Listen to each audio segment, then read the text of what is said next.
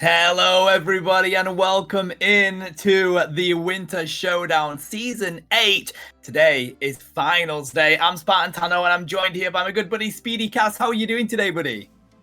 Doing very well. Super excited to get into this. I was hanging around yesterday, and I got to see a little bit of a preview of what we were going into, but not as much as I would have liked. So I'm really happy that I'm going to get to see that top tier action today. We have our top 8 in the bracket. It is double elimination, so we'll get multiple chances to see what's going on here today. But I'm really excited to see these top teams. I mean, it's pretty stacked here in top 8.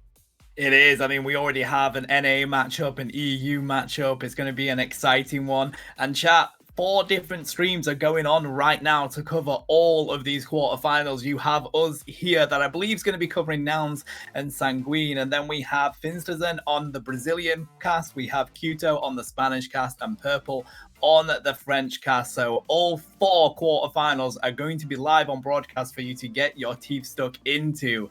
But we have to have a look at this bracket. Let's see if production can bring it up for us and then everybody can have sight of how this bracket is going to take shape for today. As you've already mentioned, it is, of course, double elimination, Speedy. So, yeah, here we go. These matchups are going to be interesting. Komai Esports and Gen 5, 2 of the biggest teams in EU right now, are already going to be going off against each other in this quarterfinal.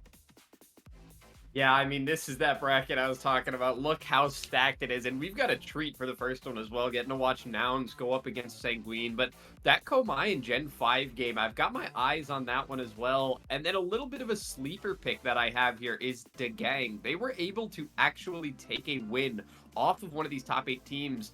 And I think that sets them in a place where a lot of these rosters might be worried about them as a little bit of a sleeper pick. There's some real big names here, some of those EUIC qualifiers that might be having some of these teams shaking in their boots. But now that you're in top 8, there is no more worrying about anybody. You're with the best of the best. You've qualified, so everybody has to be on your radar at this point. Yeah, you're absolutely right. You've well earned your right to be here in the finals for this tournament. So you've just got to stick to your guns and believe in what your team can bring to the action. Now, I know that we had a patch change recently in Pokemon Unite, Speedy, and what that has meant for these tournaments and these teams is that speedsters are king on Faya Sky Ruins right now. We're seeing so many different bans coming into this game because of those changes on those speedsters that it's meaning strong defenders, strong all-rounders are actually getting through onto Faya Sky Ruins. So literally anything could happen in this tournament today.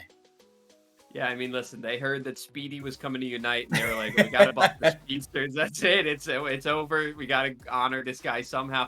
Listen, yesterday, I saw a Gengar Talonflame duo that I really thought was going to get absolutely demolished. I was like, there's no health ever there. Like, despite the fact that you have an Eldegoss, you're going to have no chance to heal them. They're going to get melted down. No, not what happened at all. I mean, there's barely a chance to react to what's happening at this point. The way that they shred through those defenses, they are finally serving their purpose. They are those glass cannons that they were always supposed to be, with a little bit more of a cannon now. So yeah, they are very, very tricky to work around, and you have to really keep your eye out because they can sneak up on you big time. It's a lot of fun, and I think it keeps the pace of Pokemon Unite really high, which is a lot of fun.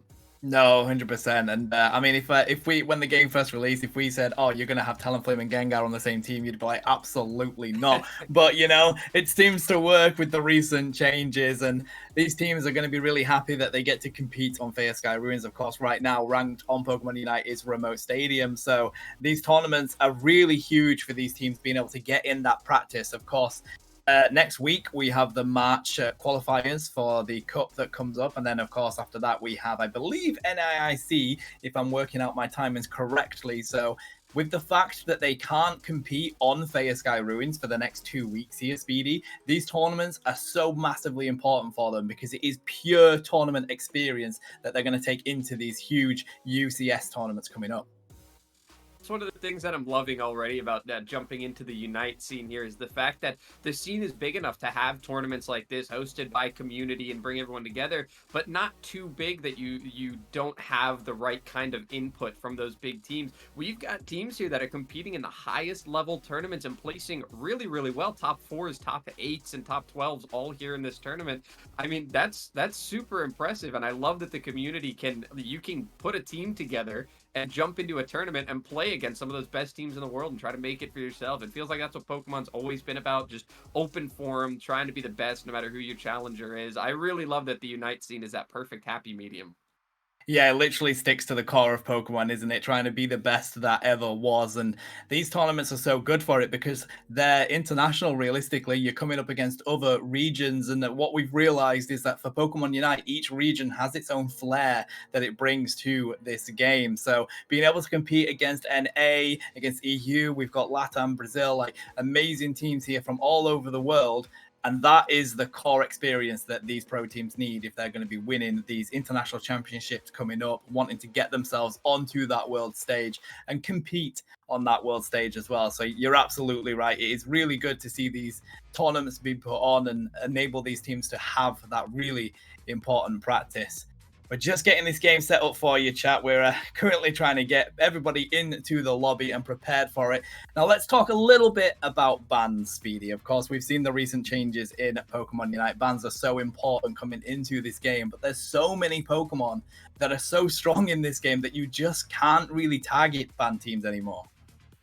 No, you really can't. You have to learn to deal with almost everything in the game. At this point, you need to be banning what your team doesn't work well against. If you have a strong suit composition that you like to work with, and you're going to build off of a core of a certain supporter and defender, or certain all-rounder and attacker, and that's going to be your core, that's going to be your picks that you really want not to get banned out, you're going to build your team around, then your bans have to be something that that team doesn't handle well. It can't be just trying to ban something that somebody's good with on the other side. Just before the show started, you had talked about how there are just so many Pokemon in Unite now, so much variety, that there are way more than one or two Pokemon that somebody is going to be talented at playing at this point. You can't target ban an entire team. You never have been able to. So you just have to play to what you're absolutely best at.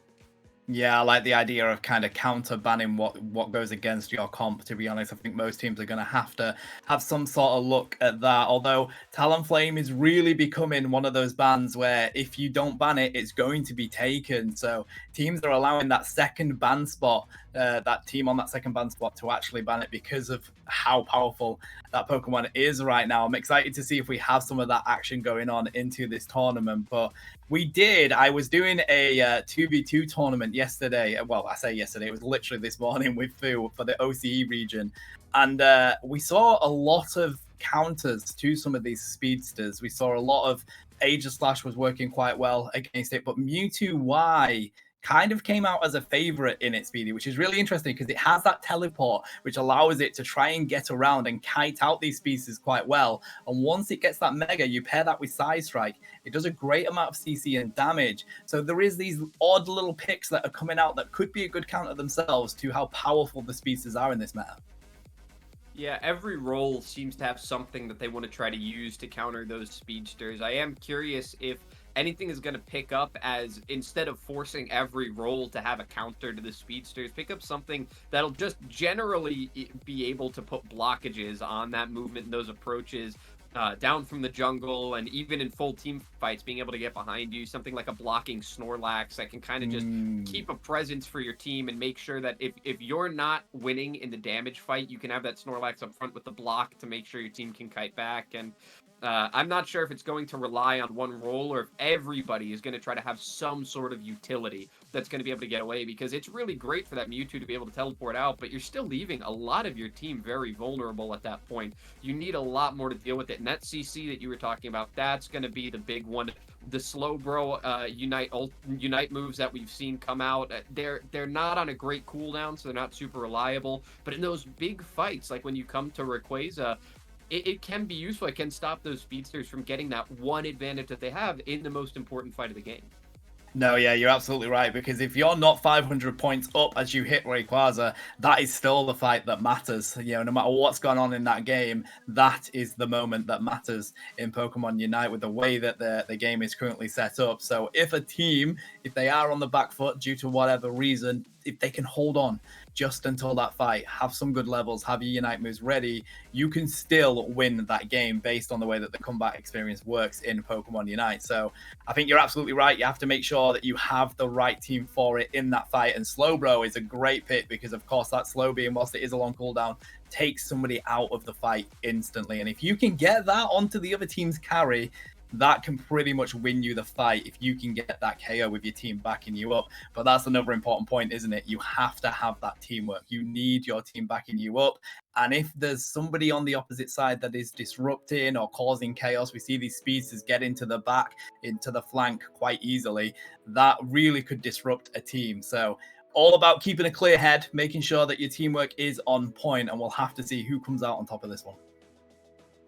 Yeah, it's going to be tough matchups from this point forward. Luckily, there is that lower bracket because it is a double elimination bracket tournament right now that we're in. So everybody here in the top 8, they will still have a chance no matter who loses this next upcoming match. But obviously, you want to try to push your way through winners as far as you possibly can. You go into grand finals through the winners bracket and you're feeling pretty good about yourself. So I think that every team here is trying to keep that undefeated. But one thing that we had talked about that's really interesting, there is nobody undefeated in our tournament. Bracket stage, you have a chance to reset yourself and try to go without a loss, but none of these teams went through that Swiss stage without taking a loss. All of them have faced defeat at this point. So nobody has a clean record. Nobody is guaranteed anything.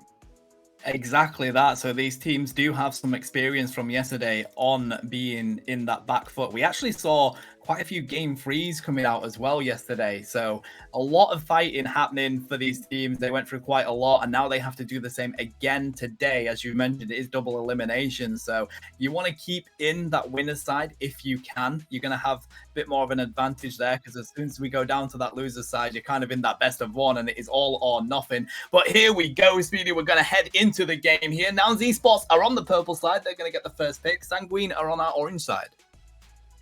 Yeah, the first band's coming out here too. It looks like hovering some of those more defensive utility types. That Umbreon, who can be so bulky, so tanky. One of the only things that speedsters are still going to have difficulty handling at this point. And the Blissey as well, one of the most reliable supports in the entire game. So those two are going to head out first. And now we see some of those damage dealers getting banned out. Actually, only the Miraidon. All the speedsters were still left. Sanguine have gone for a totally support ban. That's really interesting. And will Bruv go for the Snorlax? Yes, they will. That is a very good comfort pick they want to take. We also know that on the side of Nouns, they love those speedsters. That might be next Sanguine here, trying to see what they can get access to. Psyduck has been banned out. That's usually a straight pick that they like to go for. But no, Scout is going to pick up the Absol, and they take the Talonflame as well, Speedy. They mean business. I think we understand why they didn't ban those speedsters now. They're looking to take them up. They want those available to them. Interesting to see the Absol here as well. Talonflame is one of those givens, but by picking the Absol, they have given that Gengar over to Noun, who do have a little bit of a preference to play it at this point.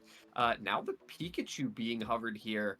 And yeah, it is going to be picked. So we're going to see the Pikachu attacker opting in instead of going for double speedster to double speedster in this one. Interesting. We do get the Gengar, but yeah, Pikachu. I mean, Volt Tackle will work quite well against these speedsters, but I actually really like the Mage build as well. If you can get some CC onto them, the Mage build works well. Speaking about Mage builds, we have Inteleon. Miraidon may be banned, but the Snipe Shot is going to come out to play, and TVPR locks in the Trevenant, a really good defender. It's definitely good for displacing Pokemon, and that is exactly what it's going to need to do against Toon on that Gengar. Trevenant is one of those that I've seen a little bit less of lately. It hasn't been around a whole lot. And speaking of which, Sableye, not the most common supporter that I see around the Wigglytuff, much more familiar. But the Sableye and the Trevenant are the two picks here that kind of feel like, well, everything really meta kind of got banned. The Psyduck, the Blissey, the Umbreon, those seem like things that you would want to go for prioritizing. But hey, the meta's shaking up. There might be some reads here that these new Pokemon are getting picked for. There are a lot of changes that are going to make some Pokemon better than they've been in previous patches. Yeah, and I think that's another reason why these tournaments are so good before they go into UCS tournaments, because they get to try things out here, Speedy. So we're seeing the Wigglytuff come out. We've seen the Sableye get put onto the field as well. So it's like they're trying to work out what does work against these speedsters. That is what everybody's been struggling to find the answer to right now. So I like this play from both of these teams. Try something different. I think the Wigglytuff is actually a really good pick. It's quite strong in the sense that the sleep is massive CC, and it's an absolute pain to take down as well. Yeah, it's nice to see that they're using their entire line. They do have the double speedster, which is very important. They're actually not at as big of a threat, I would say, of needing to use that CC. It's not required of them to have as much of it. So they've gone for just a little bit of it in the support line, trying to use that and let their attackers, their offense really thrive. Their speedsters and their attackers. I mean, they do have a very squishy front line. They haven't brought any all-rounders to make up for the lack of HP. So there's going to be a lot of chances for Noun here to take longer fights than what Sanguine are going to be able to. They're going to want to wrap these ones up quick. Absolutely. Here we go. Now Z Sports on the purple side. We see Sableye diving straight in for an invade here on the side of the Indie. Jigglypuff was going to try and do the same, but they did get vision on Sableye heading over there, Speedy. Yeah, just got to get out of there. And I think I'm liking Sableye already. This little gremlin guy just heading around. I'm liking the way this plays. But there's been no issue so far with Fletchling being able to farm that jungle right now. So both teams just taking it slow, but there is a little bit of an engagement here on the orange side from Nouns. They've got their Lucario already taking some action. We could see the speedster shred already. Usually all-rounders are attackers that can take so much more damage. They can take longer fights, but Hepsel already shredding through. There's a Dream Eater on the Haunter as well. If they can do enough onto this Jiggly, will they be able to take it down? No, they can not. That's the power of that support. It may be a support, Speedy, but it takes so much damage. It's pretty much a defender in that sense, and that's why people like to use it as a pseudo tank to say. But now Esports, they're going to grab all of that central area. Yeah, definitely having a bit of control, and it's a little bit late for Sanguine to try to contest it. They have to be careful here because both sides of this middle area are being kept.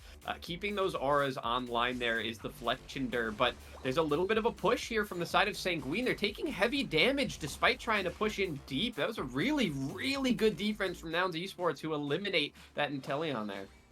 Yeah, his basement lane is definitely all Nouns Esports on the board. 44 points to the 4 right now. Lucario trying to put in a good session to defend onto this pad. They push them away with the 7 points. And with Sableye being here, they're not going to be able to rein those in. Jigglypuff is desperate for a tiny bit of experience. They need to become wiggly and they need to do it quick. Whilst all this central area farm is going to be taken by a huge fly landing. Yeah, that's another thing that right now Nouns Esports are going to have the advantage on is they're not relying on nearly as many evolutions right now. They've got just about everything at max evolution. Their stats are scaling very normally at a high rate. Right now, Sanguine have to get it going. They've got their support was just eliminated. Sorry, they just found an elimination onto the support. They're finally starting to pull through these knockouts. They're sending all these back to the Pokemon Center now, getting some scoring. They've got the Wiggly on the board. It's starting to look like Sanguine can pick up some momentum here. Yeah, Psycho Cut finally here on the Absol as well. They do find Drizzle, though, in that basement lane. And up here, Talonflame with a massive fly says goodbye to Lucario. Haunter does find Talonflame in return. And now they're Gengar Toon beginning to clean up Sanguine here to KO. There was a focus ban, but it doesn't matter. Gengar on top. Triple KO for Nouns Esports. And that was exactly what Noun Esports using their advantages. The early game, they had the evolutions. They could take whatever fight they wanted. They didn't have to rely on many evolutions on their side. Now that the evolutions are coming through for Sanguine, who tried to steal the Regice but don't quite get it. Now the Talonflame is in danger. They can't take these long fights, and Nouns are using that to their advantage, extending the time in these fights. Yeah, and it's so difficult to take Brook down anyway, never mind being on the Snorlax with the block giving them a massive shield. So Sanguine trying to see if they can get a bit of an advantage in this basement lane, because up here, this T1 pad has been destroyed, Speedy. So now this Lecky is going to be free real estate for Nouns Esports. Yeah, you really love having that first pad before the first Regieleki. Now that Regieleki's going out, moving toward the tier 2 already, they don't have a really big commit to this yet. You can see the Sableye and Snorlax are starting to move up, but it's a little too slow to fully push this Regieleki. I probably would have suggested focusing another area of the map if you didn't have your team there, because we can see it's already been cut down, so now it's just turning into a team fight. The Regieleki doesn't really gain you any distance. Nah, trying to see what they can pick up. Toon has found Absol, though, using the Phantom Ambush for that. And if they can take down this Trevenant, that will be massive for Nouns Esports here. It is a Mage Pikachu that enables that to happen. Nvidia putting some good damage here onto Indy, but it looks like they're going to try and break some ankles. But with the sleep being there, they don't survive. Back to the Pokemon Center for them. But Snorlax does get themselves a good retreat back to their pad. Mentioned that Wiggly being a supporter that feels like a defender, but now it's going in like an attacker as well. I'm really starting to fear the Wiggly stuff. It's only at level 8 here, and it's still taking fights like that. 1v2s able to survive.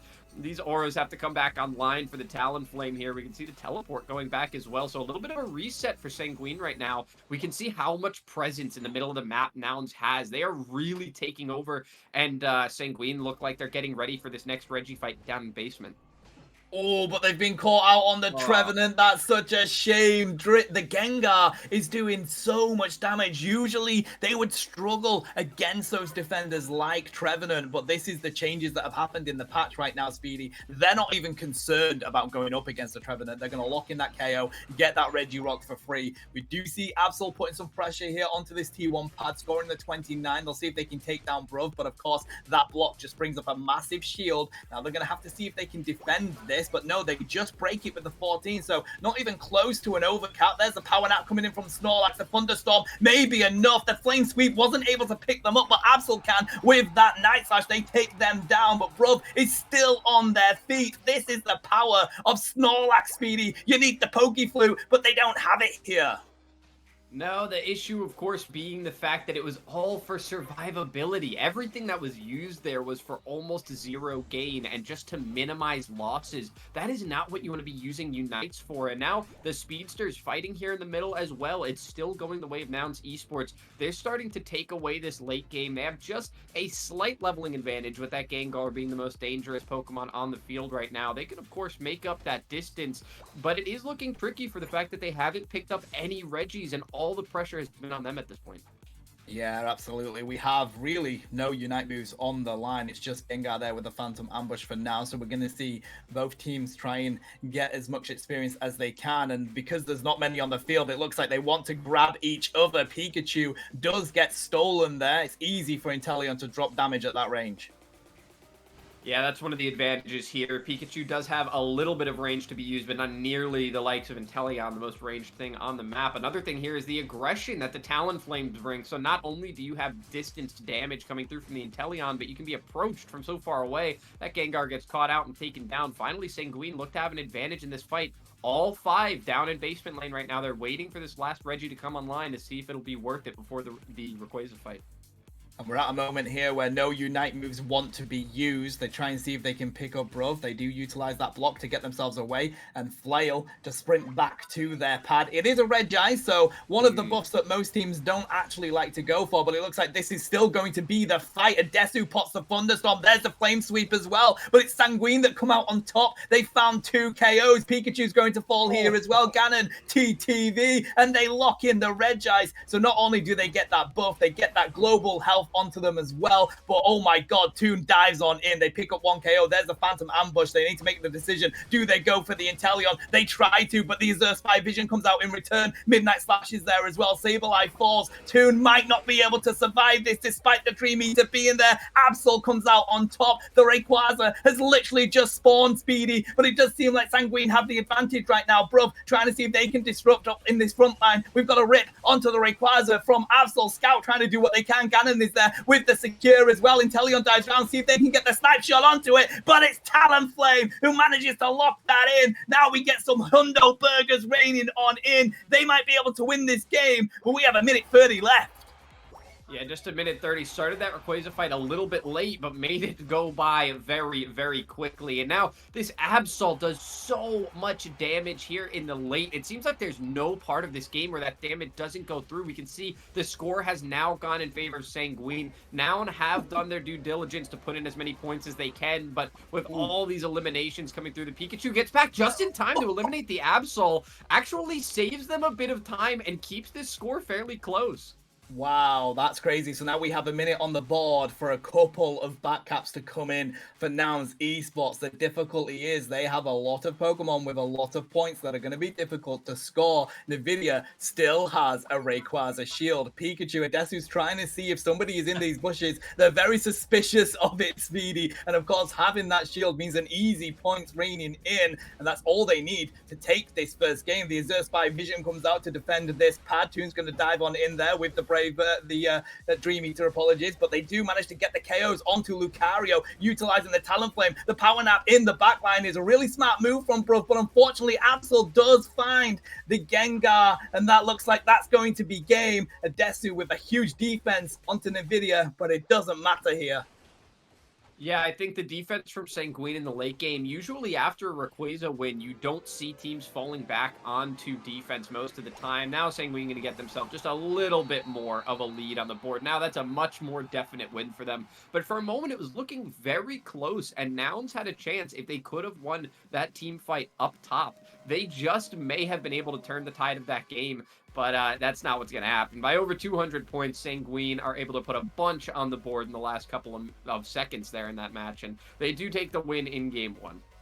What a great game that was. It really came down to the decision for that basement Reggie to be the Rayquaza fight. And I think it was like 10 seconds out before Rayquaza even spawned. We started to see Unite moves getting popped off, and it was all advantage to Sanguine at that moment, Speedy. And look at these stats. I mean, 84k damage coming out from Scout. They didn't really have any concerns with anything they were coming up against on the side of Nouns. No, it certainly had me worried. I was a little bit worried about that Rayquaza fight. All those Unite moves being used. I was watching those respawn timers very closely to see when those Pokemon would be coming back from the Pokemon Center, but it was not enough time. The Unite moves were used at an optimal time. It was a quick transition from that Regice to the Rayquaza, so close in fact that I wasn't sure if the timing would be there, but it was perfectly timed for the Talonflame to be able to find that execution onto the Rayquaza and just finish up that match. It was a really, really nice finish from Sanguine. They didn't panic when they were down in the early game, and even in the mid game, honestly, it took a lot longer for them to start coming back into it. And once they did, they just went on a roll. You can even see there where it changes from 3 Reggies lost in a row to winning a Regieleki, a basement lane Reggie, and Rayquaza all in a row. They really shifted the tide in the second half of the game, and it was impressive to see them keep their cool and be able to come back, especially when Nouns even tried to threaten them again toward the end of the game in the last 30 seconds. Absolutely, and that says a lot about your team as well, because it is so easy in a game at this caliber to just lose your head a little bit when things aren't quite going your way. So fair play to Sanguine, keeping their cool-headedness about them, working as a team, picking up that extra experience that was on their side where they could to get themselves back into that game there, Speedy. So Nouns Esports, they're going to be a bit frustrated with that. It did look like they had the lead for the majority of that game. Will we see any changes to these bans, do you think? Do you think Nouns Esports had a bit of difficulty with any of the Pokemon on the side of Sanguine? I think Nouns had a bit of difficulty with a few of the things that they saw on the side of Sanguine. I do think they need to target a speedster if they're not going to have the instant lock on several of them. I think that Nouns have succeeded when they've used those speedsters, but if they're going to opt not to, like we saw them do in the last game, they only used the Gengar. You have to target either that Talonflame or the Absol. You had different issues with both of them. The Talonflame was a lot more annoying, stealing things out of the jungle, able to finish off those Reggies, able to finish off Rayquaza. So if you want to focus those objectives, then that Talonflame can be a really good one to get rid of. Force that onto somebody else, or at least out of the Talonflame's hands into a different Pokemon. Whereas the Absol was really threatening to being able to take anything more than a team fight. If you didn't have everybody available with your Snorlax in the front line, you were going to start getting picked down one by one. Even the Wigglytuff was struggling to survive against it, which was, judging by the beginning of that game, I didn't think anything could kill Wigglytuff. So very concerning, those speedsters. I think now we need to see them targeted much more heavily than we did in the first round. Yeah, it's absolutely fascinating. They've made some changes in the patch where they brought in a new stat that they call defense penetration. And apparently, the plan was that it would make it harder for attackers to survive, but would still leave speedsters struggling against defenders. Now, I don't know about you, Speedy, but if I think of a defender, I think they're probably going to have a big defensive stat, right? So if you give defense penetration to a speedster, that means they're going to pretty much ignore quite a bit of defense. That doesn't sound like that works quite well for defenders, right? No, I even mentioned it actually early on in the show yesterday, and we had just gotten started. That the patch notes were very interesting to me. The fact that they said still struggle against defenders, and I was like, "Is that what that is? Is that maybe something about Pokemon Unite I don't quite understand yet because that one's not quite lining up for me yet." But no, those speedsters are able to tear through just about everything. It's nice to see that certain Pokemon like the Snorlax can still survive when being collapsed on by an entire team. Doesn't matter about the defense shredding. It has the utility to be able to survive that. So there are still really important picks to counteract the new speedster buffs. However, they're clearly some of the strongest things on the entire map right now. Anywhere you go in any of these stadiums, they're just going to be tearing through everything, tearing through your jungle, tearing through your attackers, some of your defenders. The supports don't seem that easy to shred through. So it really comes down to just a few really important Pokemon picks if you're running into those speedsters, especially if it's double speedster on one side. Yeah, I mean, speaking about how powerful a lot of these Pokemons are in Pokemon Unite, that might be why Sanguine have decided to stay on this orange side. Of course, if you get first pick here, Speedy, yeah, you get a really good Pokemon, but two are going to be picked by Sanguine straight away. So I feel like with the state of the game right now, that's actually more of a benefit for your team. Yeah, I am big question marks here for the side of Nouns banning out their one useful utility against those speedsters. I am not really sure what the idea there is. Maybe with the first pick this time, yes, opting to steal that Talonflame. So that makes a lot of sense then. Banning out that Snorlax, knowing it worked so well for you and wanting to stop Sanguine from having that same advantage. And it looks like Sanguine are going to go on the offensive as well. Both of these teams are opting for a really quick just picks on damage. What is going to get us our quickest eliminations? What are the strongest threats in the game right now? Yeah, and I think these are interesting picks. I was going to say, I suspect Absol over Zeraora just due to that defense penetration being on Absol and not Zeraora. So fair play to Scout. Split here with the Miraidon. There's about 4 attackers that are still viable in this meta, despite what they're going up against right here. And that is the Miraidon, the Mewtwo, the Inteleon, and the Espeon. So Split taking that is going to be really important because they can use the Electro Drift if they really want to. It makes it incredibly hard to catch, and it's actually very effective against these speedsters here, Speedy. Nouns Esports, they're going to stick to their plan. Toon is picking up that Masquerada. Indy taking that Umbreon, means they can use the Wish to utilize more of a support build without having to take a support. Yeah, it does look like that's going to be the case. I'm not sure if either of these players are going to be picking up any supports, but it looks like it's going to be a Crustle, so a very defensive utility. They're going to be playing a big trapping game here, something for their speedsters to be executing on, and that Mewtwo Y even gets picked as well. So with only one speedster to counter on the other side, you talked about that teleport. Mewtwo Y is going to have it. It's of course that Miraidon is there as well, who does have a lot of range for movement. So plenty of reason to still pick that Mewtwo Y, but wow, Nouns have got a really good draft here. They do. I like the side strike that they're likely going to run on Mewtwo Y as well, especially because if Miraidon does go for that charge beam, it's nearly uncontested range. There's not many Pokemon that has the range that Miraidon's charge beam has. And I think the side strike is going to be really important to try and counter that. Really interesting comps coming out from both of these teams here. Nouns going for a much more frontline and heavy burst from their speedsters, whilst that Aegislash is an interesting pick for Sanguine here, Speedy. With the recent changes it had, it's actually a very viable pick, and it's very good against speedsters because Wide Guard does a huge amount of stun, and it gives you those boosters that you can just cut down the health on those speedsters with. Yeah, they are. That's their one caveat, of course, is the fact that they are still glass cannons. So if you can have the survivability to outlast them, like we saw Nouns doing in the mid game and in the early game in the last one, You just have to have something that's going to do that more long term. When those evolutions come online in the last match that we saw, those stats start to even out. You're starting to run into something that you can't just counter with your higher stat pool. Eventually, you do actually have to be able to counter them with your utility and be grouping better. So we're going to get this one kicked off, and this time it will be Nouns with the Talonflame in their hands. It feels like such an important piece of utility, but Sanguine do still have the Absol, and that was one of the huge problems for Nouns last time. So we'll see if their different picks will help them adapt this time. Yeah, it's actually quite interesting they've thrown the Talonflame into the central area because it doesn't really struggle in lane. Acrobatics is one of the strongest secure moves and damaging moves for the early, but instead Sprigatito is here. They're going to struggle against the Will-O-Wisp. It might be able to do a decent amount of damage, but it takes a lot to take down a Phantom. Luckily, the Dwebble is also there, but Sanguine just want to continue with the aggression here, Speedy. See what they can take away with this wild farm. But now they have to back up. Miraidon getting nearly caught out by Sprigatito, but it looks like they are going to try and hunt it down.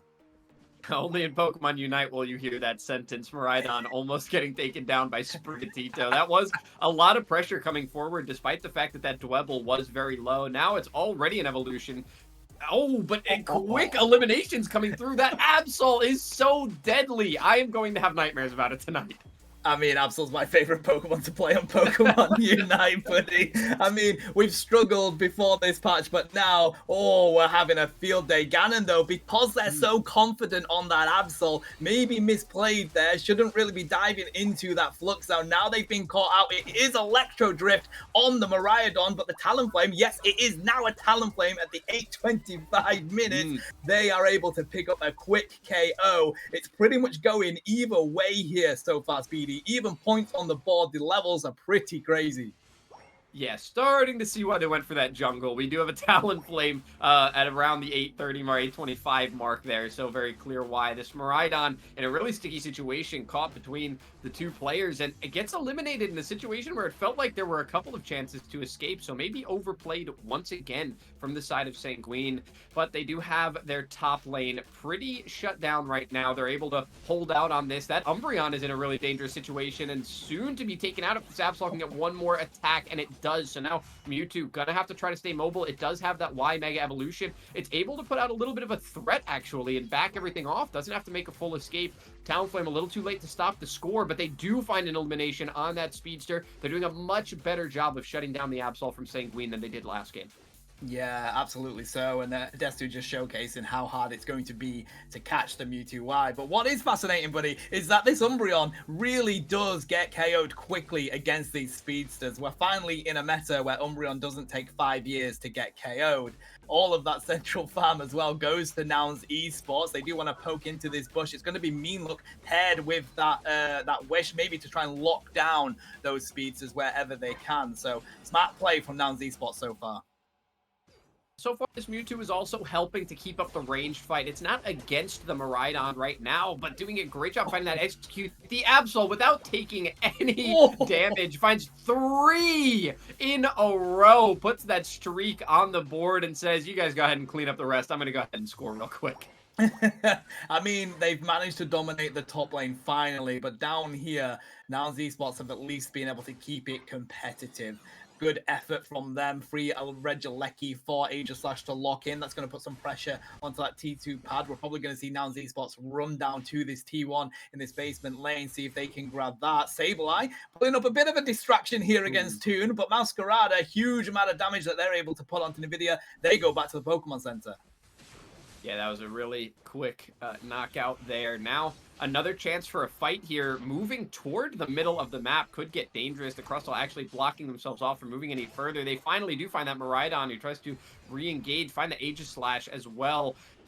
They block off a couple of these players from Sanguine, and they've trapped them, but it wasn't good for the Crustle. Got trapped with a little bit, not enough offense, truthfully. Chaos Glow coming out there. They weren't able to find anybody with it. Absol does find 2, but here comes a Desu, and the fly doesn't connect, but a Desu will. They have that quick damage they can drop with their basics. They're not even Mega yet, but the Mega Gauge is nearly there. The next team fight, they will have it. Sanguine need to be cautious of that. Yeah, certainly need to play protective. I mean, somehow Nouns Esports have really turned this one quickly. They're starting to push forward now. They're feeling a lot more confident. They're playing safer this time around. I think they're starting to put a little bit more respect towards Sanguine. They realize that their execution, even moving further into the game, is still very dangerous. They found an elimination on their own pad there. They're looking to find another one. A really, really nice block off from the Crustal there, preventing an escape, but gets eliminated themselves instead.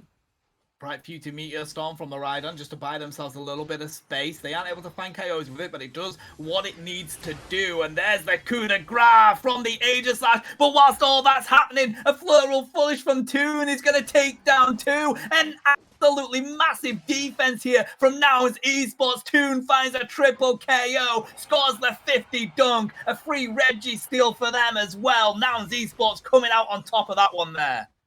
Yeah, they played that engagement just about perfectly. They're going to be able to find this Reggie steal as well. So now those attack buffs, I think that's something that they really, really needed here to be able to take these fights quicker. They continued having to fall back to their pad to find an elimination. Now I think they're going to be able to take some of those forward fights a little bit better.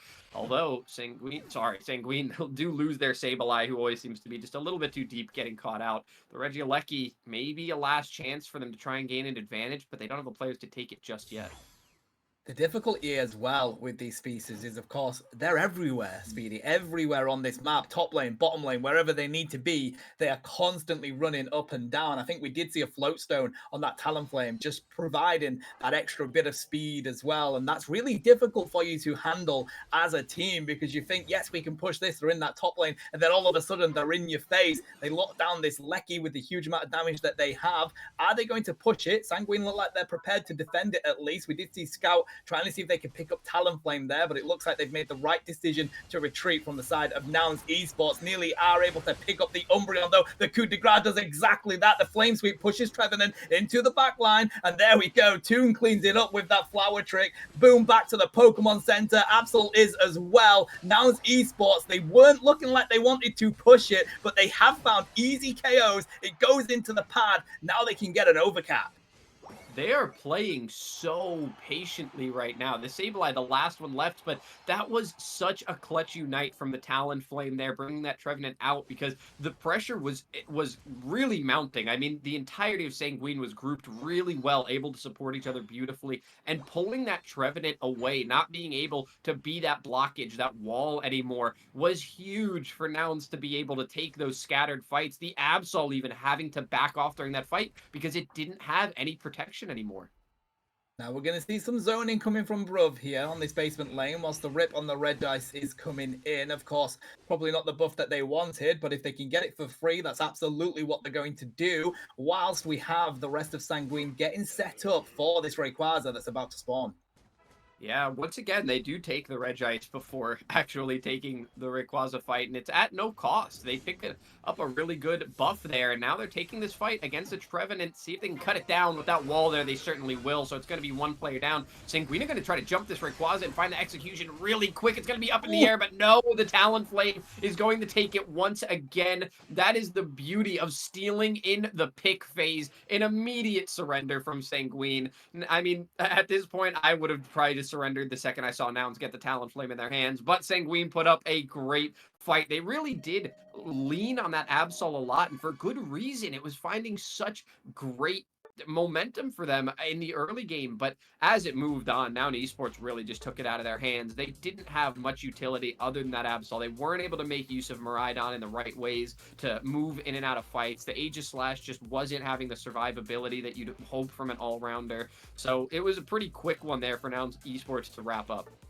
Yeah, that it was. I do like the decision from Sanguine to just go for the rip there. TBPR got caught out, and if you don't have your defender at the Rayquaza pit, you're going to have a really tough time, to be honest. So I understand going for the rip. You do have Miraidon, Aegislash, and Absol that are able to do quite a quick rip, but it's just one of those where W3 has a Talonflame, doesn't get any better than Fly Talonflame for secure, right? Yeah, really. I mean, so many times. How many did we see? The Regielekis, the Rayquaza, the Rayquaza in the last game, the Reggies down in basement in the last game as well. This time, Yeah, just about everything going the way of Noun Esports there is all looking pretty blue. One Regieleki going the way of Sanguine in that one, but otherwise it was very heavy on Noun Esports, getting those buffs, keeping up the high octane gameplay. I mean, that's what you expect from the speedsters, and that's what you're going to get every single time. That pick phase, I mean, I had said it before they started, they had an amazing pick phase. It was looking great for them in the draft. And it was going to be on Sanguine to find an answer, and I don't think that they really had a solid one. At that point, it really is just let's go ahead and forfeit, dust off our hands. We're going to have another draft phase coming up. We can find the correct man. We've learned enough to do much better next time. So I think Sanguine having the first pick in this one is going to be a big advantage for them.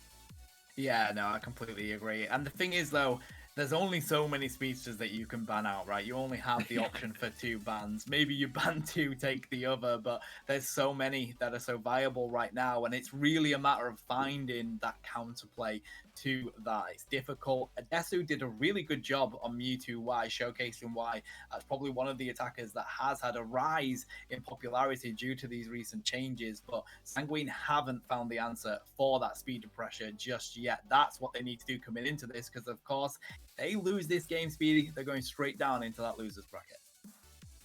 Yeah, double elimination bracket, like we mentioned before this game started. There will still be a chance for the losing team here, but it's another 1-1. This tournament has been so close all across the board. For anybody who's been keeping up with the way Swiss round went, there were so many games that ended 2-1. It's been so close. Some teams that were really dark horse picks, underdogs even, taking games 2-1 against some of these really big name teams that everybody recognizes, rooting for. So it's been a real dangerous one. Some of the teams that we have here in top 8 took full sets off of top 4 EUIC teams. So this is just, I mean, all up in the air. It's anybody's game at this point. I think that's what's so exciting is when the changes come into the game like this, it gives a chance for new teams to find something that they're good at and show why they are also a top competitor.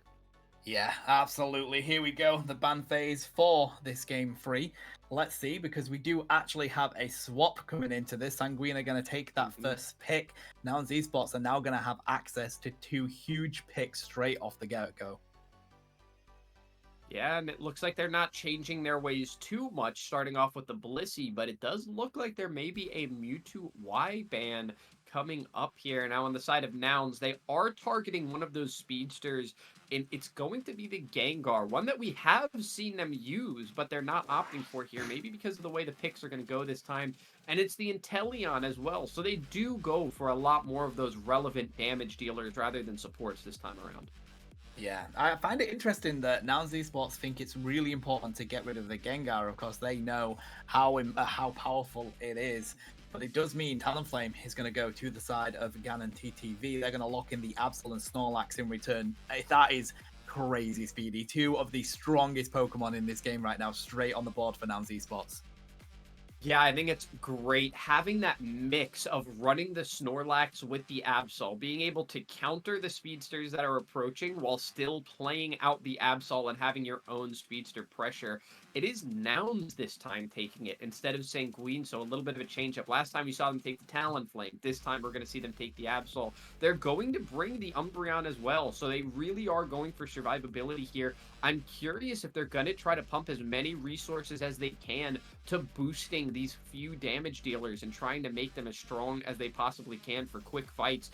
It seems like we've had it one way or the other. One of these teams wants to take it as long as they can and try to outlast, while the other team wants to take really quick fights and find fast executions. This time it looks like both teams are kind of going with some heavy supports and just going to try to feed everything they can to those damage dealers. Yeah, it's fascinating that we're now in a stage of Pokemon Unite where every team is trying to work out how do we counter these speedsters. So many are coming our way. Toon locks in the Lucario. That's still a very viable pick, to be honest. Power Up Punch is still quite strong. E-Speed has seen a bit of a resurgence as well. So this is interesting. W3 is going to take that likely in the top lane. Toon on that Absol is definitely going to be scary for Sanguine. Yeah, gotta be very scary to run into it. It was scary when you were using it. You have to imagine it'll be scary as well running into it. But Ganon locking in that Talonflame for the second time was definitely missing it in the last game. Picked it up here once again. And despite a good performance in game 2, game 3 here, it looks like you're going to be able to find your secures onto those objectives again if you play the same way you did last time. Of course, Absol also has the ability to do so, but we've seen it much more efficiently done from the Talonflames in this match. So I do think Ganon is leaning toward, Ganon and Sanguine in general are leaning toward focusing the objective more than just trying to win every team fight they can. They want something to secure because they know that it's a very back and forth meta. Having 2 speedsters or having 1, they're just as dangerous, and any of them can be a carry potential at any time.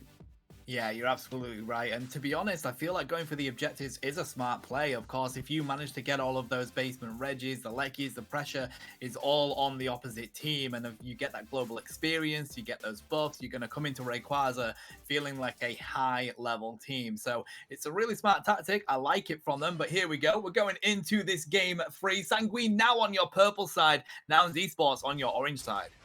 Yeah, and Psyduck is looking like my kind of guy right now. I definitely like the fit that he's rocking in this one. It is interesting to see the Absol on the same side again, but we have to remember that is Nouns this time. This is the first time that they're using it. It was in the hands of Sanguine twice. This time it's going to be on the side of Nouns. So these teams changing up the way that they're going to be playing this just a little bit. Nouns did pick up the Pikachu once again, who's going to join Snorlax down here in basement. It's the Phantom again eating up a lot of damage early on, and there's just not a lot of damage output here in the basement lane right now.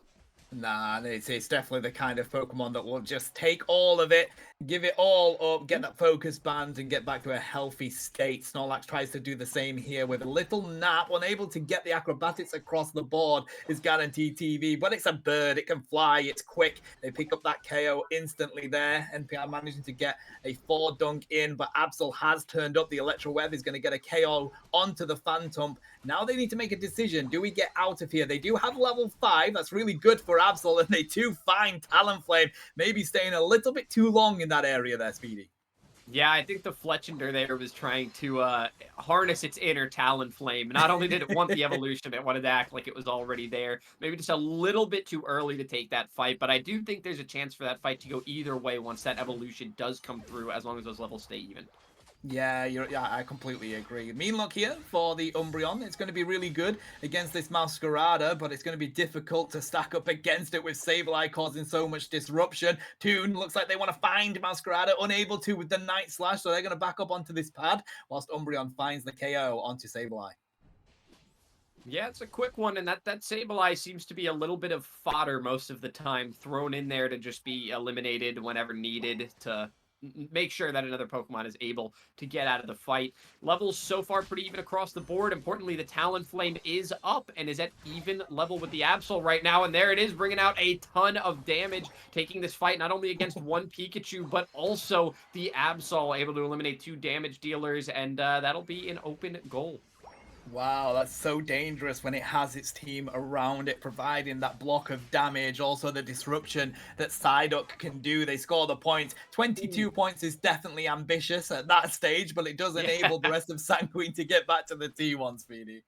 Yeah, and level 9 now for that Talonflame as well after scoring there. Has both the orange and purple aura up. Has that level 9. Heading into this fight using a fly. You can't blame them for being brave. Speaking of which, there goes that Unite. It's not going to catch anything just yet. That level 10 came up. I thought we were going to see a big play there.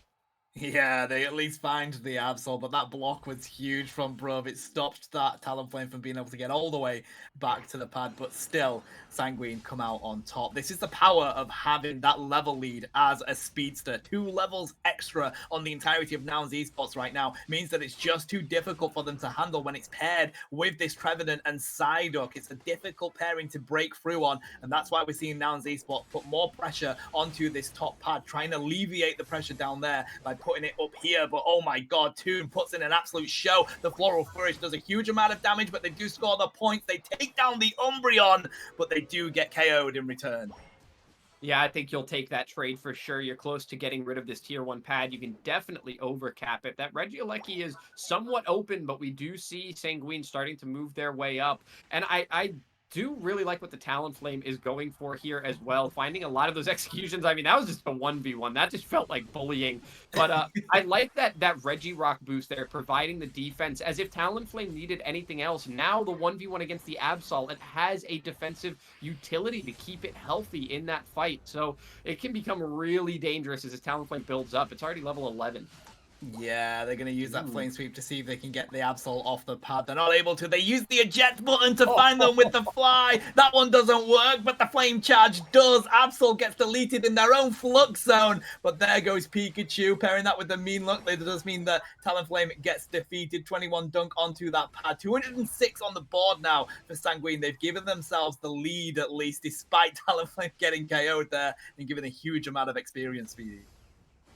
And it looks like the Sableye might just go down again. No, barely able to make its way out, but it almost wants to re-engage. Pikachu tries to defend itself here. Not going to be able to stay alive long enough. That Absol will come in and show why it can keep up with the Talonflame, but it doesn't find much more than one.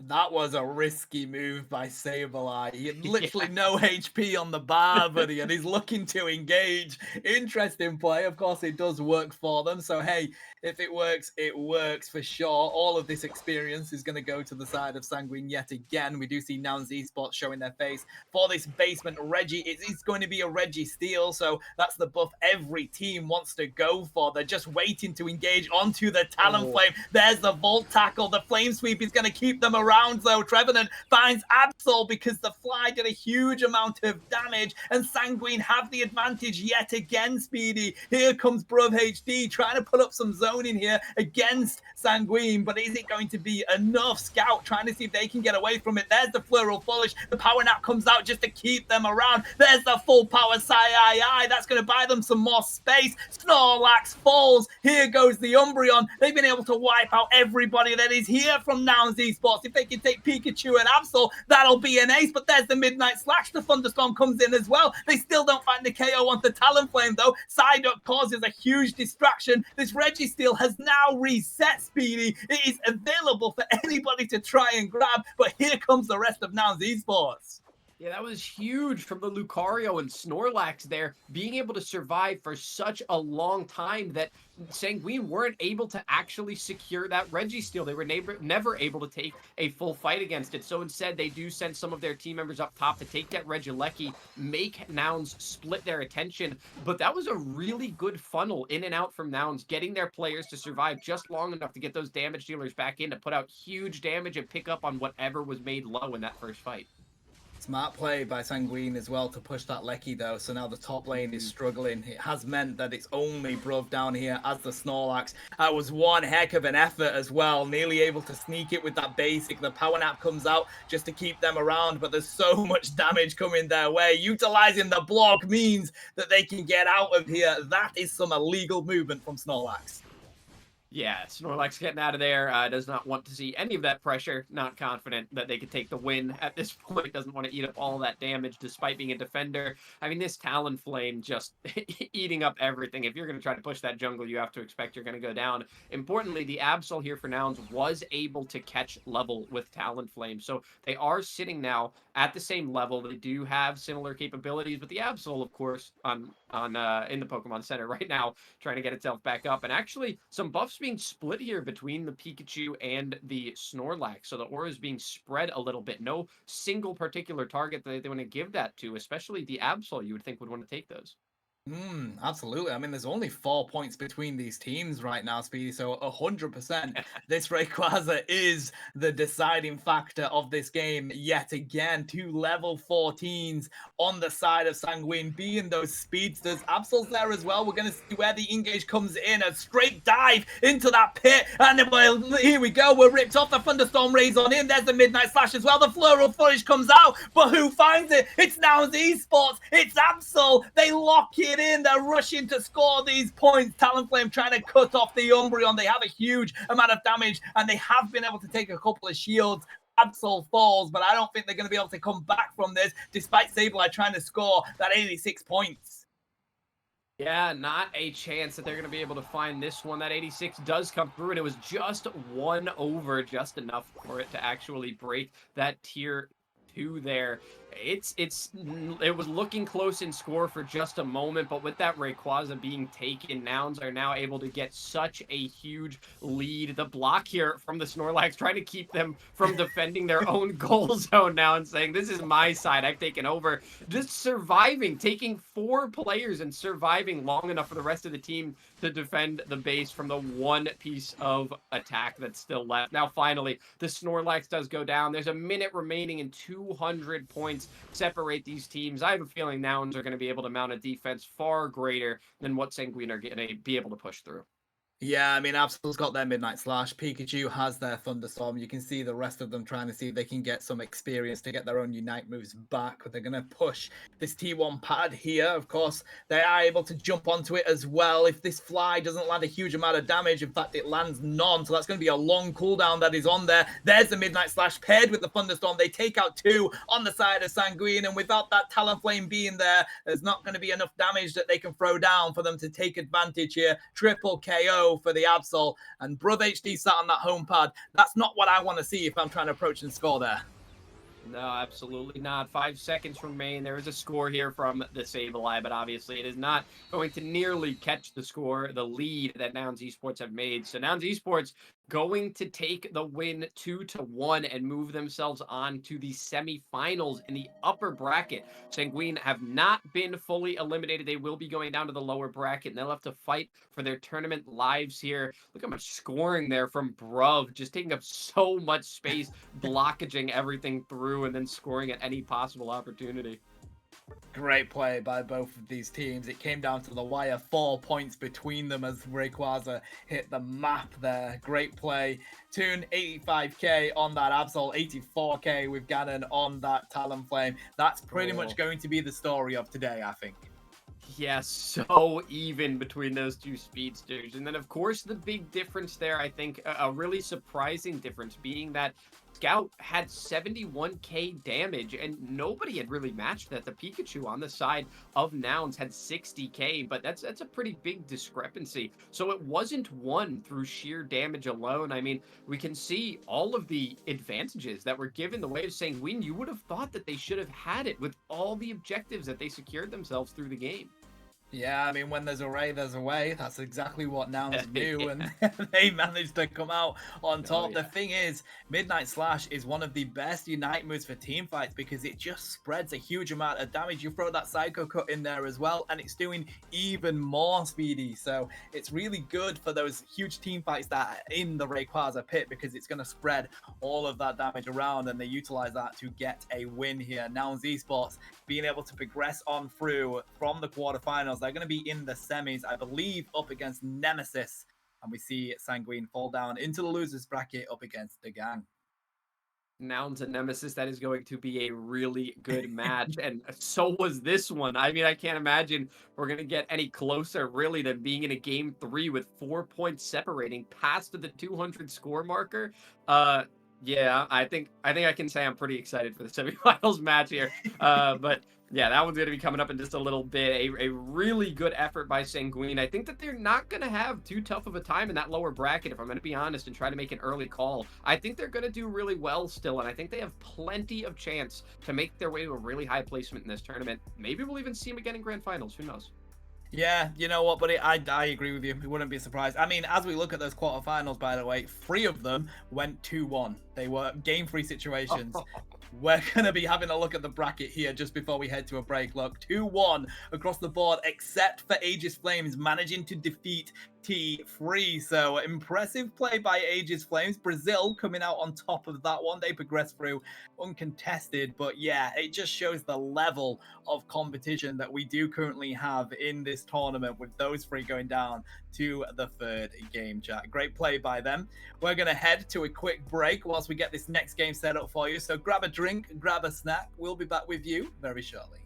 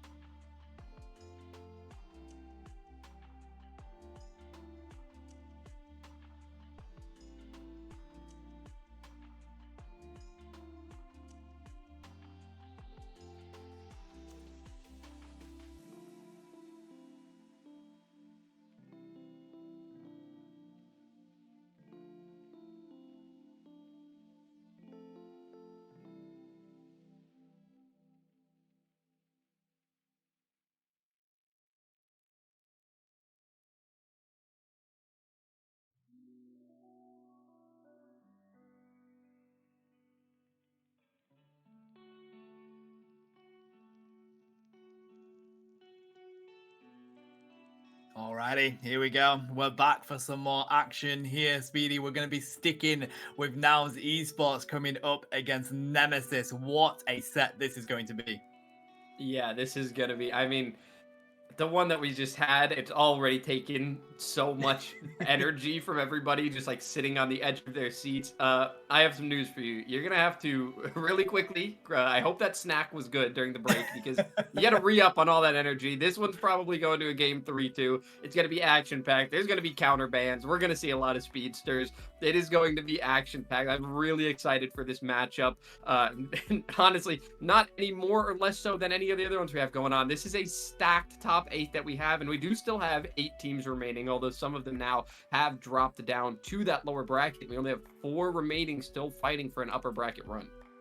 Yeah, absolutely. And this game itself is one of the fan favorites. Nouns Esports being a fan favorite of EU, Nemesis being a fan favorite of North America. It's always a good showing when there's a showdown between EU and NA, Speedy. Two massive regions for Pokemon Unite and two massive teams within those regions. Let's go into this here, see what these bans are going to be. It's Nouns Esports with the first pick. We may be on opposite sides of the pond, but we can all agree that this one is going to be a very fun one to watch. No matter who you are rooting for, no matter where you are from, this is going to be a good one. So, Nouns Esports right off the bat, hovering that Snorlax, and Nemesis hovering that Talonflame. We can certainly see why after the last game. It seems like Nemesis had some similar encounters to what Nouns were playing in the last one against Sanguine. However, we never saw the Talonflame ban in the last matchup, just attempts to try and take it before the other team. Nemesis accepts it. They're like, okay, we know we have to ban it out. Let's get rid of it because now Esports enjoy utilizing that bird. Interestingly here as well, Speedy's Gatlu is now in the team. We had Blaine previously. Gatlu's going to take that place. No wonder Nemesis have deleted the Gengar out of this game as well.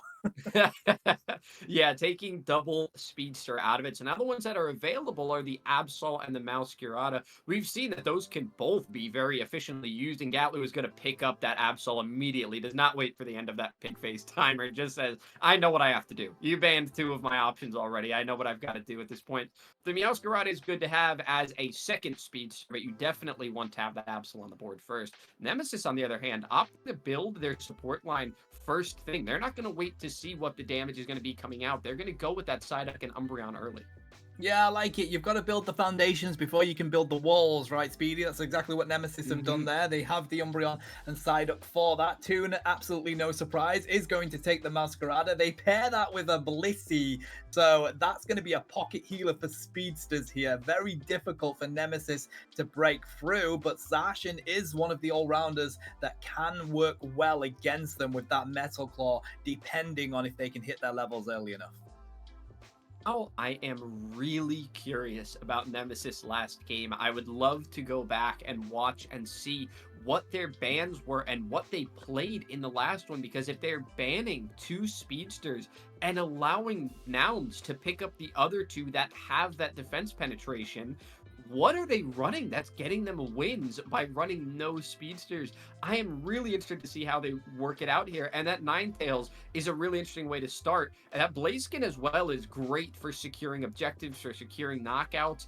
That Alolan Ninetales is really, really efficient at slowing down quickly paced attackers and speedsters. So I do think that maybe they've already got an idea of what they run instead of conforming to the speedster meta.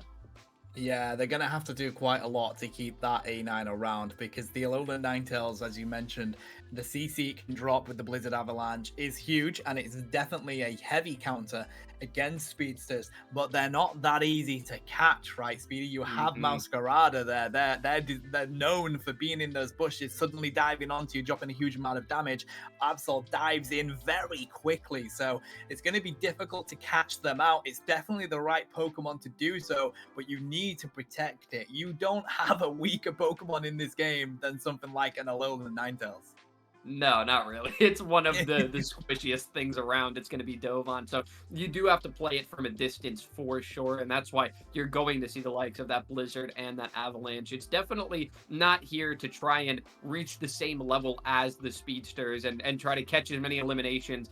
It is solely there to shut them down. It's those all-rounders that are going to be trying to survive a little bit longer than any attacker would be able to against a Speedster, take longer fights, draw it out. Although I would say the survivability on the side of Nouns is not looking shabby. They picked up some support line that help their squishier speedsters to stay alive, and really their speedsters are it's so hard to get damage on them in the first place, especially that Absol with the speed that it has, the movement that it has. And then, of course, the Meowscarada that you mentioned, it's always hiding, so you can never really get early damage on it anyway.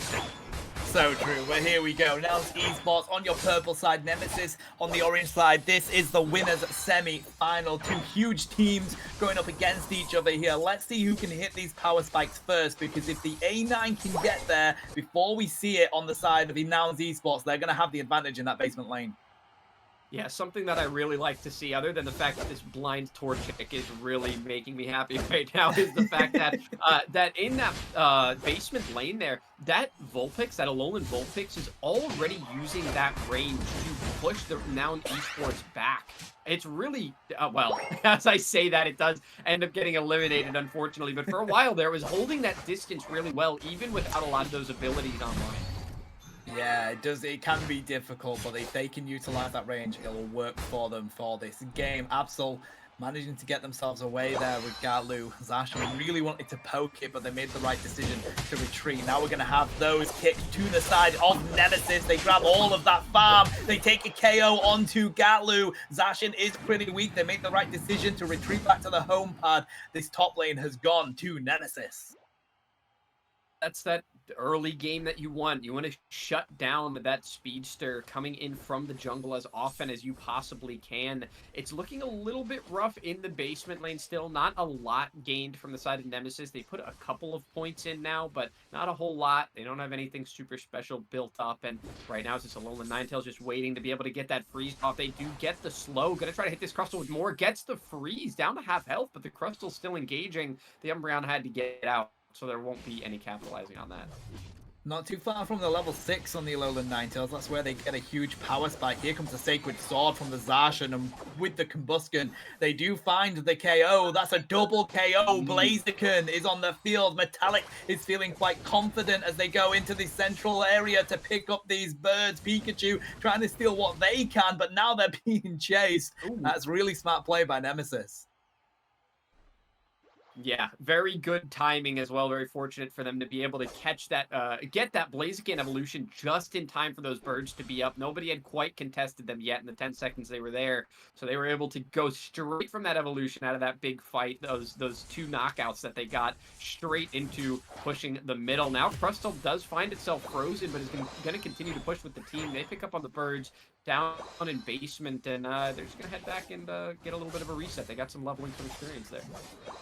10 seconds away from these first objectives spawning as well. Masquerada is in this top side. They get hit by the sidekick from the side duck. It doesn't do enough though. They do manage to get back to the pad, but that was very close to being KO'd. Umbreon down here seeing what they can do, but right now it's uncontested for Nouns Esports. Alecki does go to the side of Nemesis, so advantage to them up there. That's how the game's been going so far. If they can pick off this Masquerada, they can push this in, score plenty of points, and give themselves a tasty lead here, Speedy. Yeah, that was definitely a back off from the side of Nouns. They decided not to really work themselves into that Regieleki fight, but in the basement, they do try to put a little bit more of a fight into that section of the map. Right now, they are pushing just a little bit forward. They've got about half that goal zone, and they eliminate Umbreon as well. Psyduck gets in here a little bit too late to help out with that one, and it's a lot of investment from Noun Esports. They really want to push this basement side now. They don't have any Unite moves left either, so we do have Zacian, of course, having the Sovereign Sword. They are rotating down. They're going to see if they can provide some assistance to get some quick KOs here. They do nearly get caught out by Toon. The Psychic is working a treat for them from Psyduck, though, and of course, A9 managing to disrupt Pikachu. Blaziken looks like they're being hunted down. They have broken off the chase. Metallic is so difficult to catch, but Adesu wants to. They know they're in the bush. They've got the artillery cannon, and they find the Blaziken, Speedy. Great play by Adesu. Great way to execute that one. It's at no point not throwing it out there just in case, even if you don't have the sight line on it. That would be your last chance no matter what. But the fight up top is still raging on. Both teams are still trying to do their best to survive in this one. The Umbreon there using that Moonlight to keep everybody up for the moment. The Psyduck is being jumped on. The Absol finds that elimination and now even more damage. Everybody's still looking pretty healthy, but there is some backup coming in from the Blaziken, who goes down almost immediately. Wow, Midnight Slash deletes them, triple KO. You just know Gatlu is having fun here. They're constantly diving in, getting some great KOs, really enjoying playing that buff speedster. And it's so difficult for Nemesis to handle it because the difficulty is the main area of CC that you have is that A9. It can only be in one lane at one time, right? You don't have two of them. So Gatlu's just going to work around that, go to the opposite lane and cause that damage. Good rip here though from Nemesis. There's the Snow Globe trying to see if they can lock in this Regirock. They are going to be able to do it. Some good zoning there from not letting Bruv get onto that, but the push onto this T2 is here, Speedy. They literally just have the springboard 30 seconds ago. There's a Bliss assistance trying to keep them up in this fight. The Floral Flourish comes through as well. The Lecky is teetering on the edge of going in, and with that being pushed away, that one does rain. They can now break this T2 pad. Yeah, and you have to question what the viability of grabbing that Regirock really is in this matchup. Of course, you do not want the defense boosts to go the other way over to Nouns, but it does almost nothing for you when your entire team is facing down a Meowscarada and Absol. It's not really helping you in anything more than general experience across the board, so they still end up losing that team fight despite the buff. Pikachu's going to throw the Thunderstorm down here as well. Adesu trying to see if they can find the answer for the Blaziken. They do manage to get the KO. Now they want to see if the Psyduck can be there. But they've managed to get back onto the pad. And what's really interesting, Speedy, is they managed to get that Lecky before the 4-minute mark, which means we're going to have another one before Rayquaza. They have the rip on the side of Nouns Esports to get that. And look at that top lane. There ain't no goals to stop it going to that home pad. That can be a win condition for Nouns Esports. Absolutely can, and we're going to see if it will be. Right now, the buffs split once again. Two different auras on two different Pokemon. They're trying to figure out how to keep themselves around as a team because they keep getting shut down, and these scores going through here. A big over score right there going through on the goal. Meowscarada putting in 50 on that tier 1, so they finally broken through to the tier 2, and that's the last goal remaining besides that home goal for the side of Nemesis. I do like the fact that Nemesis have acknowledged that they have to be at this Lecky. Realistically, there's nowhere else they can be. Maybe they want to go for that basement buff, but unfortunately, you have to show for this. It is a Registeel as well. Nouns Esports. Oh, buddy, they may have a cheat code in this because they always get the Registeel going their way. That's the best buff you could have coming into this Rayquaza fight. Yeah, I guess being as good as they are is a cheat code, huh? That's I would certainly call them cheaters if I were in a lobby with them. I know that much. So no, it's just high tier gameplay is all we're seeing from them right now. The Crustle not able to catch anything out, so it will slow this fight a little bit. It won't secure anything, give no guarantees. Nimron tries to draw in a little bit of pressure. That time there is a little bit of a catch, but the Blaziken is able to escape. Still nobody dropping. Both teams trying to play safe, but now Rayquaza is up, and there are a lot of Unite moves on the board. Oh, there's a Thunderstorm raining on in. The Psycho Cut does manage to grab two of them, but they're not able to utilize the Night Slash to get the KOs. Umbreon is so weak. The wall nearly takes them down. The Floral Flourish says goodbye to the Blaziken. Toon continues to hunt to see if they can take down the Umbreon. Zacian backs all the way up to their own lane. Pikachu is putting in some good zoning here. Desu has the Mage build. It's working for them, but Zacian has managed to get themselves into the pad, but they get stunned, and now they can't get Rayquaza. The Midnight Slash rains down alongside Meowscarada. That's a Rayquaza taken. Nouns Esports take the win. Nemesis put up the white flag. Yeah, a really solid win from Nouns in the way that we were talking during the game against Sanguine about the fact that depending on what they were running, sometimes they would have the early game to their advantage and then lose it in the end, or they would start to pick up in the late game. This one was all the way through, completely consistent. There was never a time when I thought Nemesis had the one up on Nouns. They were able to carry through a big advantage to secure the Rayquaza in the end quite easily, truthfully, once it came down to it. They just had such a huge advantage. Absol was never caught in level from the time of, I believe, level 7. It had always had at least a 1 level advantage, sometimes a 2 level advantage on every other Pokemon in the match. So I don't think it's a surprise there that Gatlu was able to kind of run over everything. And I mean, if you look at the numbers on the board as well, the damage that came through, there was nothing that was as threatening as both of the speedsters on the side of Nouns Esports. It's so ridiculous, isn't it, buddy? These speedsters are just defining how this game is played. I mean, Nemesis banned Talonflame and Gengar. They directly tried to combat what Gatlu and Toon can do on this Nouns team, but it doesn't matter. They pick up the other two speedsters and put in an absolute show. And Gatlu was having a field day. The Floral Flourishes from Toon were doing huge damage to Nemesis. I mean, great play by them just to try and keep themselves into that battle, but unfortunate Nouns Esports always have some way of getting a secure onto that Rayquaza right now. What do you do here, Speedy? Because you can look at targeting that Absol, but of course that just means another speedster that Gatlu will have access to.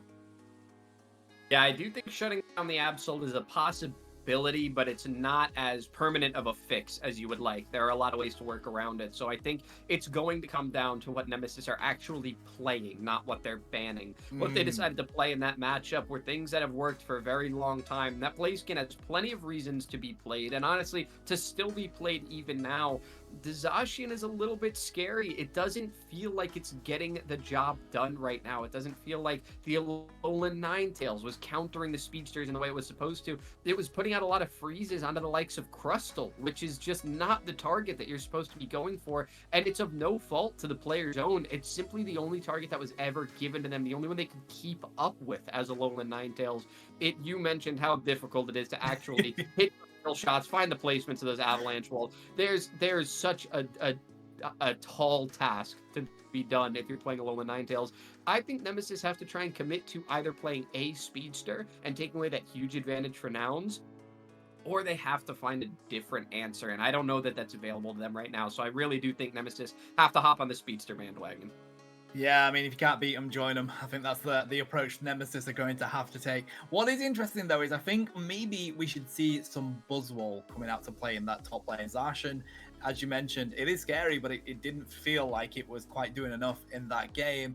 Buzzwole at least works against speedsters with the superpower that you can use to be able to pick them up, push them around a little bit. Of course, speedsters hate CC. Any form of CC, they don't enjoy it. But Buzzwole is one that you have to face. They may be able to run around and dodge that A9 in whatever lane it's in, but Buzzwole really gets comfortable up in that top lane. You can't avoid it that long, so might be an interesting pick that Nemesis could go for.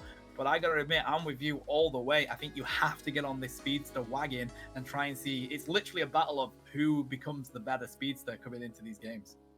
Yeah, I think another one of those answers is that they're being a little bit too passive with the supports that they're playing, with the way they're trying to support their team. I do think that they need to run something maybe like the Slowbro that we had mentioned earlier, or even take the Crustle for their own. You have to start trying to entrap those speedsters when they engage on you. It can't just be a one-player responsibility trying to nail enough skill shots to freeze a player for a couple of seconds once during the fight. That's not enough. You have to commit most of your team to being able to counter it if you're not going to play a speedster. If you're going to go ahead and hand over two of them to Nouns Esports, you have to just fully commit to the counter. It can't be just well, we have a couple of things that can work well against speedsters. No, you have to shut them down now in this current meta. Yeah, no, you do. It's literally one of those, and either you play it or you put so many resources into just trying to stop those two Pokemon on one team. And the thing is, that's just 2 Pokemon. You still have the other 3 that you have to deal with on that side as well. If you're putting that much resources on stopping just those 2, you may expose yourself to other weaknesses across the board. So this is why it's quite a difficult meta actually to find the right way to counter what's coming your way.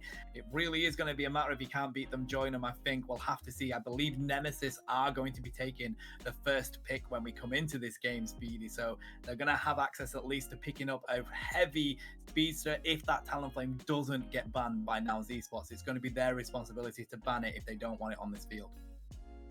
Yeah, I don't think Nouns would be really afraid to ban the Talonflame. I do think that they like to work with it when it's available to them. It's one of the ones they'd like to pick up. It seemed in the last game we saw more so than the Absol. When Absol is available, they're more than happy to go ahead and take it. But if Talonflame's available, it seems like their prime pick. And Sanguine were kind of in the same boat. They wanted to opt for that Talonflame. Really good secures on the objectives, a little bit better than Absol, though Absol does a fine job of it as well. But really good secures onto objectives, really good secures onto low health targets that think that they found a way to survive. You didn't. So I do think that the Talonflame is probably an option Nouns are going to want to leave on the table and try to take if that's available to them. But with Nemesis having first pick here, you never know. Nouns might play it safe. They might say, we won that one by enough to where we're going to say, we just don't want them to get a foot up. We can win this as long as we don't give them anything good. Yeah, absolutely so. And from an attacker point of view, of course, we did see the A9 there. I feel like it was a bit too difficult to catch out the 2 speedsters, mainly because they kind of just ignored it. They were just like, okay, we know the A9's there, let's go into the opposite lane and we don't have to worry about that CC. We have seen quite a bit of Mewtwo Y already, and that's been used to quite a good effect, to be honest. The others, Miraidon, the Electro Drift that was utilized in one of those sets, didn't quite connect with the rest of them. So Charge Beam, that does have difficulty in the sense that it is easier to get onto it, especially if you are a Talonflame in the game. There's not really any others. Maybe the Inteleon Snipe Shot that gives you at least a lot of range, and the Fell Stinger gives you quite a bit of maneuverability. But outside of that, Speedy, I don't know if there's any other answers for these attackers to be playing. It is a tough time to play Pokemon Unite if you're an attacker main, right? Yeah, it really is. You're telling me as I hop back into the game, and I think I'm gonna go crazy with the likes of Pikachu, just like back in the old days. Not going to happen. I'm not quite these players, so I don't make it happen quite the same way. But they've impressed so far on just about everything they've played, and now a few different bans being hovered here. There is the Meowscarada from the side of Nemesis right now, deciding that that's an issue they don't want to run into. They'd rather leave open something like a Talonflame or Gengar, one of those going to be available for sure. Well, now they're shutting down the Umbreon, something that it didn't really feel like was a big issue for them last time. Yeah, definitely. I think the no surprise with the Gengar getting banned here. Of course, Gatlu was utilizing it in the weeklies that we do on a Friday, and he was absolutely demolishing on it. So no surprise they take that out. What's Toon going to ban? It looks like it is going to be the Inteleon. So again, plenty of speeds to play can come this way. Talonflame and Absol both accessible, but Nemesis, they can only take one. They can, and it looks like they're hovering it, and I think that that was a wise decision. You can't let recency bias take you away. Banning out the Absol would simply be banning a thing that you had an issue with most recently, and that is not the strongest thing around right now. That Fly Talonflame has become so strong that if Nemesis put it as a tool on their own side, then they are certainly going to have a much better showing this time. And it looks like they're hovering, bringing that Slowbro as well. No, not going to choose it. Okay, might go for the Trevenant instead, and the Miraidon here. So playing a lot closer to the meta, or at least a little bit of counter speedster here with a speedster on their own side. This is looking like something more what you would expect. Yeah, it definitely is. And it's interesting that they were debating whether to go for the Slowbro there. We've mentioned it a few times, Speedy, and I'm surprised no team has decided to go for it. Maybe because they just know how much damage that Absol's going to be able to drop on defenders. They've kind of opted for the CC heavy of the Trevenant. Indy is going to take the Blissey. That's going to be really strong for their team. You can go both movesets here if you want to go for the healing, but the Safeguard Helping Hand works quite well against the CC coming their way. Adesu with the Espeon. I've mentioned this a few times. Stored power is really good for kiting speedsters, and of course Side Shock is great for sending that stun along. So I like the comp that Nouns Esports are building here, Speedy.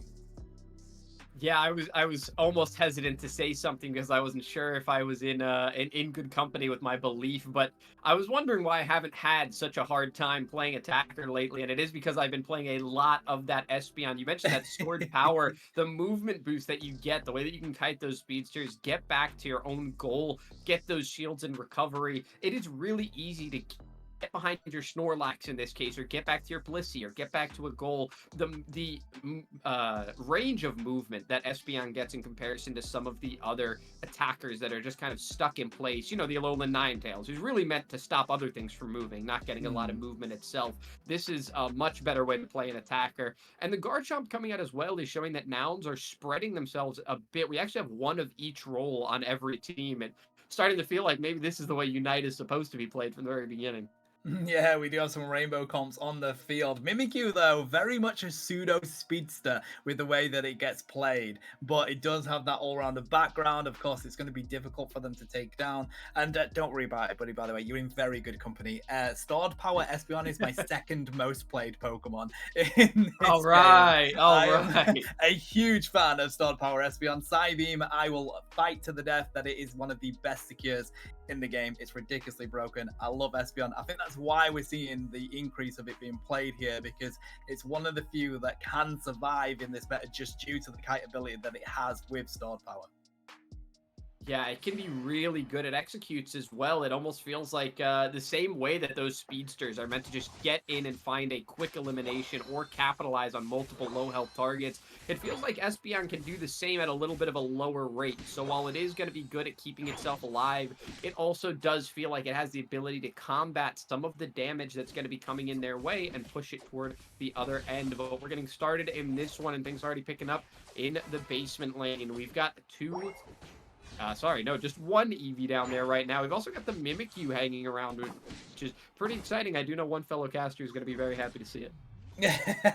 Yes, absolutely. Absol also taking the central area for Nouns Esports here. They're going to come into the lane with a really good power spike. They're going to need it, though, because Mimikyu does the exact same. Toon looks like they want to get nice and feisty against this Fletchinder. Of course, Gibbo can drop a huge amount of damage, but so can Acrobatics, and that means they're going to get KO'd. But here comes Absol. Goodbye, Fletchinder. Gatlu has arrived. Mimikyu does on the other end. It is a pendulum in this top lane right now, Speedy.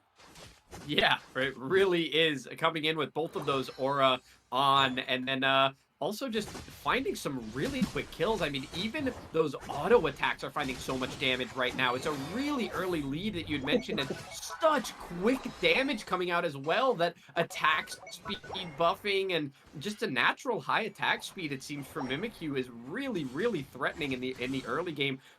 Usually you have to find an answer to these speedsters, but that's not the problem for Nouns right now.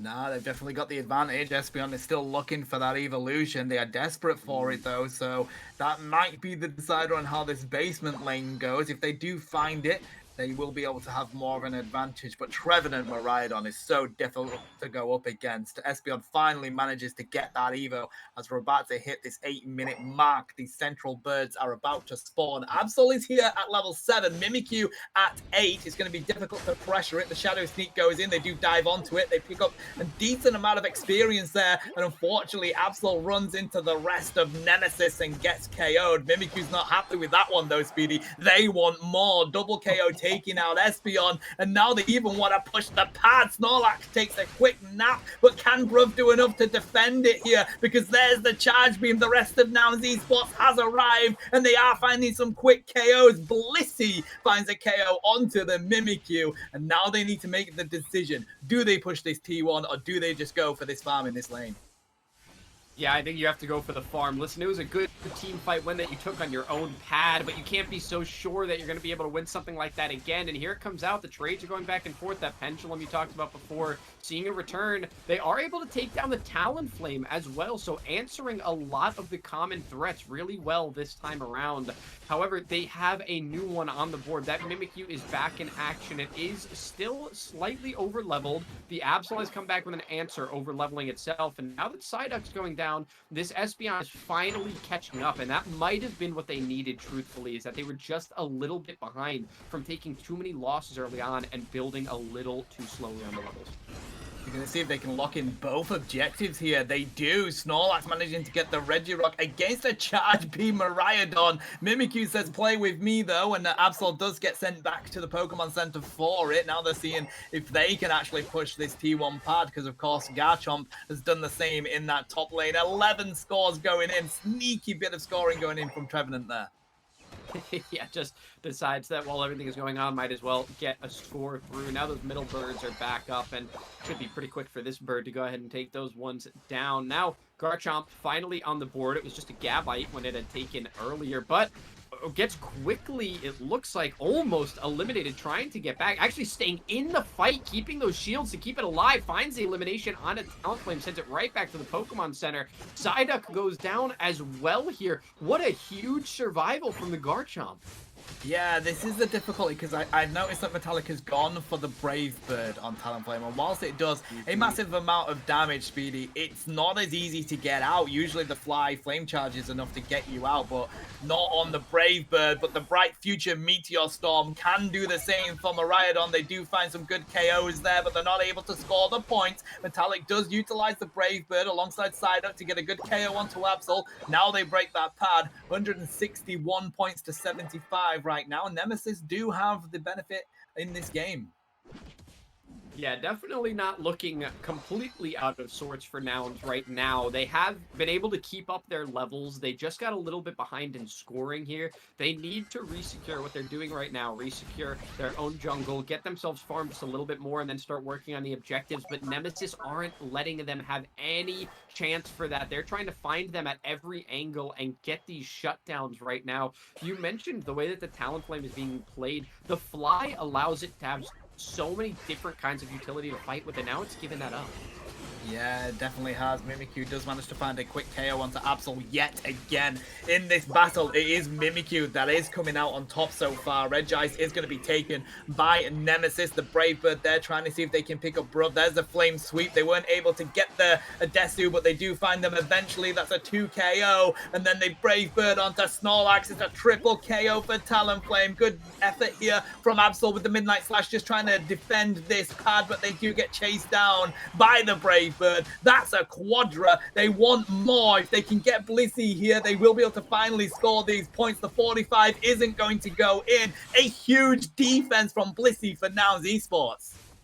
Yeah, the target focus was beautiful there. Every single time somebody tried to put in any sort of score, it was just canceled out completely. And now the Talonflame here still finding a way to put out some damage, but it's not looking like going to be able to take down both of these Pokemon. In fact, it finds neither and does end up dropping itself. Now Psyduck going to be pushed all the way back to this Regieleki boosted tier 1, and that score ends up dropping through to eliminate. Sorry, that was a tier 2 that just got eliminated. So the top side of the map for Nemesis completely open and vulnerable. They're having their farm taken on their side as well. Things can really start to get out of hand if they can't answer that. Yeah, that they can. Psyduck, pairing that up with the Mimikyu means Gatlu isn't able to survive there any longer. I wasn't aware of whether that Lecky was taken before the 4-minute mark and whether we will have another one. We'll have to keep a close eye on it with no pad in that top lane for Nemesis. It does mean a win condition for Nouns Esports could be on the board, and that might be why we are seeing Nemesis get really aggressive here on the side of theirs. They're going to push down into this basement lane with this Reggie about to spawn, but Nouns Esports are here. The entire team is coming down into this one, and we have an engage already. The charge beam is getting charged up. Now they can drop a huge amount of damage. They aren't able to find anybody with it, though, because Snorlax is causing too much disruption in the backline. And nice diving with the Dragon Rush is going to be able to pick up some Trevenant, but they do get away on 1 HP and a Dream, but the rip is on. Here we go. Garchomp, one of the best rippers in the game. They're going to see if they can take this Regirock, but the rest of Nemesis is here, and Miraidon is putting some good damage on with that charge beam. There's the Flame Sweep trying to see if they can pick up the Blissey. There's the Bliss Assistance. That's going to be huge because we're 16 seconds away from the Rayquaza fight. Snorlax gets away with 1 HP and a Dream, Speedy. The Regirock is still up 10 seconds from Rayquaza, and it hasn't been taken. They have utilized so many resources here, though, with that Flame Sweep being gone. Mimikyu and Miraidon down. Yeah, two huge unites used there from Nemesis, and now going into the Rayquaza fight. Nouns Esports, they're not completely healthy, but they want to try to take this one really quickly. That Blissey, most notably, has been at the bottom of its health bar for about 30 seconds now. Gets eliminated there from a stray meteor from the skies. So now it's the Espeon that's low and can be targeted. Everyone on the side of Nouns Esports just one at a time, taking their time, going low, but the Espeon steals the Rayquaza and finds an elimination. It'll be Nouns able to push through and start getting this high scoring on board. They're only down by a little little less than 100 right now, so they've caught themselves right up with one score. Wow, now they're going to be able to rain more hundo burgers in because Absol can score in that central area. Gatlu takes that one. Adesu is going to be able to get this one without a shield. Wow, great play by them. We do have a minute left, but is there enough change on the field? No, there isn't. Nemesis puts up the white flag, Speedy. What a fight that ended up being. We were 20 seconds before Rayquaza spawned, and everything was popping off in that basement lane. Yeah, that Regieleki was up top, and nobody bothered even going for it because it was going huge in basement. The Regirock was so important there if somebody was going to take it. But the other win condition is, of course, this Regirock only has a couple of seconds left on the field before it'll disappear and nobody gets it. Why don't we just turn our attention and find these eliminations? We have to do it if we want to take Regirock anyway. Stop focusing the Regirock, take Garchomp's attention away from it, and let's just start pushing through. Make them waste their unites or start taking the fight and find eliminations. They did both. They found 2 unite moves that they were able to draw out and then still ended up winning the fight, somehow using those shields to stay at 1 HP and survive. That support and defender there, they deserve a lot of credit. Bruv and Indy, huge credit for the amount of survivability that they were able to throw out. Perfect timing on everything to make sure they didn't go down and they can continue to support their team. That is truly the reason that they ended up winning in the end. Even when things look dangerous at the end, Adesu picking up a huge Rayquaza. It was really anybody's. Everybody was kind of poking at it. I want to call it a steal, but everybody kind of was throwing something at it there. So it just came down to who would be able to find that secure, and a great timing got Nouns that win there in the end. I mean, a huge thank you to Adesu because we were talking about how crazy of a secure Psybeam can be, and then they literally go and do that for us, Speedy. So fair play to Adesu and Nouns Esports in general. They do take that second game, and they're going to beat Nemesis and progress themselves away onto the winners final. Nouns are having one heck of a day. They were 2-1 against Sanguine. Now they've defeated Nemesis, a good rival of theirs. Now they're going to go to the winners final, and Nemesis are going to go on down to that losers, coming up against Komai Esports, another EU NA battle for the ages there, Speedy. Yeah, that'll be another big one as well, just like this one was, with lots of implications about moving on further in the season. These matches, they're little glimpses at what we're going to see in really high-level tournament play from some of these teams, and the likes of Komai, Nemesis, and Nouns all going up against each other. They're matchups that you very well may see in your next big tournaments, in your next cups. So this is a really great spot to be able to see the way that those teams are starting to build as new metas progress. I mean, this is the first time we're getting to see them in this current speedster meta, and who is going to come out on top here could have huge implications for the rest of this, all of the seasons here in the Unity Clashes, and also in the Internationals and AOS Cup. So very huge that Nouns won this one 2-0. I mean, the first one was very convincing. The second one, Nemesis had their feet under them a lot more up until the end, for sure. They were starting to make those adaptations, and maybe that's what's important about watching these matchups, is that they're learning each other as teams as well. Yeah, no, you're absolutely right. Let's have a quick look at this bracket, if production can bring that up for us. I'm just asking them now. Yes, thank you, production. Here we go. There is the bracket so far. So Gen 5 managed to defeat Aegis Flames. EU coming out on top of that one. So this winner's final here, by the way, is going to be Gen 5 versus Nouns Esports. EU really battling it off in the winner final here, Speedy. Oh, yeah, they are... They took EUIC very personally. I think they want to stand right back on the top, and they're certainly trying to make it happen here. One of them will end up in the grand finals through the winners bracket. The other team will have to fight through just a few more rounds in losers semifinals there. So in losers finals, I believe they will drop right down to. So these teams here in lower quarterfinals, taking a look at them, Nemesis and Komai is a really big matchup, and if you're Aegis Flames and Sanguine, you don't only have to think about the match that you're going into right now, you have to think about which team is going to come out on top on the other side in that L sector. So heading into the loser semifinals, they do have a lot to think about, but for now, they have to focus on each other. Gen 5 and Nouns certainly going to have a lot of focus on them as well. You're going to be watching Nouns through their third match of the day here on the stream very shortly once that match gets started. Exciting, exciting. All right, chat, we're going to head to a quick break. Me and Speedy need to get ourselves a drink after that one. So grab yourselves a drink, grab yourselves a snack. We'll be back with you very shortly.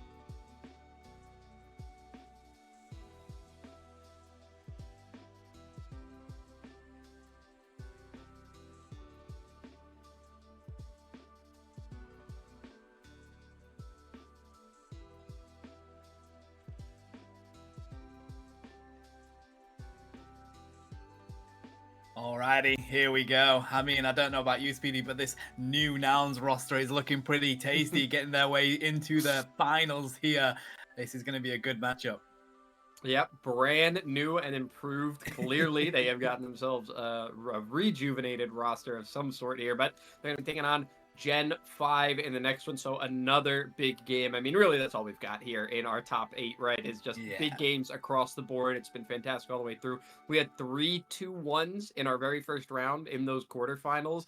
That it just shows you how close the competition is right now. And that shows how impressive it is that Nouns were able to take a 2-0 win on another really well-known top-tier team in just the last game against Nemesis. So shutting down their NA opponents and sending them down to the lower bracket, which of course we do still have. So we can take a look at that. We do still have our lower bracket up and ready to go, and our upper bracket, as well as just 2 teams left. So 2 teams have been eliminated, being T3 and the gang down on bottom. However, Nemesis, Komai, Aegis Flames, and Sanguine all still fighting for their lives. They're on their final life. This is it. You do not get another chance. Gen 5 and Nouns, however, they've got a little bit of wiggle room, but they don't want to use it if they don't have to.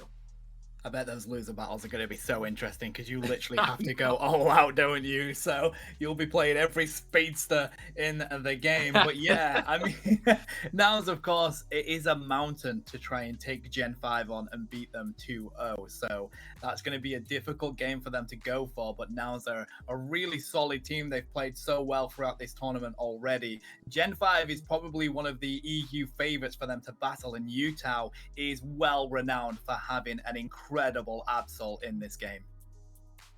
You do not want to go into somebody who already has notoriety for a speedster. It's been so long since that's been relevant, and actually going to be banning out the Talonflame here. That's an interesting thing to hover for now. It hasn't been locked in just yet, but yeah, that Absol that you're talking about, it doesn't want to see competition, apparently. They're going to hover that Talonflame there and lock it in with the Gengar. So opting for the speedsters available that they work best with. Now, Brov could, of course, counter that and just steal it from him immediately, but instead going to go for a self-pick here for the Snorlax. Yeah, let's see whether Gen 5 are going to put the importance on that Absol for Utah. Of course, they will expect it. There we go. Straight away. Negu also takes the Aegis Slash, as we expect from Negu as well. Cranax, of course, being back on Gen 5 recently. They were playing in the weeklies on the Friday, feeling quite comfortable in that team already. So Gen 5, they've got their full 5 squad for the rest of the UCS season. Toon, going to take the Masquerada here. If you don't have access to the other speedsters, that is definitely going to be one that you can go for, because the recent changes to that Unite move have been huge for the Floral Flourish. Yeah, and one thing that we haven't seen much of, I think, in this tournament as a whole is that Meowscarada having to work on its own, not having a second speedster on the board with it, and having to be the only carry across the board for the team. Of course, with one team, with each team having both only one speedster, we've seen a lot more success come out of the Absol by itself than we have the Meowscarada. So I am curious to see if Toon will be able to put forward a better showing than we've seen out of the other Meowscarada so far, and be that carry that the team is going to need out of them. Because across the board here, the Pikachu and Garchomp, they're gonna be helping to outlast, but they're not. They're the poke from the Pikachu, the survivability of the Garchomp with that Blissey behind it as well. But yeah, that Meowscarada is really the big execution factor they have to find those quick kills. I was going to suggest a Metagross, you know. I was going to suggest it, and Kranix picked it up. So I like this. Metagross at the moment is definitely one of those where they feel comfortable on. It's underrated in the sense that it can really cause a lot of action. So yeah, no, it's actually Qatar that was with Gen 5 earlier. Apologies. Kranix is here now to fight alongside them, and they're feeling quite comfortable on it. That's the main part. Lunda here with the Mewtwo Y as well is going to be interesting, Speedy, of course, because it's difficult to catch, and Gatlu is going to try and utilize that Dragon Rush to see if they can go for it, but Teleport just gets it out so quickly. I think that something that Gen 5 are doing here is what we talked about 2 games ago, which is play to your own strong suits. Don't just play for the counter. We talked about not banning for the counter, but right now they're playing for themselves, really. They have that Mewtwo to ensure survivability, but really that Mewtwo is good right now. It's not just a counter pick. It is something that is really solid and holds its own on the team. It's got a place in the meta as a whole. So picking it isn't just trying to counteract what you see on the other side. It's something that's solid to have no matter what. If you're running into maybe a 0 speedster comp, you wouldn't be as likely to pick it, but even just the Meowscarada by itself warrants having that Mewtwo around to say, oh, I see you in the bushes. You're going to stay right there. Not letting you get out this time. You're going to stay right there, and we're going to hang out for a little while. Here we go, game 1 of the winners finals. Nouns Esports on your purple side, Gen 5 here on your orange side.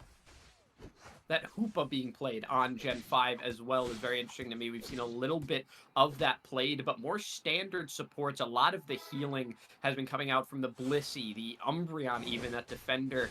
We've seen the Wigglytuff as well for the CC. The Hoopa is going to allow for a lot of movement that everybody can use, not just the speedsters, but everybody can play the map in its entirety and keep the side of Nouns guessing. Yeah, some good aggression here from Gen 5, especially on the Hooper, but of course Gibble can do a decent amount of damage, and it seems like they do want to go for it. And of course Honedge doesn't have that difficult of an early game with the recent changes onto it. They're trying to see if they can find Gibble, and yes they do. Quick KO here from Gen 5, and here comes Utah, level 5 on Absol. They do have to back up in that top lane, but Nouns Esports does the same down here in this basement lane.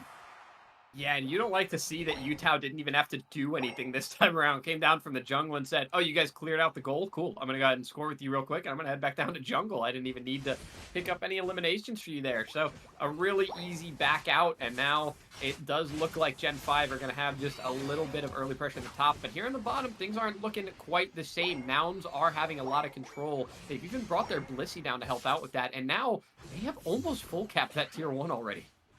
Ooh, did they manage to steal the blue buff? Yes, they did. Glove, absolutely illegal, but he sprints on in, takes it away, gets themselves out. Definitely needed to happen as well with Utah stealing the entirety of the central area against Nouns Esports. We've got 4 people here from Nouns trying to shut down Utah. If it wasn't for the Electro, they weren't going to be able to, but no, Utah's still going to be able to get out. The Citrus Berry coming in from Sazuro, and it's going to do enough if they can just get another pursuit.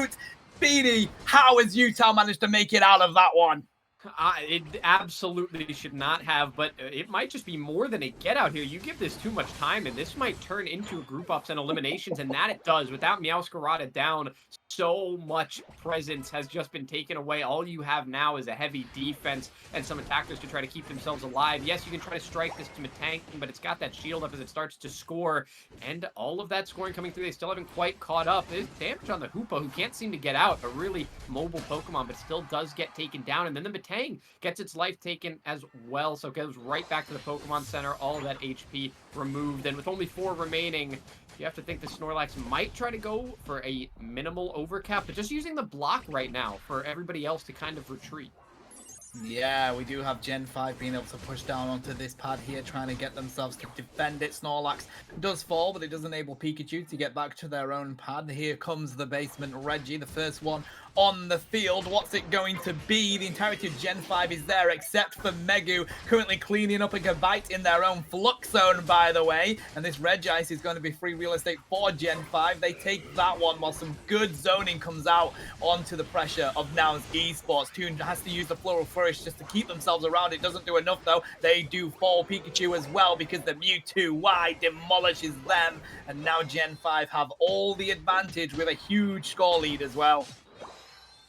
They really do. They've got both the top and basement pressured right now, and it looks like they're splitting their attention. Both sides are kind of splitting their attention. They've disrupted a little bit, but most of it's going to go to this top here. They are really, really pushing this Gabite into their side, not wanting it to escape. So they find that elimination. It's not really the best knockout that you look for on the board, but a really, really nice play out of the bushes, that hidden Meowscarada we always talk about. But it doesn't find any knockouts right now. In fact, Absol using that Unite there for the moment and doesn't catch anything.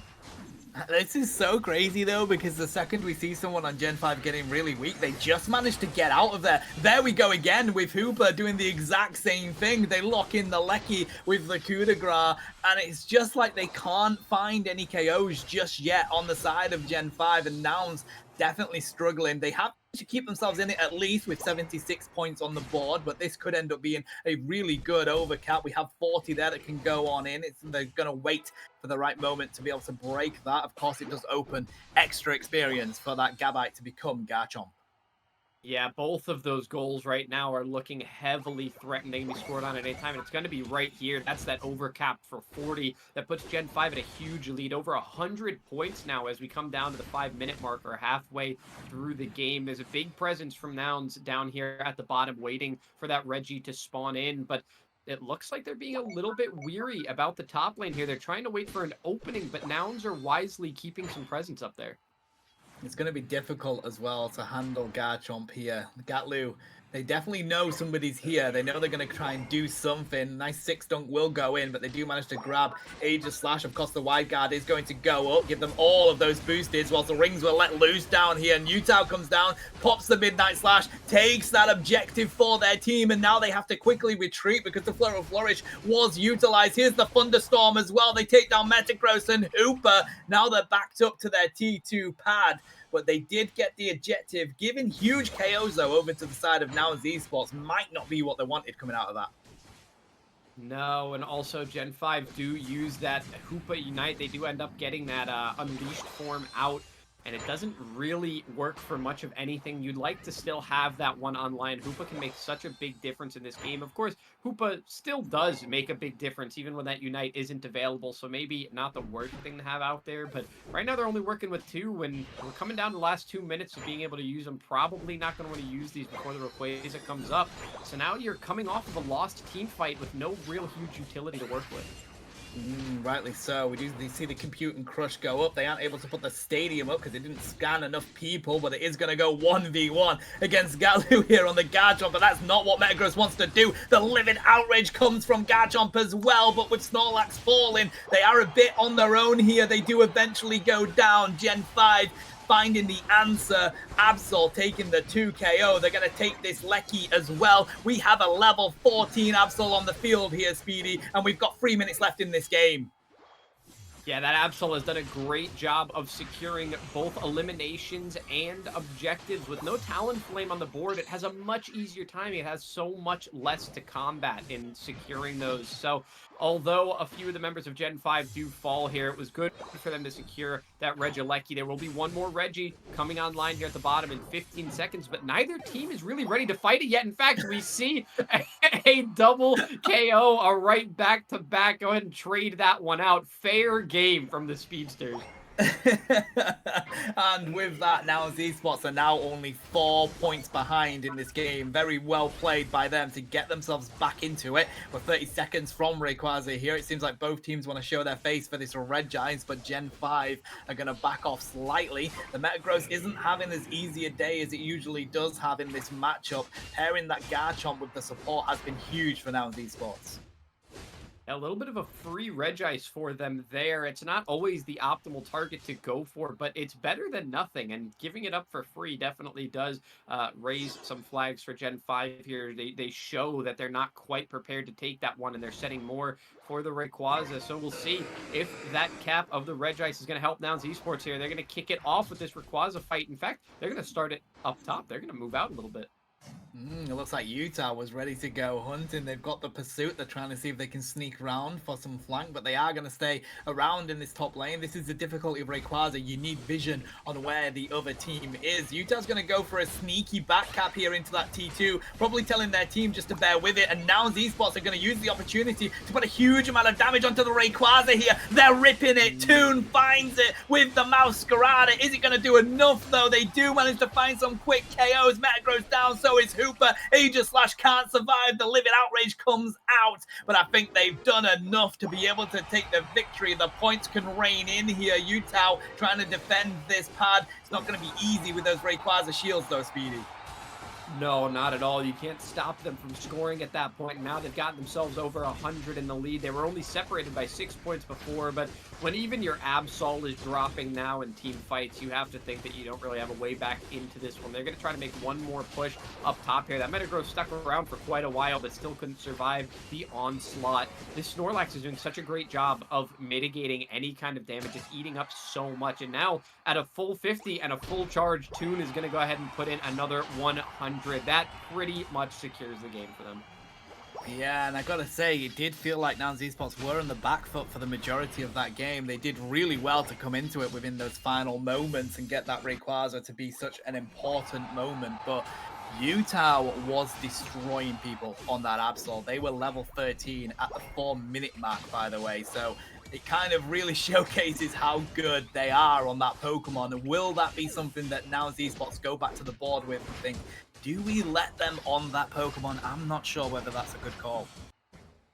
Yeah, the ban phase of the next one is going to be very interesting. Nouns Esports have now officially taken the first... Officially, I just made up a word, I think. Nouns Esports have now officially taken the first game in this series against Gen 5. They are going to go 1-0, which puts them at match point of sending themselves to grand finals. And it is really interesting to see that in that one, Desu is the player that ended up getting the highest score, taking an 85 in overall score as well. And then if we take a look at the battle data, I'm really interested to see if the damage was more even across the board, because it didn't feel like the Meowscarada was trying to go for that same carry kind of game as the Absol, and I would be very, very wrong.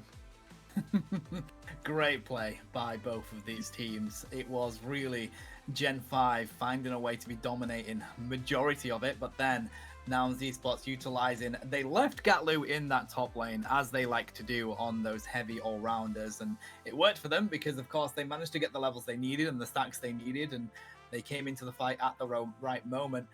Bruv doing 79k damage here on that Flail Snorlax is crazy, Speedy. It's like, yeah, the most damage on their team as a Flail Snorlax is ridiculously good. yeah, that is quite insane. 79, almost 80,000 damage from the Snorlax. Highest in the lobby, too. It wasn't even just on the team. It was in the entire lobby. Nobody was doing as much damage. That was, ooh. All right, well, I learned something new today. Snorlax can do that. There's even more to be scared of. But now I think there's a lot of questions for Gen 5 on the ban phase here of, you had mentioned at the end of the last game, what was the main problem? Nouns Esports did such a good job of spreading the importance of every single role that you really don't know what the key feature to their win was. Maybe you have to try to counter them with your own composition instead. It's not something that you want to be put back on, is having to change the way that you play, but it might just be what they have to do, because no matter what you ban here, you're leaving a lot of things that really would worry you from that game one still on the table. Yeah, I mean, of course, we know right now that it's how powerful these speedsters are in the game. We've seen Talonflame and Gengar banned, but then Nouns went for that first pick of Snorlax, which is completely understandable. It is a very good defender and probably does well against the speedsters for as well as the defender can do right now.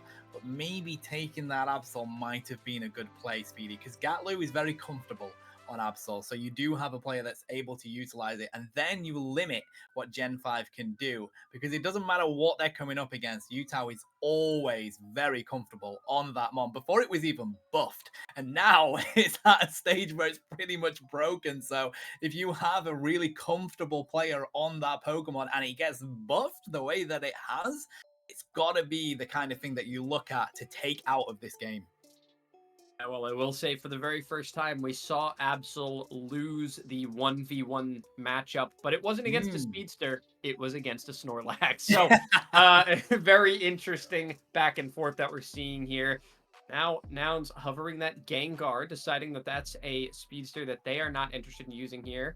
And then another one on the other side. It's going to be that Talonflame. I would be very curious to see if we see 3 speedsters banned out in this one, and it looks like it might happen. No! They're head. Oh, wait! Maybe. No! They teased me! I really thought we were going for it. It was the Meowscarada, then it was... Oh, then it was the Absol, and now it's going to end up being the Pikachu. The Pikachu? All right, if you say so. I think they were rushing back to a speedster there, but he had just got Yeah, caught out on the timer with Pikachu being banned. looks like it. Okay, interesting. Definitely teasing us on that one. Snorlax is going to be locked in straight away by Bruv again. They're very comfortable on it. Why wouldn't you take it? It is so good in this game right now. Yeah, especially in the hands of Bruv. Has been playing Snorlax most of this game. We've seen on very little else. I think we've seen them playing in this one. Maybe did Nouns play? I'm trying to remember if they played Trevenant at one point, but either way, Bruv has been playing a lot of Snorlax here. This time, Crane is going to be going for that the Umbreon, and Megu gonna be staying on that.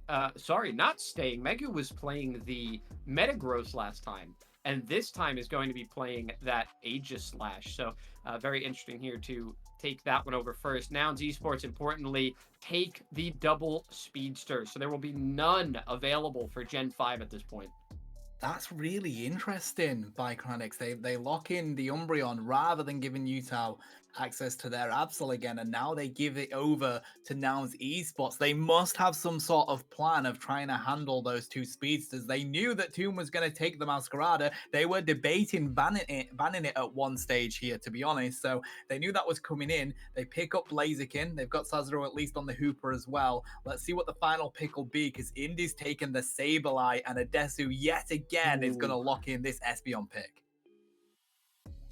Yeah, that's really, really high damage coming out from the side of Nouns. It's a Sylveon from Gen 5 to wrap things up. So deciding to play this one quite off meta. I know I said you need to adjust the way you play, but now I'm quaking a little bit. What do they have up their sleeve? Got to be some sort of plan that they're running with here. I mean, of course, Sylveon isn't bad per se. It's still a very good attacker, whether you go for Hyper Voice or Mystical Fire, but in this current meta, it's not difficult for Toon or Gatlu to get an easy KO onto that Sylveon there. I can't quite see the held items that they've got. It's looking like the spoon is on there. So with that cursed item as well, I suspect it's going to be Hyper Voice, which does really good at ripping. And of course, it does mean if these speedsters go for Lunder, they don't have a choice but to have a huge amount of damage put onto them there. So it is going to be a lot of EVs on the field to kick things off, but of course a quickly evolving Pokemon Bruv with the berry suit. Very nice. I like it. I like the switch up. I think it's going to help a lot to take this final win here and set them up 2-0. And that's going to be a very good way for them to start. But yeah, I think with all the EVs on the board, this early game is going to be really interesting. I think there's a chance for some of these EVs to put out high damage really, really fast and maybe try to swing that early game in favor of Gen 5. But they need more than the early game. They have to be able to outlast the speed at which speedsters can level themselves up and can go into those farms and just start to get the levels out of control. I don't see where the counterplay is coming from in this one. No, neither do I. But hey, they're in the kitchen. Let's let them cook, see whether they can get up a nice 5-course meal. Sableye is going to see if they can cook in the central area of Gen 5. They pass a Hooper on their way over, and they decide actually to come provide some assistance. I love this play from Indy. They actually steal a little bit of farm away from this evolution. If they continue to take more, they won't be able to get that early evolution that they're looking for. Yeah, but it does look like it will be confirmed there. They'll get the Sylveon on board at level 4, and then the other EV as well, almost there, sitting on that level 3, will be coming up on it soon. But that Absol at level 5, gonna be coming around soon. You have to be weary of it, and here it comes in the top. Mystical Fire is going to be the move of choice for Sylveon. That's going to at least provide some slow with that red buff onto these speedsters, so might be a good way of keeping that sustain for them. It's going to be whether Lunder manages to kite themselves around these species. Keep a close eye on that one, as we're 5 seconds away from these 850 birds spawning, and we've got plenty of action about to let loose in this top lane. Sableye there with some good vision on where they are on the side of Gen 5. Look how weak Gatlu gets, but they're able to get themselves out of there. Will Sableye, they pop the X speed, they grab a movement berry. They are fast as heck right now. Yeah, had to use everything to get out of there, though, and that's a good start for Gen 5, and it's what you expected. Surprisingly, still an Eevee on level 3. They don't have that Umbreon yet. They've been leveling very slowly. Nouns are taking this one a little out of control, so despite them pushing them back in the top there, Gen 5 are still behind because Nouns aren't giving up a lot. They keep kiting back to make sure that Gen 5 are wasting their time focusing on them. And I just love how much of a nuisance Indy is being there. They just want to throw up that little symbol that says, hey, I'm around. You need to think about me. They do pick up Lunda with a good stun, but they're able to get out. The Psycho Cut didn't connect. Not enough slow onto Sylveon, so that's a good escape for them. But yeah, Gatlu is at level 8 right now. They might have their Unite move before these first objectives spawn, by the way, Speedy. Wow. Yeah, that would be very significant. I think having that Unite move, being able to use it on those first objectives would be huge. But what else is huge is the way that Absol can just go absolutely crazy on anybody. Now the Meowscarada, we're seeing that both of those speedsters are going to be quick executors. A lot of points on the field there that they don't need to pick up. 30 max points right now going in. Only 16. Make it 0 remaining. They actually pop that one instead of deciding to overcap, which gives them more room to work with throughout the course of the game. Midnight Slash is here. Absol being able to cause a huge disruption at this 7-minute mark, but Gen 5 are at least prepared for this basement Reggie to spawn. We do see Gatlu rotating down. They also have a red buff, by the way. Umbreon is finally here. Oh my god, Hooper doesn't survive for a second. There's the Midnight Slash, trying to put that onto Gen 5, buy themselves a little bit of space, and then they dive onto Blaziken. You may be the god of secure, but if you can't stay on the field long enough, you're not going to be able to get this Reggie Rock. Gatlu is going to take it for Nouns Esports. Now they are having a bit of a snowball effect on the side of Nouns. Yeah, and I'm not sure if that was simply wiping out the entire enemy team or really good target focus there from Gatlu, but eliminating the secure on the other end, knowing that you're not Talonflame, you're Absol. Your secure is good, but you're not Blaziken and you're not Talonflame. Now another fight kicks off in the top, and it's going to be still going the way of Nouns Esports for the most part. They had that Regieleki, they were trying to push it forward to that tier 2, but Gen 5 do respond with a knockout. It just isn't enough. They eventually get torn down, and it's not going to be a full cap yet. They're going to leave it at about 5 for later on to try to really overcap that tier 2. Oh, here comes Espeon. In fact, they're going to do it now. I like it. I think that's great. Brutal. It is, and then Midnight Slash comes back as well from Gatlu, trying to see if they can find more. There's a Psycho Cut. The difficulty they're having right now, though, is that they are staying quite a while. It doesn't matter because they clean up the rest of them. Yeah, that's a level 12 Gatlu at 5 minutes 40 on the board after that Quadra. They just need to be careful here, Speedy, because when you're playing like this and you're dominating so much, you do get overconfident, and sometimes you push things that really you have no business pushing. Yeah, there's only a little bit left in the time bank for Gatlu to actually play like this. You can still take another fight, maybe, playing this overconfident, but you have to remember that eventually you slow down your leveling, it's all going to come to a close, everybody's going to catch up to you, and you do have to start playing a little bit differently. Get yourself as early as you can. You're up by over 300 points, and Gen 5 have yet to score. That should be enough of a shutdown for you to be satisfied with, and Gen 5 are going to group themselves up for Regieleki, knowing how brutal the score difference is right now. They want to set up top, not down in the basement. They do manage to take out Hooper there, so they're not going to have that Unite move available on the side of Gen 5. No matter where they set up, it seems like Gen 5 are now going to rotate down to this basement. Reggie, now Esports are actually following them because, of course, with having an Absol and Espeon in that top lane, that Regieleki is going to be easy for them to secure. We do find a KO there onto Sableye, but is it going to be enough because a power nap comes out from Bruv? That's going to do enough to disrupt the entirety of this backline. It's distracted them, and the damage goes on to the Reggie Rock, but nice smart play here from Utah. They're going to make sure that they do lock in, and with that Blaze Kit, they're not able to find a KO onto the Meowscarada. Toon is still here. They hunt down the Umbreon with that double team, and not only do they get the Lecky, they get the Reggie Rock for free as well, Speedy. Getting both of those objectives is so rough on Gen 5 right now, who still have yet to put a point on the board. I really love to see that both of the speedsters are having significant impacts in the game right now. It's not just the Absol running away with the game, but the Meowscarada assisting in some way. Meowscarada is having their own impact on this entire game, sometimes taking a completely separate lane, like we see right now. Gonna be holding space on their own, confident that they can take this fight and find some elimination. Doesn't need the Absol's damage. Pops that Unite, doesn't find anything for it yet, but the team will be there to back them up. And eventually, with Meowscarada finding something down on bottom on the Sylveon, they're trying to collapse in, but the Aegis-Lash and Umbreon want to take this fight. They managed to sneak in the 50 to the T2 as well. 377 to a fat donut on the board for Gen 5 so far. That is so tough here, Speedy. And of course, if Nouns do manage to find themselves at least 500 points up, they don't even need to be concerned about Rayquaza. Of course, we also have another Lecky that's going to spawn, another win condition that Nouns Esports can push if they want. Gen 5 have to show for this. They can't let that go to the side of Nouns Esports. No, and Sableye doing an amazing job of scouting here, holding a presence to ensure that the entirety of Nouns knows exactly when they're going to be up top. Nouns are going to react a little bit late. They're not going to be in position to take this fight. The first touches will be from Gen 5, but the way that these levels have gotten out of control, you have to think Nouns still have a chance here. Ooh, we do have a dash onto Absol there from the Aegis-Lash, but it doesn't matter. Gatlu manages to take them out, and this might be where they take the ace. The rings are let loose 20 seconds before Rayquaza because of this battle, and Brov still finds the Lecky. That's a good secure from them, and they have to defend this to Gen 5. If they don't, that's going to be the win for Nouns Esports, and of course, whilst they have to defend it, they can still rip the Rayquaza if that's what they want to do. Great play from Nouns here. They're going to continue to push on in. Sylveon does fall, and this Hooper is on 1 HP and a dream, Speedy. Look at Bruv trying to see if they can sneak in this Lecky. The defense is on.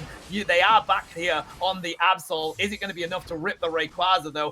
What a huge amount of zoning Nouns Esports are currently doing. They've managed to get that Lecky down. Can they score the 42? Yes, they can. 4-6-1 points. The rip is on if they can secure this objective, but here comes Absol. Gatlu takes it. 4-6-1 points to 0. We're going to have a shutout for Gen 5. This has been a huge game for Nouns, the most dominant game that I have seen of competitive Unite so far. They're all attacking that home goal right now on the side of Gen 5. They pushed themselves past 500 and have the Rayquaza. We know exactly what way this one is going to go. At this point, it's a question of whether Gen 5 are even going to be able to touch any of the goals and put something on the board. That Absol was non-stop. The entire game, there was zero way to shut it down. And that looks like the consequence of not running a speedster right now. There is no counter. We are in a speedster meta. And if you play 0 into 2, you are not going to win. So Gen 5, they gave that one up in the draft phase. Yeah, especially because Utah is incredible on Absol, but they gave it over to Gatlu, and Gatlu kind of made their own statement with it there. A 0 points on the board for Gen 5. That's going to be ridiculously frustrating for them because Gen 5 are definitely a better team than that. They usually do end up in situations where they do need to score more, but they at least bring it back. But there was just so much pressure from Nouns Esports. I mean, look at these stats anyway. Damage-wise, 53 being the max on the side of Gen 5. Majority of Pokemon on Nouns Esports break that quite easily. Yeah, Utah as well as a player typically has so much more of an impact than that. Playing that Blaziken, which is a high impact Pokemon, you would expect to see more out of it. The problem being, of course, that it's just not the meta that we're in. There has been a role buff that changed the way this game is played. Utah needs to make that conform. You mentioned the Absol. There's such a talented player on it. There's no reason not to be playing it. And I mean, that graph, that battle report, that was if we could see that one more time, that is one of the most dramatic battle report. It's just the story of what Noun did during the course of the game. There's no information on how Gen 5 played. I mean, every objective taken by Nouns Esports, every single score across the board, not anything for Gen 5 to do. That was domination from Nouns Esports, and of course, that is going to push them into the grand final as Gen 5 go down into this losers final. Waiting to see whether they go up against Nemesis or Sanguine on this one. And those are some tough teams to be fighting into. So definitely have to get their mental straight now. Just say, listen, that was one of the worst competitive games that we have played. But that's good because it means we don't usually play that bad. It is significantly worse than what we're used to. That is not our normal. We had a really bad game and we're not going to do it again. It's not the norm. It's a very rare oddity for us. They're going to go into the next match. I'm sure their appearance is going to be so much different. They've made it this far. So obviously something that they've been doing has been working. I'm just not sure why they neglected those speedsters so much. They banned them and then forgot about them as if banning a couple of them would just ease the tension, but no, they still are ever present, and Nouns took full advantage of it and took the win. They're reading the meta beautifully. They've absolutely earned this grand final spot, and Gen 5 are going to try to still earn their way back into grand finals later on. Yeah, rightly so. I feel like at the moment teams are trying to work out what they can do that isn't use the speedsters, but there is no answer for it, Speedy. The answer is you have to take them. That's what we're seeing here. That's what Gen 5 tried to do at that point, but giving it over to Nouns was clearly not the right shout. Not being able to score any points on your team and just getting dominated there. So yeah, they're going to go down to the losers final here, chat. We're going to take, I believe, a quick break whilst we wait for it. I believe we might possibly be bringing you the losers semi-final as well, but we'll take a quick break for it. Grab yourself a drink and snack. As I say, we'll be back with you very shortly.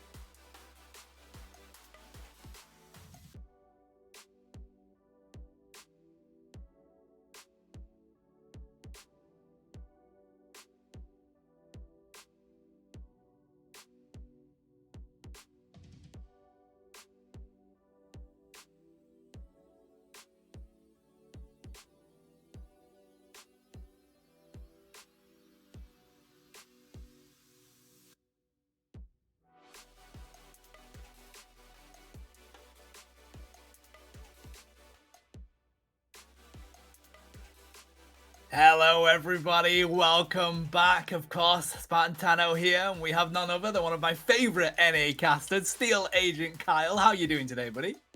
Really, really well today. It's very cold where I'm at, but I'm happy to be back in the warmth, ready to cast some Pokemon Unite action today.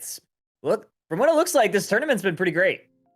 Yeah, it really has. I mean, it has pretty much been speedster galore, to be honest. But so I'm very happy because Absol and Gengar have been used quite a bit. So, my favorite Pokemons. I'm happy there, absolutely. But we're going to be bringing some more action here for chat. The losers semi-final we're going to bring before we head into the losers final. Now, this is going to be a best of one. It's Nemesis versus Sanguine. We have a bit of an NA matchup here, Cal. So definitely on point that you're here to cast it, right? Yeah, these are two absolute demon squads. Obviously, Nemesis has won the December Cup in North America, and Sanguine, no slouches in their own regard. Some really high-performing players. They've made top 8 a couple of different times, so this should be a pretty incredible matchup, but I mean, I don't know. Nemesis has always seemed to have their number. Yeah, absolutely. Looking at these bans here, Metallic was going to look at the Absol, but instead they're going to rotate onto the Gengar. We've had a load of Speedster bans coming out here today, Kyle, and Talonflame isn't going to escape it yet again. Not surprising, obviously receiving some buffs to those 4 speedsters with that defense penetration stat being added into Pokemon Unite. So you're seeing 3 of them added into the bans along with the Blissey, and then immediately, Tano, the other one that got that stat picked first. Yeah, if you don't go for the Talonflame, you're going to go for the Absol is what we're seeing in these games. Picking up a Snorlax and Psyduck is great for Sanguine. Snorlax had recent changes, and it's actually showing itself to be one of the good defenders against how strong these species are so far. But what are Nemesis going to pair that up with? They do take the Inteleon, one of the only attackers that are still managing to have a bit of a field day on Pokemon Unite here. Yeah, and especially with a pilot like Relics, obviously Yeet fan, a previous name of theirs, one of the best Inteleon players in North America, and some may argue that maybe one of the best Inteleon players in the world, and maybe you throw Flareons into that same conversation. But like you said, I do like this combination from Sanguine, Psyduck, and Snorlax. A very good combination when you are going into some speedsters. Obviously, a lot of crowd control, and then just the high damage that Surf still has from Psyduck. What we have found today so far is if you don't take a speedster on your team, you are more likely to lose from these games that have gone on. So let's see whether Sanguine take that on board and pick one in Scout's position. They have at least got the Espeon that has been finding that it can work against them, but Metallic's going to lock in the Blaziken, so they have that solid secure yet again and great sustain, and they're going to pair that with the Trevenant for that pure tank roll. Ooh, yeah, I love the Trevenant. Obviously, 2 green background Pokemon. Likely going to see Umbreon rock more of the support style play. I imagine we'll see the Wish, potentially a mean look, especially with a Greninja on the opposite side. That's a very strong Pokemon right now. I like this last pick. Has a lot of ability to potentially take out some of the squishier targets. I imagine that they're going to be targeting Relics on the Inteleon most of the time. And then even like if they roll with the double team, I think that's a very strong ability to kind of like maybe direct some of the damage onto some of the clones. Yeah, I like it. I feel like we haven't seen Greninja played recently, especially since these speedsters had their huge buff. So it's going to be interesting to see whether it does compete well coming into this game. I'm excited to see it. Do you expect we're going to see that possibly in the jungle? I know people have been comfortable taking Cinderace into the lane, which pairs up quite well when you look at the 2 with Greninja, but maybe jungle here, Kyle? I could see it either way. I think a lot of teams really value having a central area Pokemon that could come out level 5 and provide value. I don't feel like Greninja and Cinderace have the best level 5, so I think that's where they kind of are okay being in path. Unfortunately, in solo queue, not so much, but I think when you have a competitive play, you could kind of, babysit them until they are able to get online. I think it's not too bad. That's why I think a lot of teams do end up taking those into path opposed to that central area. Yeah, rightly so. Here we go then, chat. It's your loser semi-finals. It's a best of one. Nemesis on your purple side, Sanguine on your orange side. Oh yeah, and there it is. It is going to be a Greninja going into the central area for Sanguine. Absol is going to be on the opposite side. No real invades from either squad to start. It does mean that Absol's going to come out of the central area with a bit of a better power spike than that Frogadier. They do put some aggression onto the side of Nemesis from the get-go to Sanguine, but we do see that Eevee just trying to get their own stacks, and Snorlax getting pretty weak, but they do get those citrus berries, Kyle. Very good job. And also the Psyduck up top was able to secure some of the contested experience of that wild Pokemon. So right now, Sanguine does have a bit of an advantage from the level standpoint early on. Yeah, it's like they do. 6 points have gone in as well, so not really much between them, but some good stacks for that Umbreon up in that top path. They are now online as well. Snorlax seeing if they can push onto this Phantom. They're going to at least buy some space for these stacks to go in. Another 17 for Sanguine, so they're feeling confident with a bit of an advantage now. But Absol has just arrived in that top pad. These are going to spawn in this central area in the lane, but it's going to be given all the way to Sanguine. Oh, huge aggression there, Kyle. They do take out their own Hedge and Blaziken. Well, Combusken is now on the field.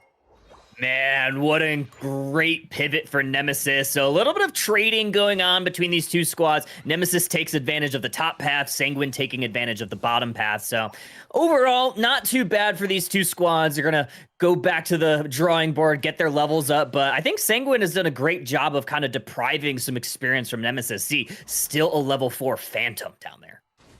But we do have a level 7 Absol with that central area rotation. We're about to hit the 8-minute mark here. Snorlax is prepared. They also have this dual blade and, of course, the Greninja on the field. It is going to be the Shuriken, and that does take out Absol. So that heavy carry, no longer able to get any of this experience, is going to go all the way to Sanguine. I do like this Water Shuriken build from Sanguine. It allows you to kind of stay at an arm's length away from some of the speedsters. We'll see if Absol is able to get on top of them towards that late game, but this is pretty early break from Sanguine. That's going to award Nemesis, well, maybe not award them. It's going to have a little bit of mercy of them, so they'll be able to get some of those back Indeedys on that basement path.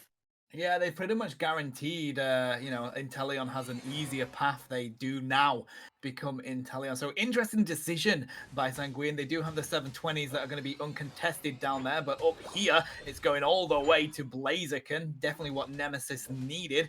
It's going to be interesting to see who puts a priority on what lane here, though, Kyle, because it seems like Nemesis really want to lock in this top pad for this Lecky. Another interesting thing is a bubble beam from this Psyduck. Not something that you see very often, but I kind of like this with the Espeon along with the Greninja presence. Yeah, just a huge amount of range and CC again, but there is the Water Burst Shuriken. It does enough damage to enable Espeon to lock in the Lecky. So now, good pressure from Sanguine. They're going to continue to push onto this T1 pad. They've zoned out Nemesis to the point the Lecky reigns on in. Now they can get a nice overcap because that 30 could reign in and leave it on 4. And basement-wise, we've just gone our separate ways with the Aegislash getting back to the pad. Sanguine getting both sets of objectives, top and bottom. Look at this, 198.57 is pretty massive. However, Nemesis does have a lot of experience that they could gobble up on their side of the map. This is a big engage from this Aegislash is going to force Relics out to their own central area. So Sanguine right now really taking it to Nemesis early on. They have a couple of Unite moves that they can utilize as well, so do Nemesis, but they're looking for that Inteleon. There it is. The Azure Spy Vision is going to be here for the next team fight. It's really even on the field now, and then, of course, points-wise, Sanguine are definitely in the lead, but Absol is just managing to keep up with that Greninja, just one level between them so far. This Greninja has been heavily insulated by this Snorlax. There's a big heavy slam. Absol's looking to engage. A huge snipe shot from this Greninja, though, on this Greninja. Wow, I mean, that just shows you pair that with the damage of Absol, and it's just too much to rain on in. Snorlax may be a strong defender, but it isn't strong enough to defend against 4. They rein in the 40 dunk, 136 points, and now on the board for them. Nemesis are really closing this gap. That was the push that they needed. They were able to break that T1 goal zone and draw the score a little bit closer. There's another bit of scuffle here. Absol pops their Unite move. Aegislash trying to get away, but they can run, but they cannot hide. This Absol is starting to get online here, Tano. Yeah, and that is definitely a scary four. Absol is one of those Pokemon that can really start to snowball. As soon as it hits those higher levels, it can swipe people out with one hit of that Night Slash with Psycho Cut paired with it. The basement Reggie about to come on in. Nemesis looks like they want to get there. They have the rip, they have the secure. It's a Reggie steal, which is what they want. Sanguine here trying to see if they can do enough, but with that Phantom Forest coming in from Trevenant, it's going to defend them. There's a Water Burst Shuriken, but it's not quick enough. Espeon with a Psybeam trying to answer, but Inteleon finds it, and Absol finds the Espeon. The Psychic Solaire ain't going to keep them around, Kyle. Back to the Pokemon Center for them. Oh, what a play by it. You got to give it up to Trainer on the Trevenant right there. Just putting in overtime on that tree, making sure Sanguine is completely shut out from being able to even walk towards that Registeel. And that awards Nemesis with that huge buff, right? 90 seconds of attack and special attack bonus. And look at these levels right now. While Nemesis was kind of struggling in the early game, they've crept up not only in the score line, but in their levels. Absol taking into level 13. Relics on the Inteleon nearing 13, and this Blaziken as well. Right now, it seems like Nemesis has all of the momentum. The game is afoot. We do put the pressure on with the snipe shot. Oh my god, Psyduck gets half HP'd as well. And now Nemesis are feeling confident for any team fight that may ensue here. But of course, there's no objectives on the field just yet. They're waiting to see where they need to push. They have vision on them in this top lane. Greninja prepared for that basement lane. Snorlax here trying to sneak on into the Absol, but that's probably not the mon that you want to go up against, especially when Snipe Shot backs it up. Yeah, oh, that was pretty rough, unfortunately, for the Snorlax. You gotta watch out for Pokemon hiding in the tall grass. Professor Oak has always told us that. Psychic Solaire from the Espeon is gonna start the party off, but no KOs found just yet for Sanguine.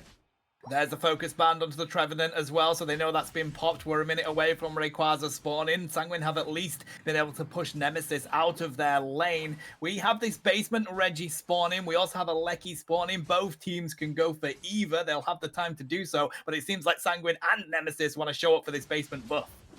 Yeah, 3 seconds until the basement does spawn. The Reggie Roulette. Oh, man, Blaziken just gets wiped out of existence. Sanguine might be on the offensive, but Relics with a huge snipe shot in the backline takes out the Psyduck. You just know you're never safe when that Inteleon is around. Good block coming in from TPR just to try and prevent some zoning onto their backline, but they're able to. They get their shots in with their snipe shot. Wow. The Greninja is 1 HP and a dream. The sword does find the Trevenant, but Inteleon finds Aegislash, and now Snorlax has to back up. We're 5 seconds away from Rayquaza. They've at least stopped anyone from being able to get that buff. Some big resources utilized in that fight. Greninja does not have access to their Unite move, so they're going to be limited on what secure tools that they do have in this fight. Big snipe shot in the backline does chunk down this Snorlax, but it looks like Nemesis is going to start on this Ray, maybe force a fight. Yeah, just try and get a little bit of vision on where Sanguine are. Of course, Rayquaza is going to drop those Hurricanes down, but they seem to just keep poking and keep poking. The Snipe Shot doing the same onto the Snorlax. They may have been able to catch out Ganon here. Trainer just trying to rush around on this Trevenant, but there's the Midnight Slash. The coup de grace came out as well. The Psychic Solaire, but instead, Aegislash falls. Absol down on the side of Nemesis. No carries around. The Azure Spy Vision trying to see if they can pick up a quick KO. The Snipe Shot does so onto the side of pairing that up with the basics, but they still haven't been able to take out Espeon. So we do have KOs across the board here, Kyle, but nobody has the advantage just yet. Almost all the Unite moves got to be taken in that last fight. However, Greninja does have theirs back. We'll see if Relics decides to go back to base. They are getting healed up by this Umbreon. Sanguine, not quite in position. Greninja looking for a flank. Oh, they do use the Water Burst Shuriken, but nobody was weak enough to lock in any KOs. And in return, there's a Phantom Force again from Trainer. They've taken down Snorlax. Now they can go on for the engage. Absol takes out the Aegislash in return, and a Snipe Shot nearly wipes out Ganon. They're 1 HP. They sit in a bush, and Rex just finds them again. And now we have Sanguine falling 1 by 1. Pretty weak on the Blaziken. Psyduck, though, does have to run because Relics is looking for the answer. They find Psyduck, but they get him returned by Espeon. They don't have the points, though. They're going to be able to win this on the side of Nemesis with 10 seconds left. No rain, no problem. Nemesis cool, calm, and collected the entire way. They were able to close out that T1 goal zone, and from there, they knew they just had to hold the door. They did exactly that. Nemesis moving on to your lower bracket finals here, where they're going to be facing off against Gen 5. And that is going to be a matchup for the ages. Fantastic play from Nemesis. They did feel like they were losing a little bit of grip on that game in the beginning part, but then they managed to get themselves back into it. And of course, Absol managing to get comfortable. Relics just untouched at those points, Kyle. They weren't able to get close enough to take down that Intellion. Yeah, I mean, it was really tough. I mean, Tybe Soul was able to get them, but the damage was done at that point, right? You saw Relics like eject, or I think it might have just been a Fell Stinger into it, try to find the Psyduck and found them hiding in the bush, able to take them down. I think at that point there were 3 members of Sanguine down. Yeah, look at the damage. Look at the damage taken. 79k done, only 32k taken for Relics. That's the sign of a fantastic Intellion player. Yeah, you're absolutely right. I mean, the second lowest in the entire game. Ganon, 26k taken themselves, 73k dropped. Another a good example of how to use that attacker, being able to drop damage but not get some on yourself. Unfortunate for Sanguine, of course, they're going to be saying goodbye to this tournament, but Nemesis progressed through to take on Gen 5. Oh man. All right, we are going to go ahead and take us to a quick break, folks. We're going to get the lower bracket final set up for y'all, so don't go anywhere. Maybe grab a drink, grab a snack, as our good friend Tano has always said, but we'll be right back with more Pokemon Unite.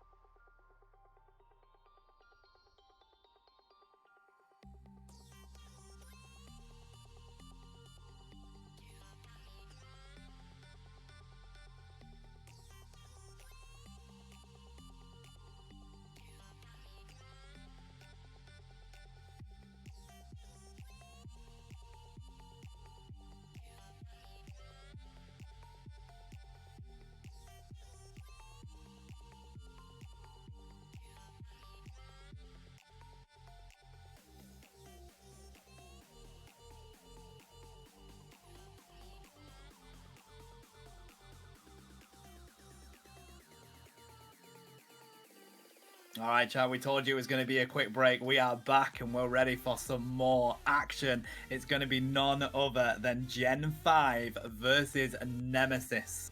Really interesting game here, Cal. Previously, Gen 5 were up against Nouns in the winners final, but they opted not to go for the speedster that Utah absolutely dominates on. It's always an interesting choice, especially with what we've talked about today, with how speedsters have been so great after receiving some of the buffs of that new added stat. And you're really starting to see a lot of teams prioritize their bans of these speedsters because they're just so difficult to go into. And immediately off the clip, we're going to see the Meowscarada ban. We're going to see the Talonflame ban. We see the Gengar ban. Look at this. Look at this, Tano. This is wild. What world are we living in? Are we going to have 4 speedsters banned? Yes, we are. Will we still see one picked, though? That's the question, because, of course, the ones that got that defense penetration added are now banned. What will they go for?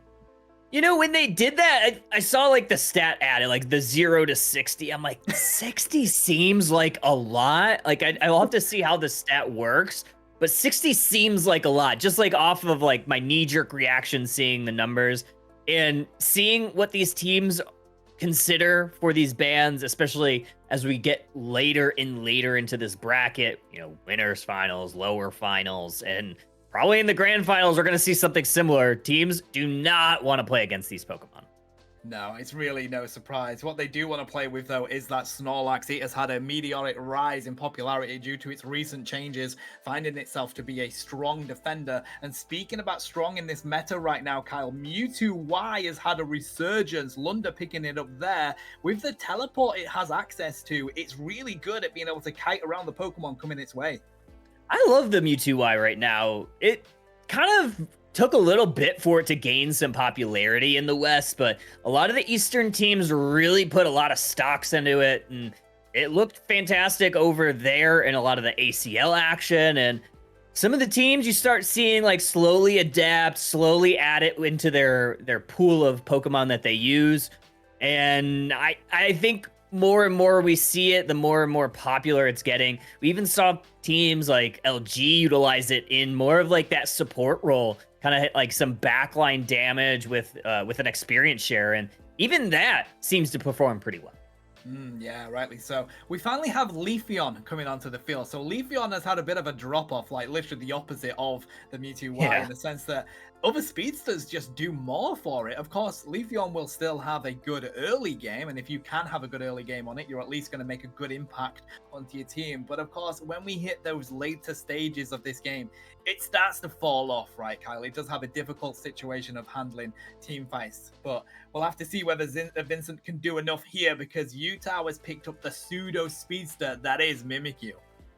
Yeah, Mimikyu, just one of those best shutdown Pokemon for speedsters. You know, it's if you're able to hit those Shadow Sneaks, it tends to just stop them in their tracks, deletes them, wipes them off the Theosky.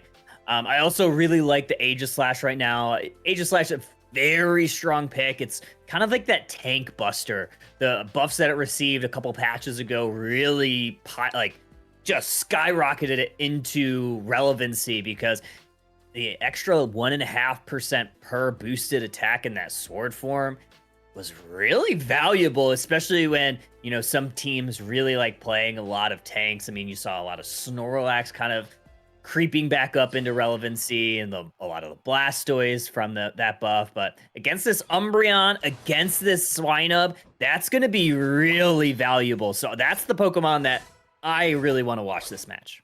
Yeah, rightly. So here we go. It's the losers finals. We're going to have Nemesis on your purple side, Gen 5 on your orange side. And as a reminder, chat, this is a best of 3.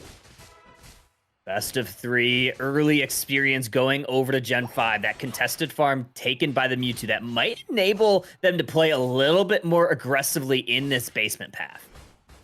Zacian's just so aggressive from the get-go. Of course, they're able to do so, but with that Honedge being there, they decide to retreat. Leafeon here trying to get the good early game. They steal the red buff away from Mimikyu. That could have dire consequences, because they won't have level 5 now, Kyle.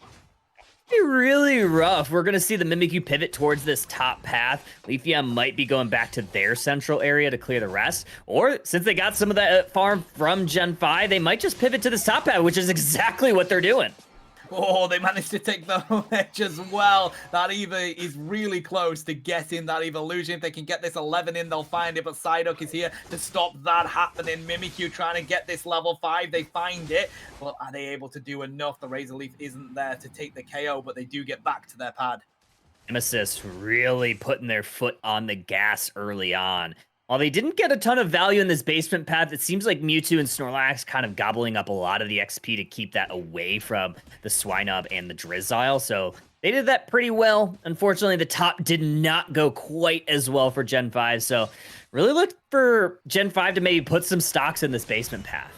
Yeah, it seems like that might be the case. We still have this Dual Blade and Psyduck up here as well. So Zacian is going to make a quick rotate into this central area as they try and see if they can get these birds. Mimikyu has arrived. They do have their first power spike, so this could be dangerous for them. Piloswine is here as well, though. I'd imagine they are running that Ice Fang as they put some pressure onto Mimikyu. It's enabled Zacian to drop these Sacred Swords, and they're able to pick up a huge amount of that experience. Leafeon dives on in, gets hit by the Surf from Psyduck, and unfortunately, Umbreon is going to fall. I think Gen 5 may have come out of that one feeling quite rosy, Kyle.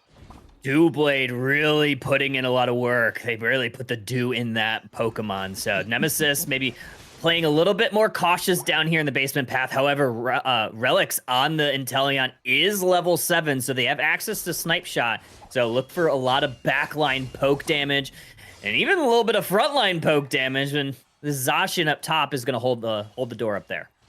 It is so difficult to go up against an Aegislash now. It seems to be really good at 1v1s to the point that even Zacian is having difficulty with it. They are able to defend it though and grab all of these central birds that have spawned in the top pad.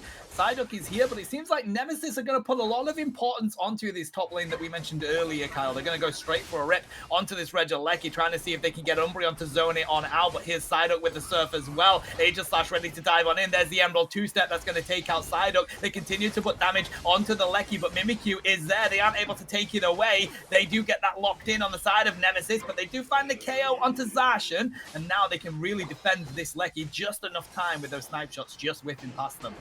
Oh, man. I was just about to say, I think Aegislash is probably okay with losing that objective because they should be able to rip this down. And then as immediately as I was about to say that, Relics comes in with a couple of incredible snipe shots into the backline, taking out Mimikyu and Aegislash, and Leafeon also putting in the work. That's exactly what you need if you're Nemesis. You found an early level advantage. You need to keep up the levels. You need to keep putting your foot on the gas, because like we talked about earlier in that pick phase, Leafeon tends to fall off towards the late game. So if you're able to hold on to this level lead from the early game, translate that to the end in the mid to late game and into the final stretch, it tends to be pretty good still.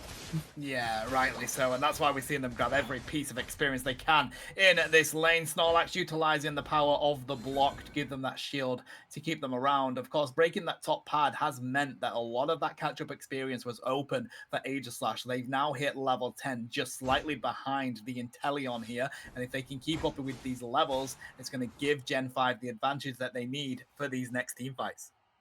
They're going to try to find a way to push. Right now, they are monitoring this basement path, looking at the goal zone that is being held by the Umbreon along with Relics on the Inteleon, looking for a way in. Psyduck is grabbing vision towards the middle part of the match, and I don't know. I think Gen 5, they saw how much stocks Nemesis was putting in this basement path, and they're going to just peel back to their own goal zone. Hype shots continuing to rain on in. They pick up some wild farm with it and then hit the Mewtwo, put it down to that half HP stance. As this basement Reggie is about to spawn, Psyduck managing to pull Inteleon out of the bush. The heavy slam was there with the block, but they weren't able to catch it. The Fell Stinger is going to enable Rexy to get themselves out of that situation. The rip on the Lecky is here as well from a Nemesis. They're going to get that with no contestment at all, whilst Gen 5 is down here trying to see what they can do with Regice. The Azure Spy Vision has come on out. They've not been able to pick up the Psyduck. Mewtwo-Y with the side strike, trying to see if they can take down Trainer. They do find the Mamoswine. They're going to get the Regice as well, so they may lose the Lecky, but they at least get some advantage in that basement lane, Kyle. look how much value that Nemesis is getting on the opposite side of the map. They got the Lecky and then full pockets for the Leafeon along with the Zacian. That T2 goal zone went down. So, and even more important for Nemesis, they have an additional win condition now, right? So there will be a later Alecki that could push towards that home goal zone near the end. So Gen 5 definitely not responding in time for that. We'll see how this end game pulls out, though. Emerald two-step takes one, and then they find Psyduck with the Razor Leaf as well. So it's definitely a difficult situation for Gen 5 right now. They're down points-wise, levels-wise. They're keeping themselves into it, but Nemesis, they're working so well together so far. And Zacian kind of doing whatever they want to do. Metallic is dominating this central area from Gen 5, and they're trying to play a little bit of catch-up against it. Gonna have to, right? 1:20 seconds until the final stretch. You might see Unite moves fly maybe once before here, but I think if Gen 5 would like, I think they may just elect to hold it until the Rayquaza because they will be playing for it at this point. A little bit of engage here from this Snorlax, but snipe shots once again from Relics is gonna put any stop to the thought of pushing that T2 pad. Yeah, I think Snorlax was definitely debating it, but then seeing those snipe shots raining down, Kranix was like, yeah, you know what? Nah, we'll go back to the pad. Like I wouldn't want to either, especially with how proficient Relics is on that Pokemon. Look at this little fight up here, though, for this T1 pad. Yeah, and of course that Lecky is about to spawn. Gen 5 have to be here because that is the win condition. 30 seconds away from this Rayquaza, and these snipe shots, again, doing absolute bits for Nemesis. Gen 5 can't even get close to Relics, and that is the difficult situation that they're in. The rip onto the Regieleki is here. It's just going to take a second to reset, but they have managed to dive on into the Leafeon. Is it going to be enough, though? Because here comes the Zacian, the Sacred Falls sort of landed. There's the Infinite Cyburn. We also saw the full power Psy-I-I, but Leafeon takes two, 5 seconds away from Rayquaza, and this is where they've decided the battle is going to take place. Mamoswine falls, and it does look like they're just going to set back into this Rayquaza pit here, Kyle. Gen 5 used so many resources here. They're going to have to put a lot of pressure on. We'll see if Nemesis is able to respond. They are going to be here in time. Rayquaza already at half. More Unite moves falling, though. Oh, yeah, the pressure is on. The Azure Spy Vision has been utilized by Relics. That's going to be great for trying to lock in this Rayquaza. It doesn't matter, though, because Mimikyu does it for Gen 5. Now they just need to get a couple of hundo burgers in to lock in the win. Inteleon could go score, but that looks like they're going to go back to defend and try and break some of these shields. There's still plenty of time, though. Look at this. Whoa. That GG, that seemed a little bit early here, Tano. I feel like with 1:20 seconds left and a couple of shields broken, Nemesis still had a chance to win there. Yeah, I think something could have happened. You know, I'm with you. A minute left on the board, take a couple of team fights, see if you can take some shields, but I guess Nemesis just thought, nope, let's reset. We feel like we've lost that one. Let's go into the second game, but it felt like Nemesis had some great advantages in that battle, though, Kyle. Relics, again, proving how difficult they are to catch on the Inteleon and just dropping huge amounts of damage. And I gotta say, I think Vincent did really good on the Leafeon as well. Oh, fantastic work by them. Just unfortunate for the Rayquaza secure. Obviously, Megu was able to complete that secure on Rayquaza, which was huge. And I don't know, that top Regieleki fight could have gone a little bit better for Nemesis. Unfortunately, they didn't lose any of their Pokemon during that fight, but I think the thing was their health bars were so low, they had to go back to base, and Gen 5, they were starting to respawn, and, you know, you have Kranix really putting some pressure forward, Lunder on the back line, really forcing Nemesis to walk through that choke point, and by that time, like, Gen 5 had already weakened the Rayquaza to half. Yeah, they definitely had a good advantage of dropping a huge amount of damage onto it. And I think, yeah, what can you do in that situation? It seems like Nemesis took the approach of let's surrender and go into the next game. So do we think we're going to see what we previously saw, Kyle, with 4 speedsters getting banned again in this game too? I wouldn't be surprised, right? I mean, it seems like if teams have a game plan, especially around what they want bans to be, they don't often deviate from that. So I would imagine that you'll see the same things. Maybe you'll see like maybe what order the speedsters get banned in and changed, but I don't know. I think you almost have to ban them unless you're going to pick them. Maybe if you're that first pick, you leave one of them available if you have someone that can really play one of them. So I would imagine that would probably be the strategy. So maybe on that purple side, you leave one of the speedsters, maybe ban Blissey instead. That way the opponent isn't able to pick that up, and then every other one, maybe one of those speedsters. I think that's probably what we'll continue to see as this meta develops. Yeah, definitely. Here we go, though. We're going to go straight into the second pick ban phase. Nemesis having the advantage of going for the first pick. Let's see what ban they want to take straight away. It was the speedster from the get-go, and it looks like that's going to be the same here. We'll see. Yeah, there is that Meowscarada, like you said, and there's that Talonflame. So looks like the teams are pretty set on these bans kind of continuing the way of the past way that they did in game 1. I don't imagine that we'll see anything much different, but Nemesis, they may shock it. There it is. There is something a little bit different. So they're going to go ahead and ban that Mimikyu instead. And Gen 5 banning the Leafeon, so that does open up one of those really strong speedsters to be picked by them.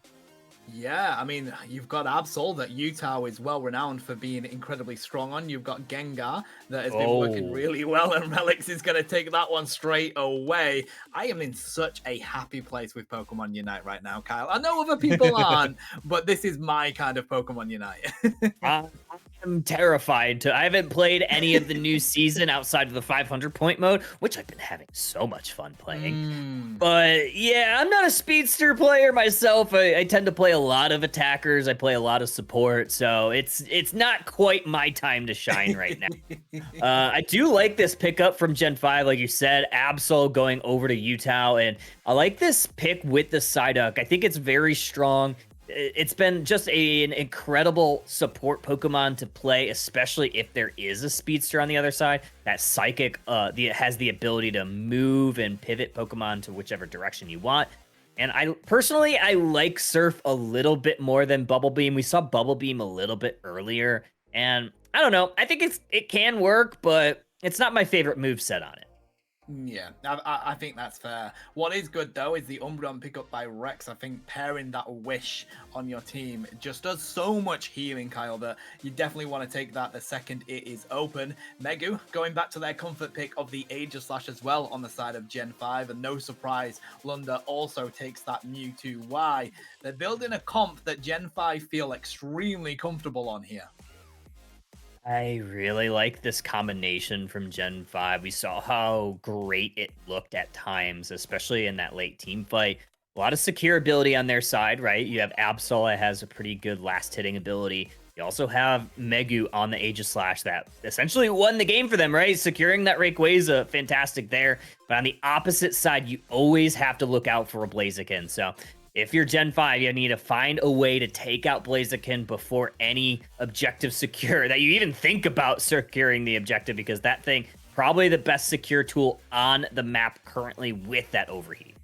Yeah, definitely. Vincent's going to pick up the Scizor, or I say Scizor, it very well could also be a Cypher. Let's keep a close eye on that. Of course, Scizor does quite decent against these melee-heavy comps that might be coming their way. Of course, Lunda's there for the range for Gen 5, but with Megu and Utah being there, Scizor could work well, except maybe for Megu, because, of course, Wide Guard's going to go up, and you can't stop that bullet punch once the punches start flying, Kyle.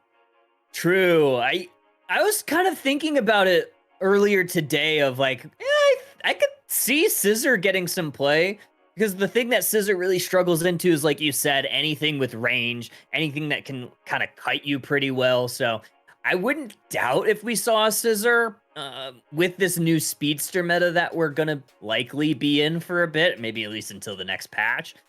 Scyther, though, I mean, didn't get picked a ton, but there are a lot of proficient players on Scyther. I mean, you think of teams like Peru that pilot that very well. Maybe we see some Scyther, maybe that additional speedster to play. Listen, dual wing beat has the power of the Yeah. execute, and you know, in a game where speedsters are dominant, but they are quite squishy, that Cypher can have a field day. I like to take it into speedsters, so we'll keep a close eye on that one. But here we go. It's game 2 of our loser finals here today. Nemesis on your purple side, Gen 5 on your orange side. Winner is going to be going up to the top where Nouns Esports is waiting in the wings. If Gen 5 is able to close it out this game, they'll go up there. Nemesis wins this game, though, they're going to be forcing a game number 3 to see who goes up. So Nemesis obviously in that do or die situation at this point in the match. Some Secure is going out over, and it's Torchic kind of coming ahead early on. Ooh, they do manage to Oh, find now. Torchic with the side tuck. Exactly. They like to curse us, Kyle, but Yeah, that a was good rude. KO for Sazero. And they were looking to score some points, but they're not going to be able to. They're just trying to stop this evolution from Umbreon as early as possible. Ooh, and it is a Scyther here, Tano. So looking to put on some pressure, but a pressure the opposite way is this Absol that's going to be forced to go back to their goal zone for some shields. Wow, I am loving this matchup. It's going to be speedster galore. I know Cypher's an all-rounder, chat. Yes, I know, but it is a speedster. Come on. They do have the execute. This is going to be really interesting up against Utah. Nemesis are here, but they don't have the levels that Gen 5 have. They've got a benefit. The pursuit comes in. They try to use the dual wing beat to take them down, but the duo blade falls, and it's going to be the Umbreon that gets the evolution. That's a big KO for Umbreon right there. They definitely needed to get online, and that prevented Gen 5 from pushing even more forward. Because I think if Umbreon goes down, you might see Gen 5 continue pushing that pad, get some of their scores in. And when they start snowballing, that could be really tricky for Nemesis. Yeah, it definitely can. We do have this dual blade trying to dive on in, but they're not going to be able to pick up those KOs. Umbreon is so difficult to take down once he gets that evolution, so they need to reevaluate, and that's why we see Utah come up here. They're on that level 7, trying to see if they can use that Psycho Cut to take down Combustion, but with Nemesis rotating to the central area, they've capitalized on scoring those points. All of this farm will go to Nemesis, and they catch up here, trying to see if they can get some KOs. They do find Cypher, though, Kyle, and also Haunter. It looks like Snorlax is also going to fall. Trainer's not able to survive. Utah with a triple KO.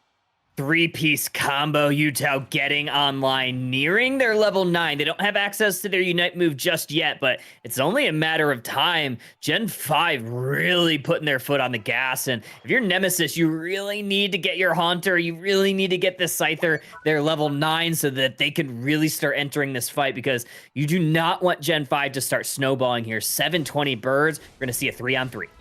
Yeah, that we are. Nice heavy slam from Trainer, trying to put down that CC and give this farm over to the side of Nemesis. But again, Utah is there. They have Midnight Slash. This is it. We talk about Relics being one of the best in the world on Inteleon. We're looking at Utah, one of the best in the world on Absol, in my opinion here, Kyle. Yeah, giving them that Pokemon might be a misstep for Nemesis. I mean, time will tell if it's going to be the end game that wins it for them. But right now, this early game going absolutely swimmingly for Gen 5. Obviously, 58-0 on the scoreboard.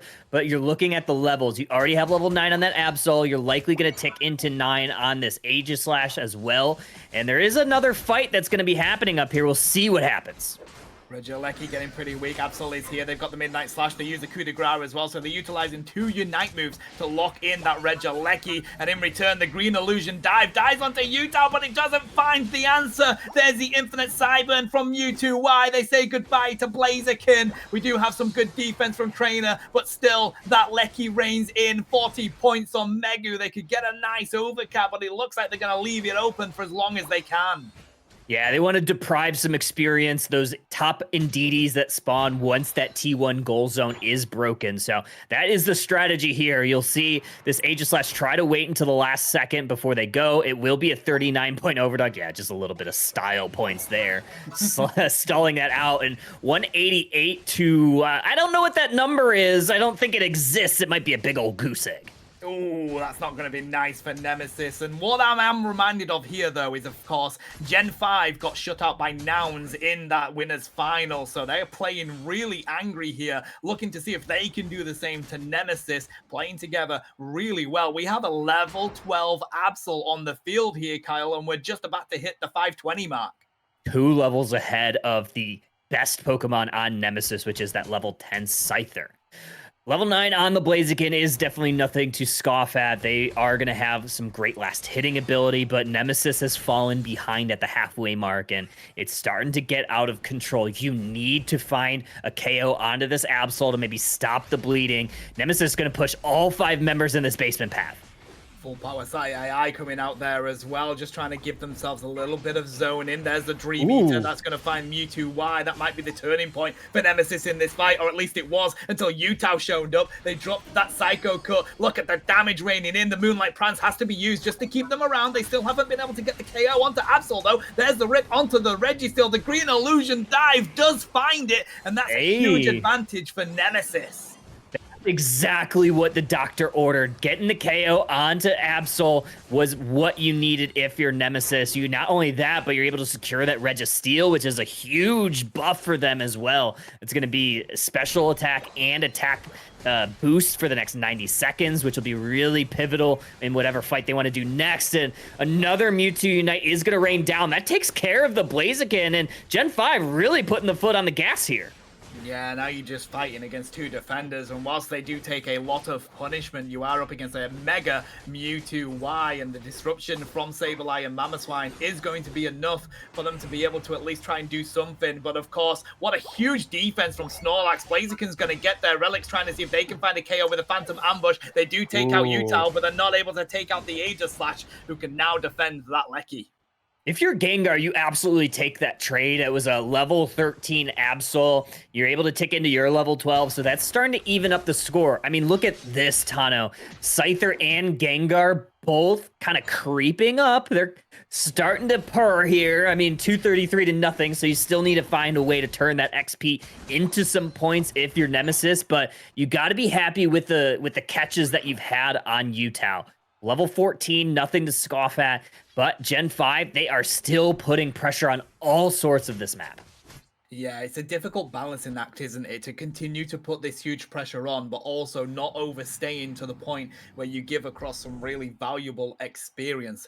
20 seconds for this basement Reggie even. We do see Gen 5 rotating down. Relics is just trying to work out who's around. They've got the Dream Eater. Oh, Lunda just able to dodge that was it. Beautiful. Oh, such a beautiful play to get themselves away from there. Snorlax has been caught out with the Ice Fang because Utah takes them down. We've got a couple of seconds. What's it going to be, Kyle? It's a Regice. Not too bad from the side of Nemesis. The Reggie Roulette. Yeah. I love the Reggie Roulette. Rolls and Ice, but Gen 5, the synergy between Mamoswine along with the other Pokemon has been something to watch out for. Scyther goes down. They were level 14. They'll beat back by Rayquaza time, but Gen 5 is going to get into position that forces the Unite move from this Gengar here, Tano. Ooh, Phantom Ambush used there for absolutely no value other than the fact that they still get to be on the field. It's not what you want from your Gengar. You want to use it to take out a squishy. At least they can try and see if they can score some points, but they've got a donut on the board. It's not going to be enough to make that much of a difference. Snorlax has been felled for it as well. The Power Nap isn't enough to keep them around. Gen 5 have the advantage right now, but they need to be careful with this rip because Cypher and Blaziken are getting prepared in that top half. Yeah, you definitely do not want to rip around a Blaziken, especially if you're not sure where exactly they are located. Looks like Scyther is going to try to insulate them. Aegislash might be caught out here if they're not too careful. They're going to Sacred Sword onto the Umbreon, maybe chunk them down just a touch. But Gen 5 playing very cautious right now. It seems like they are just waiting for the right moment, but of course they are still behind. 90 points is definitely a good amount that they've scored, but it's still 233. Here's the engage. We've got a minute left. Snorlax does get felled. The sword comes out on top. Not able to do much on the Umbreon either. Cypher not able to get a single execute KO off Absol. Absolutely cooking. We called it. Utah is absolutely built different on that one. We'll see if Gengar is able to get in place, but Gen 5, they're going to elect to just increase their score lead and try to not worry about the Rayquaza. Gengar able to take out the Psyduck. Mewtwo Y, Psy Strike on the Gengar, closed out by Aegislash. This Rayquaza is getting super low though, Tano. That it is. They have 33 seconds, but it doesn't matter. Lunda takes it anyway. Mewtwo Y is going to be able to take that. Some more Hundo Bogus raining in. Well, Nemesis, they put up the white flag, Kyle. They're going to take that win. There's the GG from Nemesis. They are going to be going home, and Gen 5, they are going up top for a little bit of a salty run back against Nouns Esports, a matchup as old as time. 333 to 90 is going to be your final, but look at this tunnel. 13 KOs by Utah. At this point, Tano, I don't think you let anybody on Gen 5 take that Absol, especially not Utah.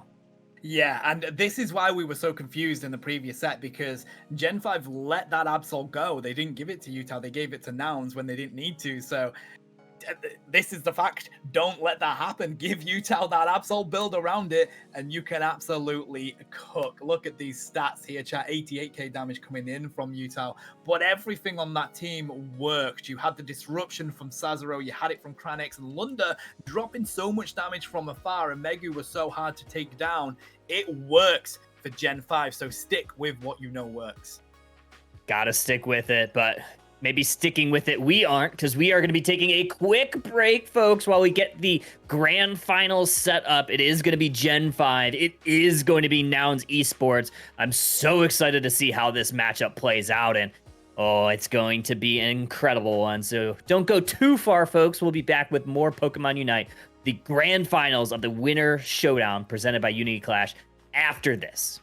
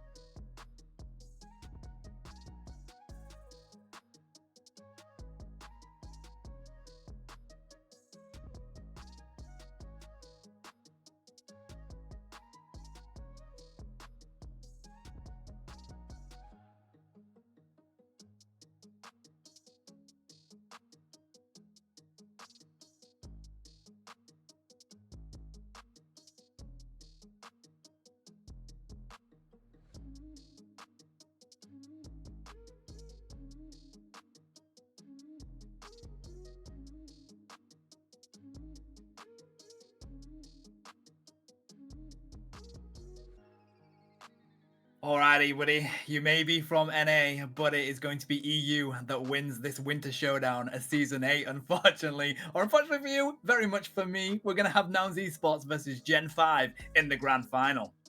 Incredible teams, incredible players, incredible plays.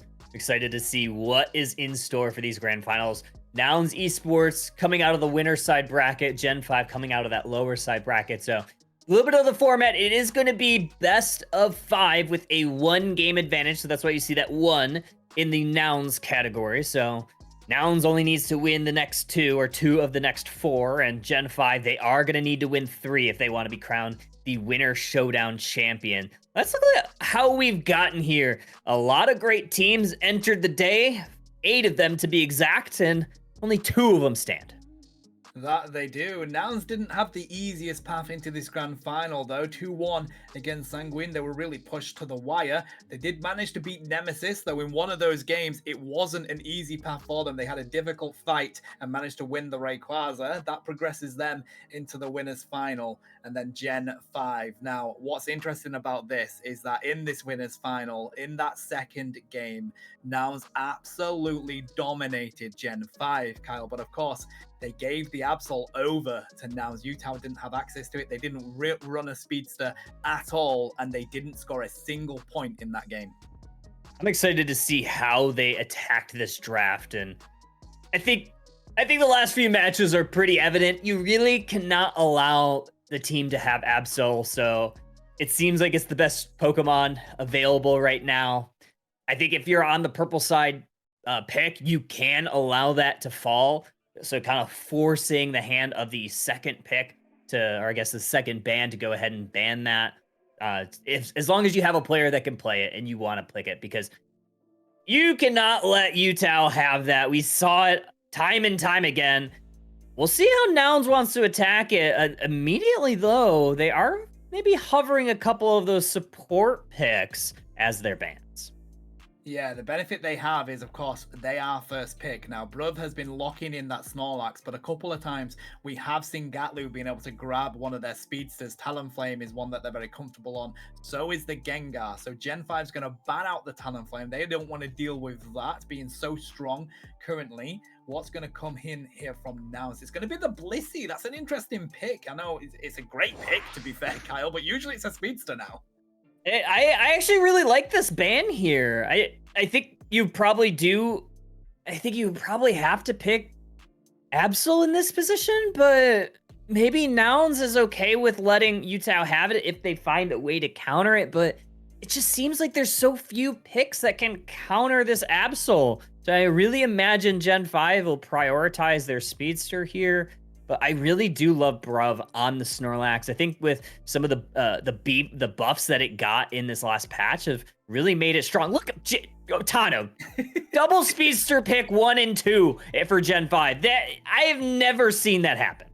But it looks like I'm looking at the tattoos on my arm. Absol and Gengar right next to each other straight away. This is going to be dangerous because the thing is, right, Gengar is such a disguised heavy Pokemon because people think, oh, you're not going to be able to do anything until you become Gengar. But all you need, Kyle, is Haunter. Hit that level 5, get that Dream Eater, and you can absolutely cook on that Gengar.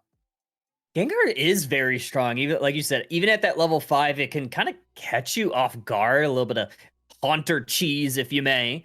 Nouns Esports, they are going to combat that with some picks to try to counter, or maybe not necessarily counter, but at least slow down the speedsters from Gen 5. I do love the pick of a Desu on that Espeon. That is going to maybe even be a stored power to kind of slow things down. Indy, they are going to grab that Psyduck. So these seem to be very focused on kind of limiting what the speedsters can do. I'll be excited to see these last 2 picks, though.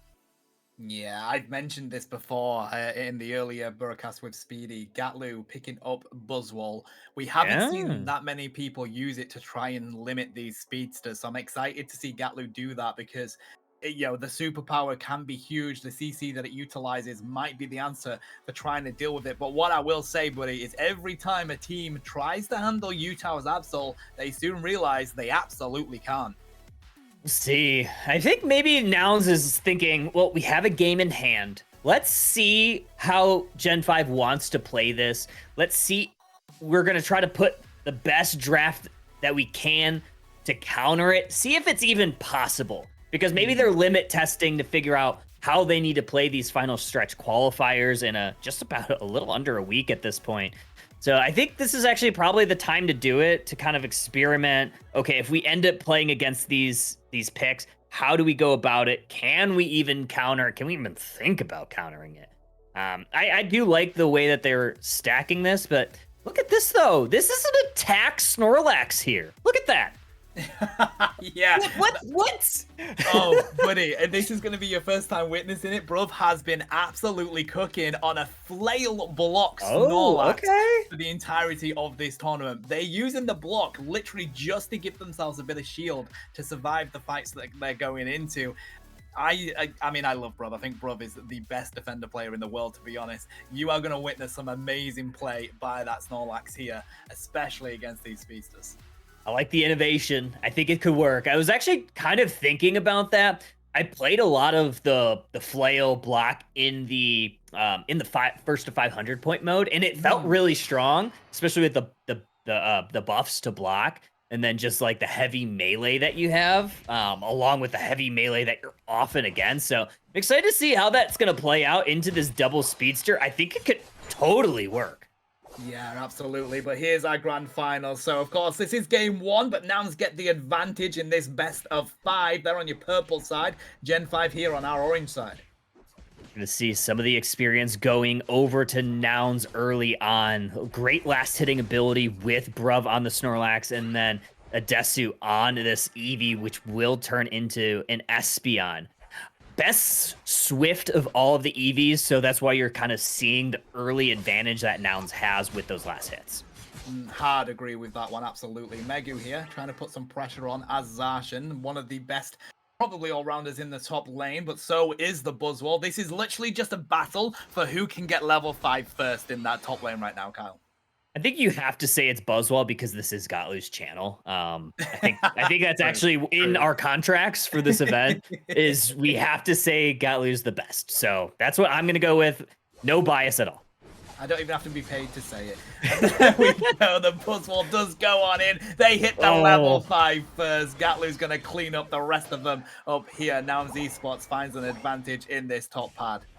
See, it wasn't biased. We said it, it's spoken into existence. However, Gen 5 is going to find some value on this bottom side of the path.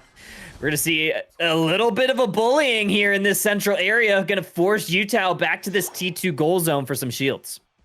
Trying to see if they can limit Utah in this early game. They're still level 6, though, so is the Haunter. There goes the Dream Eater onto Bruv. Of course, that's not the target you want. You want to try and see if you can get a Desu, but when Snorlax is in your face, it's really hard to curve a Dream Eater around a mighty Mon like that. Zacian gets out with 1 HP, but here comes the Eldegoss to keep it healthy. Utah is here as well, trying to see if they can pick up Gatlu, but the power of the Psyduck is too much, and Gatlu pummels them back to the Pokemon Center. Kyle.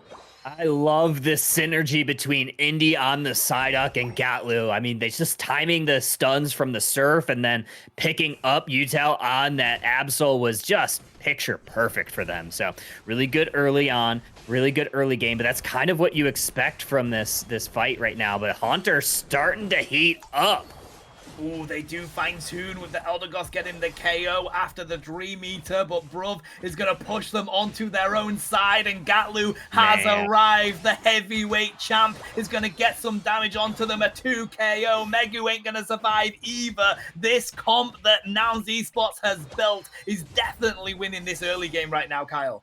Ooh, I love that block there from Bruv. Otherwise, I think they probably go down to that Haunter. So perfectly timed. That's a sign of someone who has played a lot of that Pokemon.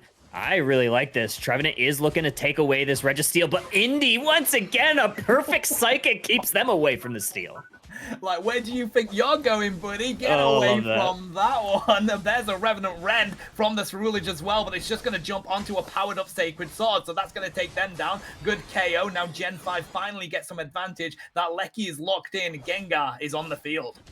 There we go. Good response from Nouns, though. It does prevent this Lecky from going in, but the rest of the Cavalry's here. Utah's going to use their Unite. Regilecky likely going in. Utah with some huge KOs here, along with this Gengar. And now this goal zone likely going down. They're going to try to maximize, optimize those scores, get the best overcap that you can.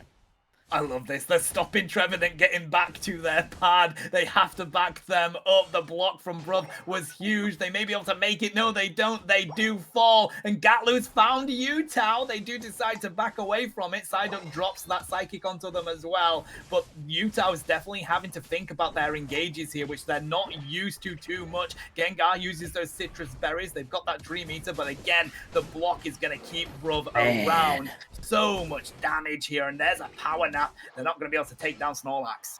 That was an incredible block. That really kept that the Snorlax alive, but not only that, it was able to help take out that Gengar, because I think the Gengar like teleported from that Dream Eater combo right into the wrong position. They got forced into the path by that block, and they went back to the Pokemon Center. We do have a little bit of an evening of scores here with Nouns taking out that top pad, but now there is going to be a basement objective. Bruv might be in a little trouble here. I mean, the block again and the flail to sprint away. How incredible is this Snorlax play, buddy? Sasha's trying to see if they can find an answer for this top pad right here. They do manage to take down the Psyduck, but Cerulege is cooking. They do take a 2 KO, and Nouns making the wise decision to retreat out of that engage. Starting to really like Toon on the Cerulege, especially with those double speedster. The Phantom Force should be able to dodge a lot of the damage, maybe wait out some of the cooldowns from Gen 5 to go. But now they're going to pounce on this basement Regirock down here, and it's going to be 4-on-4, maybe 5-on-5. There's the Phantom Ambush from the Gengar. They're going to lock in with that Dream Eater. They're not able to take out the Psyduck, though. The assistance was there, and now they're going to fall. Now it's Esports trying to see if they can put up a bit of zone in here. Utah has come. There's the Psycho Cut, but of course the Power Nap takes place. The Sacred Sword's going to land, and they do find the Regirock on the side of Gen 5. They take down Gatlu as well, and they make a good decision to actually get back onto their pad here. Gonna steal some berries as Bruv, throw a block for good measure. Might be delaying the inevitable here, as they're likely going back to the Pokemon Center. Absol able to clean that KO up. And this basement pad, this basement goal zones for both teams are standing strong. Toon was able to escape and now head towards this Regieleki, but Gen 5 is hiding in the wings and looking for a steal. Oh, the Revenant Rend comes out, it finds the Lecky, it also dives onto the rest of Gen 5. They may have been taken down for it, but at least that pressure from the Lecky isn't getting pushed onto their side. Smart play by Toon there. I think so. They do, like you said, they do go down, so they do hemorrhage a little bit of the XP that they've gained throughout this match over to Gen 5, but I believe it was Gengar that took him out, so probably not the worst thing that happened here. 123-101, 1 minute left until this Rayquaza spawns, and Gen 5, they are putting the pressure on Nouns right now. Bruv finally falls, but the difficulty is Phantom Ambush was used for it. Lunda is going to have to do a little bit of farming to make sure they get that back for the Rayquaza, but you can just go and farm Nouns if you get the opportunity to do so. They're diving onto this T1 pad. Gatlu's here trying to see if they can put up a good defense with a Detsu in the back line as well, and it feels like Gen 5 have taken the opportunity to just get away from this pad here, Kyle. I think it was Gatlu that used Gen 5's own teammate to stop some of the scoring. It's a huge superpower smackdown combination. So I really like that. Basement objective. The Regiroulette will be spawning in 15 seconds. This might be one of the Rayquaza fights. Gatlu's starting it off. They take out the support player for Gen 5. That Eldegoss goes down. This might be Noun's play for this Reggie. Wow, I love the way that Indy is pairing that psychic. They pull them in to the arms of Gatlu. They use their superpower smackdown, take out some quick KOs, and they know we're going to get this. Leave Toon and the Desu to lock that Registeel in. Yet again, now Esports gets a Registeel buff before Rayquaza. This is going really well for Nouns. They may not have the advantage in the score, but they have advantage for this fight with that buff here to Registeel. We'll see what happens. This fight's already breaking out. They're trying to dive into the pit here on Utah, trying to see if they can get some damage onto the Rayquaza. It's kind of getting ripped whilst all this action falls down. Who was even able to lock it in? I believe it was Gen 5. Yes, Utah does take out the Rayquaza. Now they just sprint to score these points, and we've got 1 minute and 30 on the board with a couple of hundo burgers raining in. I don't know if I see many shields left, so Nouns, all 5 members, I don't think it really matters. Those points will be falling in regardless. Gengar has full pockets, no shield in tow, but 300 points is going to separate these teams. So not over just yet with a minute left. Nouns does have to go back on the offensive, find some KOs. That's a good start for them. They take out the Trevenant. They do have a T1 pad that they can push onto, but Utah does have that Midnight Slash. Pair that with that Psycho Cut. There we go. They can delete Psyduck instantly. They are dived on in the backline. They find a Desu as well, and that might be a little too late for Nouns Esports now. Yep, there it is. There's the GG for Nouns. They saw the writing on the wall. Gen 5 with a great defensive stand to secure their win here in, well, it is technically game 1 of this set since Nouns Esports did have that 1-game winner side advantage, but they even up the score, and now we have essentially a best of 3. Wow, okay. I mean, not to prove my point, but yet again, Utah's Absol could not be stopped, buddy. They definitely struggled a little bit in the earlier game, but they still found a way to make Gen 5 the champions in this game. Hey, I think so too. I mean, yeah, 96k damage. You know, not a whole lot of things could stop it. I think that's probably as good as you can wish for if you're Nouns, and I think going into this next match, I think almost you either have to pick or ban this Absol away from Gen 5 because you want to get them not only off the strongest Pokemon, but away from their comfort zone almost. So we'll see how Nouns wants to attack it, but right now, I think you kind of have to ban that thing. Yeah, I mean, they could pick it. They do have players on their team that use Absol. I mean, Gatlu is very comfortable on Absol themselves.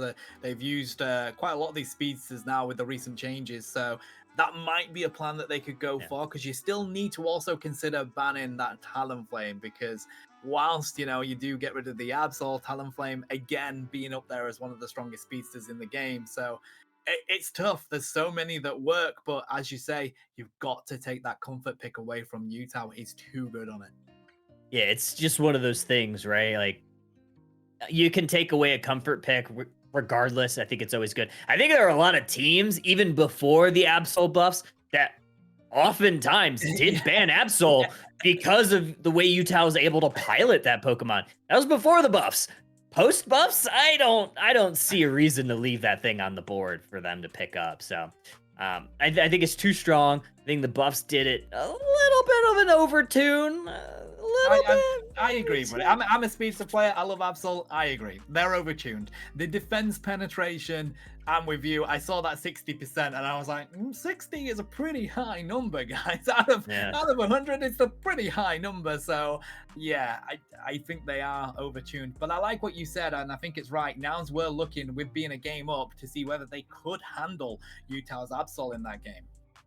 I think so. We're going to see maybe something very similar out of Nouns. They are on that first pick side again, so they could leave it on the board just to pick it up for themselves.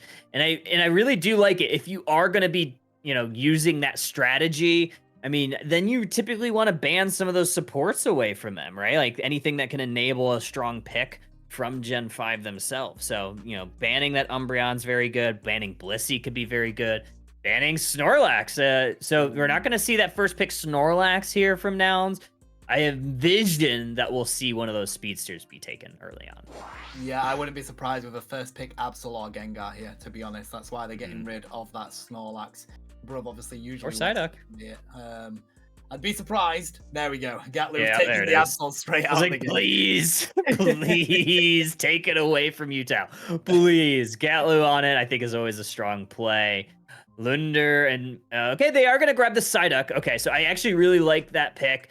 I think you could have even gone Blissey here, but Utah once again is going to grab a speedster. This time it is going to be of the ghost variety. Gengar is going to be the one that takes in Nouns. I love the Blissey pick here. It's going to really help enable. It's going to pocket Gatlu on that Absol.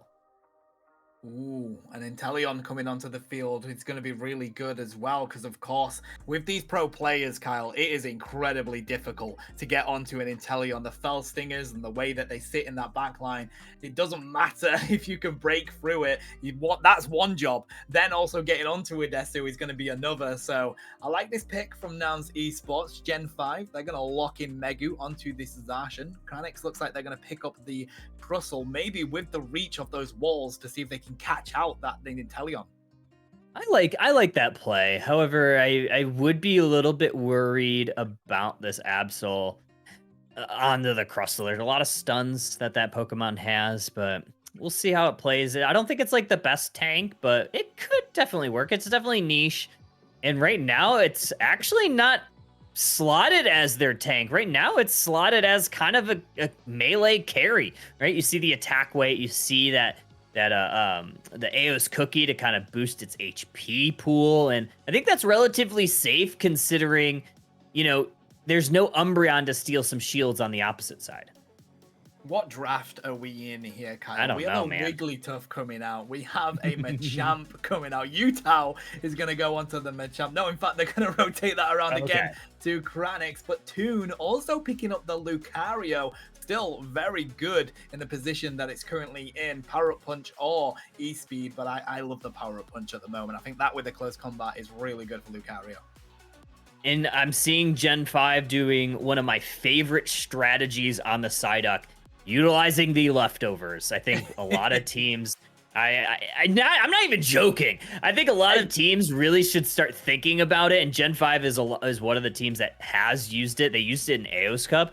With the popularity rising of these non-healing compositions, especially something like Psyduck, it allows you to stay on the map. It allows you to keep pressure on the map, especially after a team fight where normally maybe you have some health bar, and when you don't have someone that can really top off those bars, you know, like a healer like a Clef or an Umbreon or a Blissey, you don't really have any options to continue to put pressure on. So, you know, you win the basement objective and you want to push that T2 pad. Normally you have to go back to base. This time you can kind of stay on the map, maybe put some of your points in.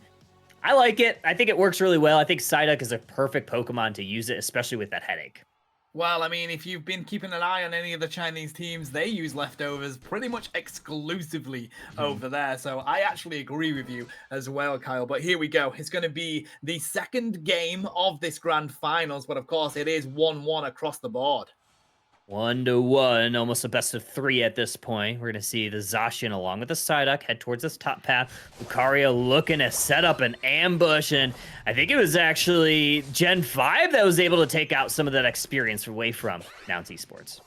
Lucario trying to see if they can lock in onto Psyduck here, but it is a difficult Pokemon to take down so early. If they can get Blissey Evo'd, it is going to make things a lot easier for Toon up in this top half. They do manage to take that neutral farm, and that might be how this top lane is decided. Yeah, Nouns Esports, while they did lose some of their own experience of those wild Pokemon, they are able to take away some of Gen 5. So, you know, a little bit of payback early on. Gatlu is kind of hovering, but they are found out by this Haunter who is up for the top for these 850 birds as well. So it is going to be a 3-on-3. Drizzile is making their way up, so it will be a 4-on-3. Nouns has the power play.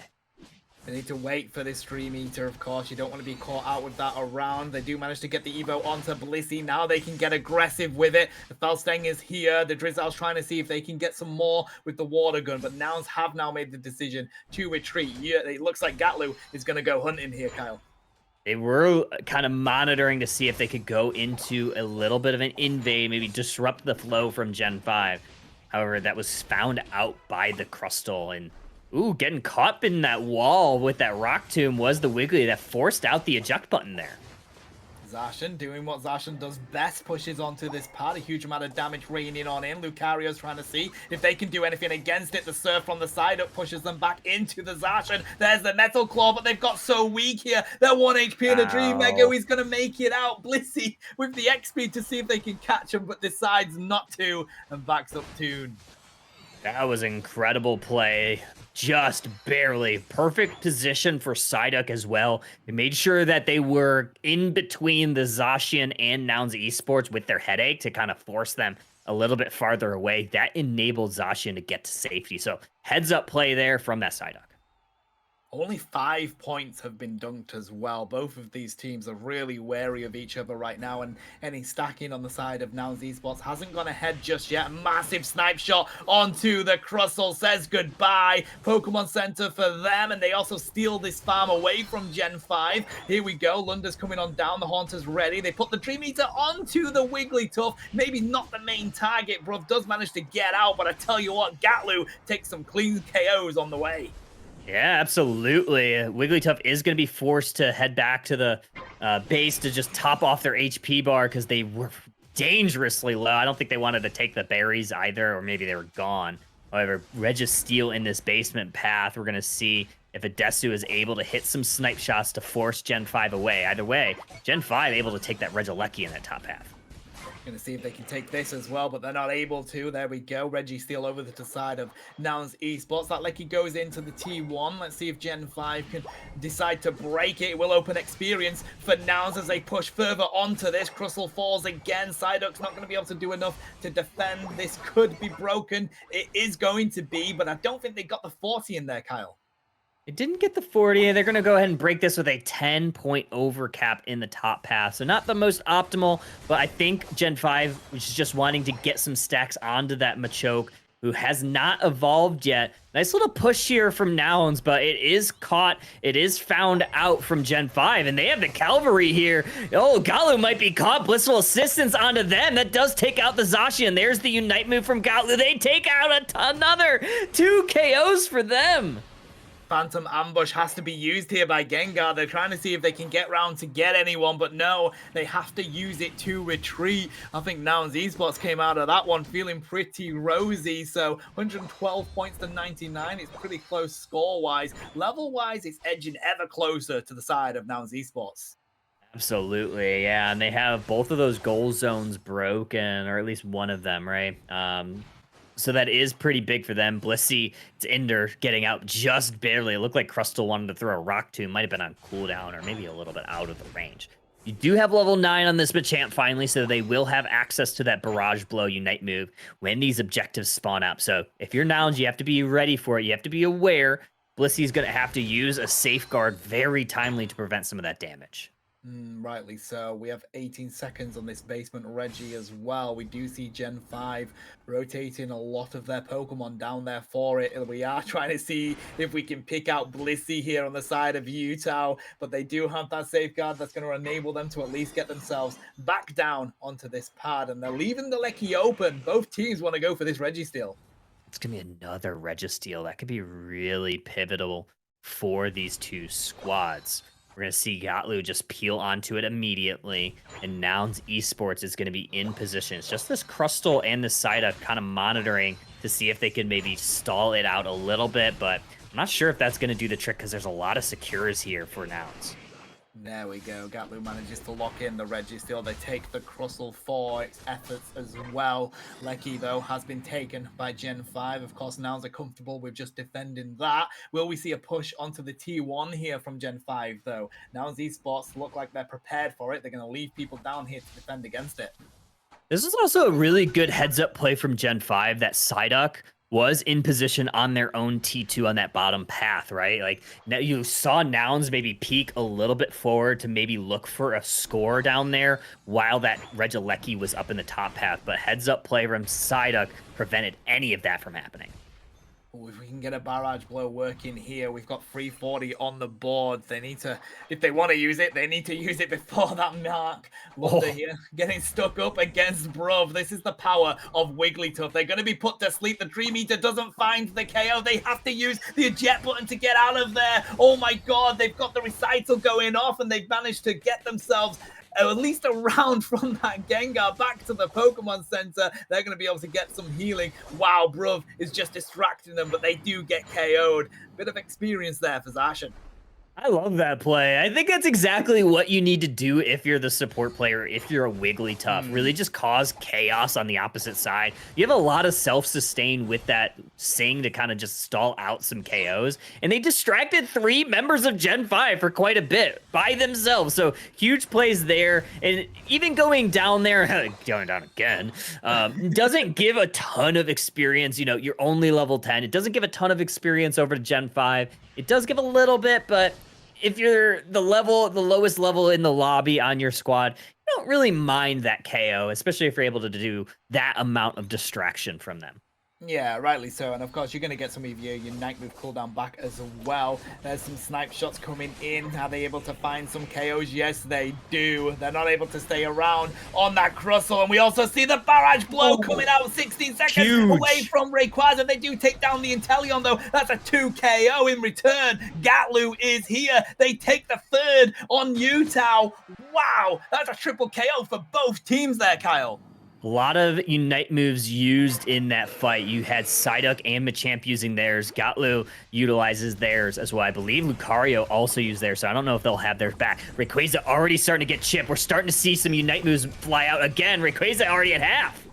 Wow, okay, the rip is on, and it's going to be that Lucario that locks it in for Nouns Esports. If they can push here and score these hundo burgers. I like this from Utah. I don't know whether it's going to be enough, though, because there's so much change in the pocket of Nouns Esports.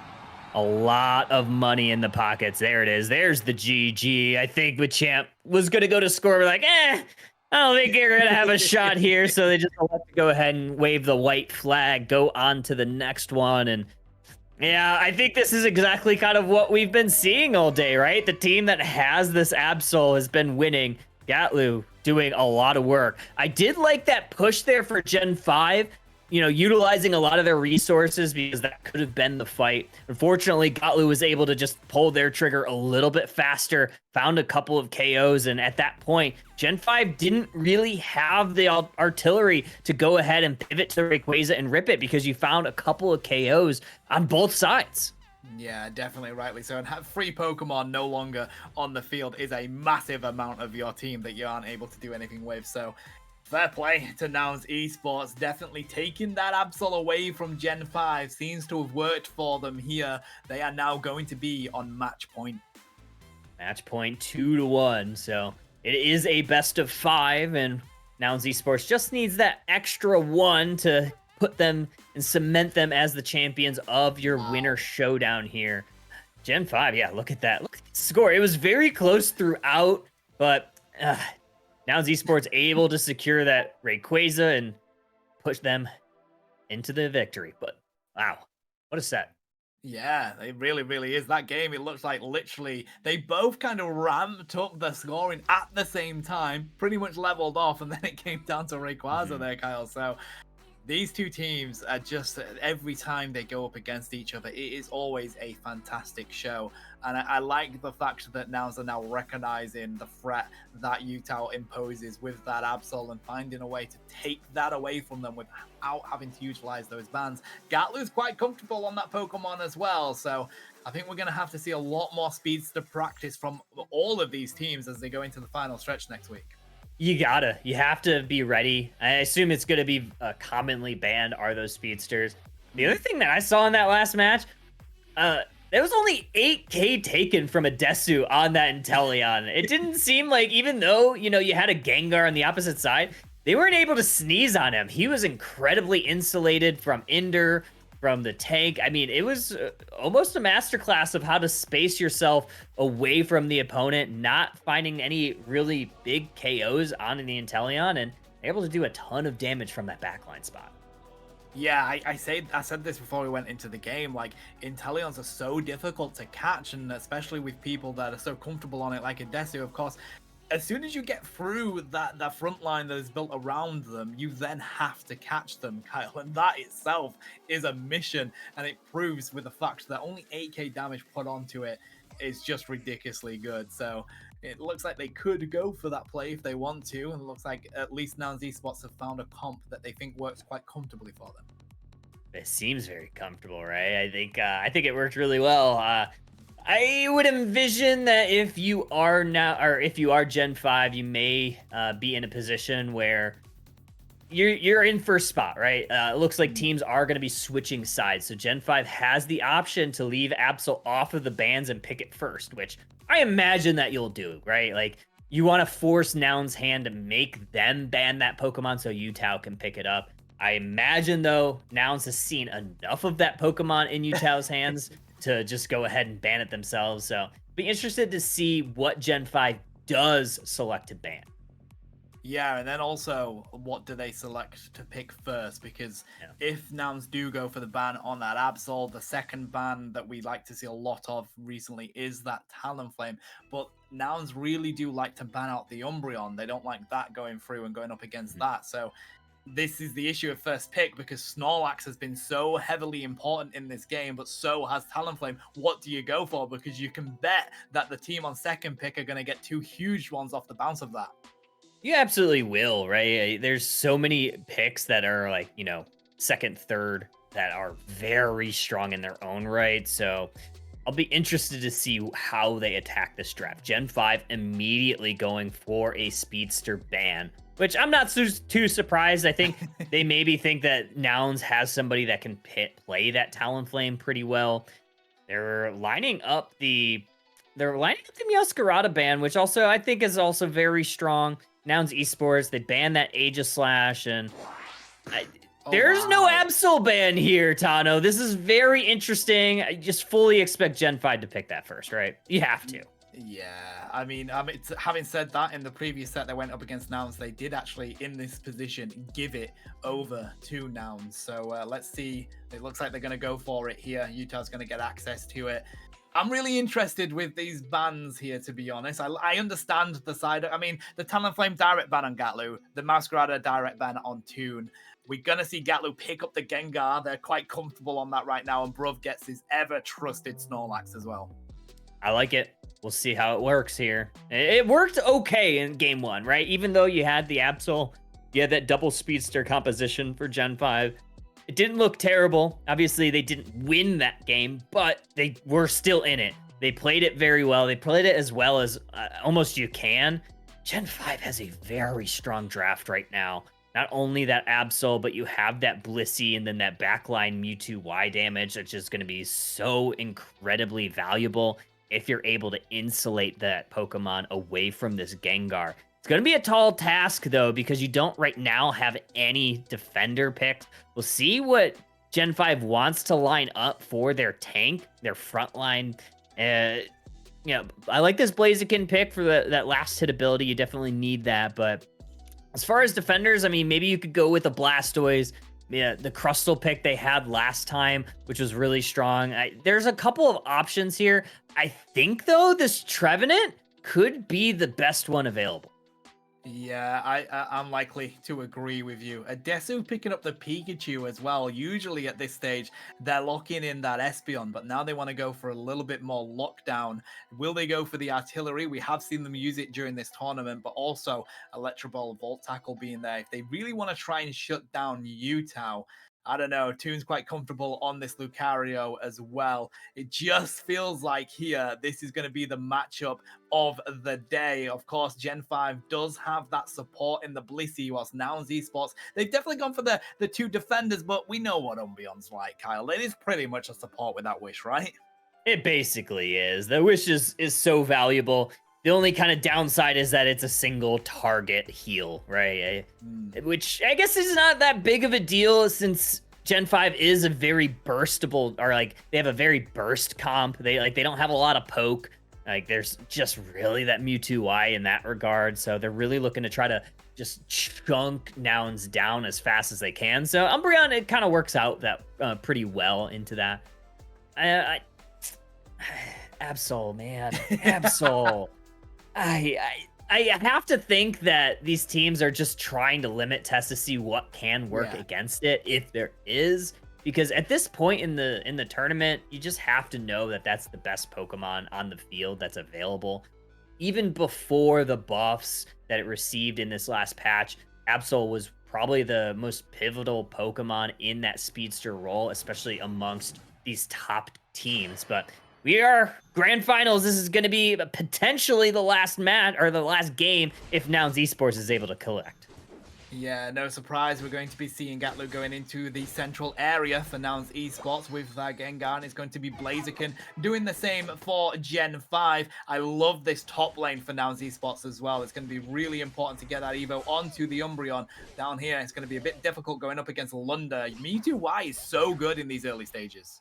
It is, but a lot of great last hitting for Nouns Esports. They were able to take that contested Indeedee away from Gen 5. So that is kind of the downside of Gen 5's composition. Not a lot of pressure on the early game, and that's a huge KO for Toon here, Tano. Wow, Utah, they panicked as soon as they dived in. They knew they weren't going to get the KO. They had to run, but the slow was there as well. And Toon finds a quick KO on to Utah. So they're not going to get any stacks out of that first pressure in the lane. No KOs. Here comes Gatlu, level 5 on this Haunter with the Dream Eater ready to go, Kyle.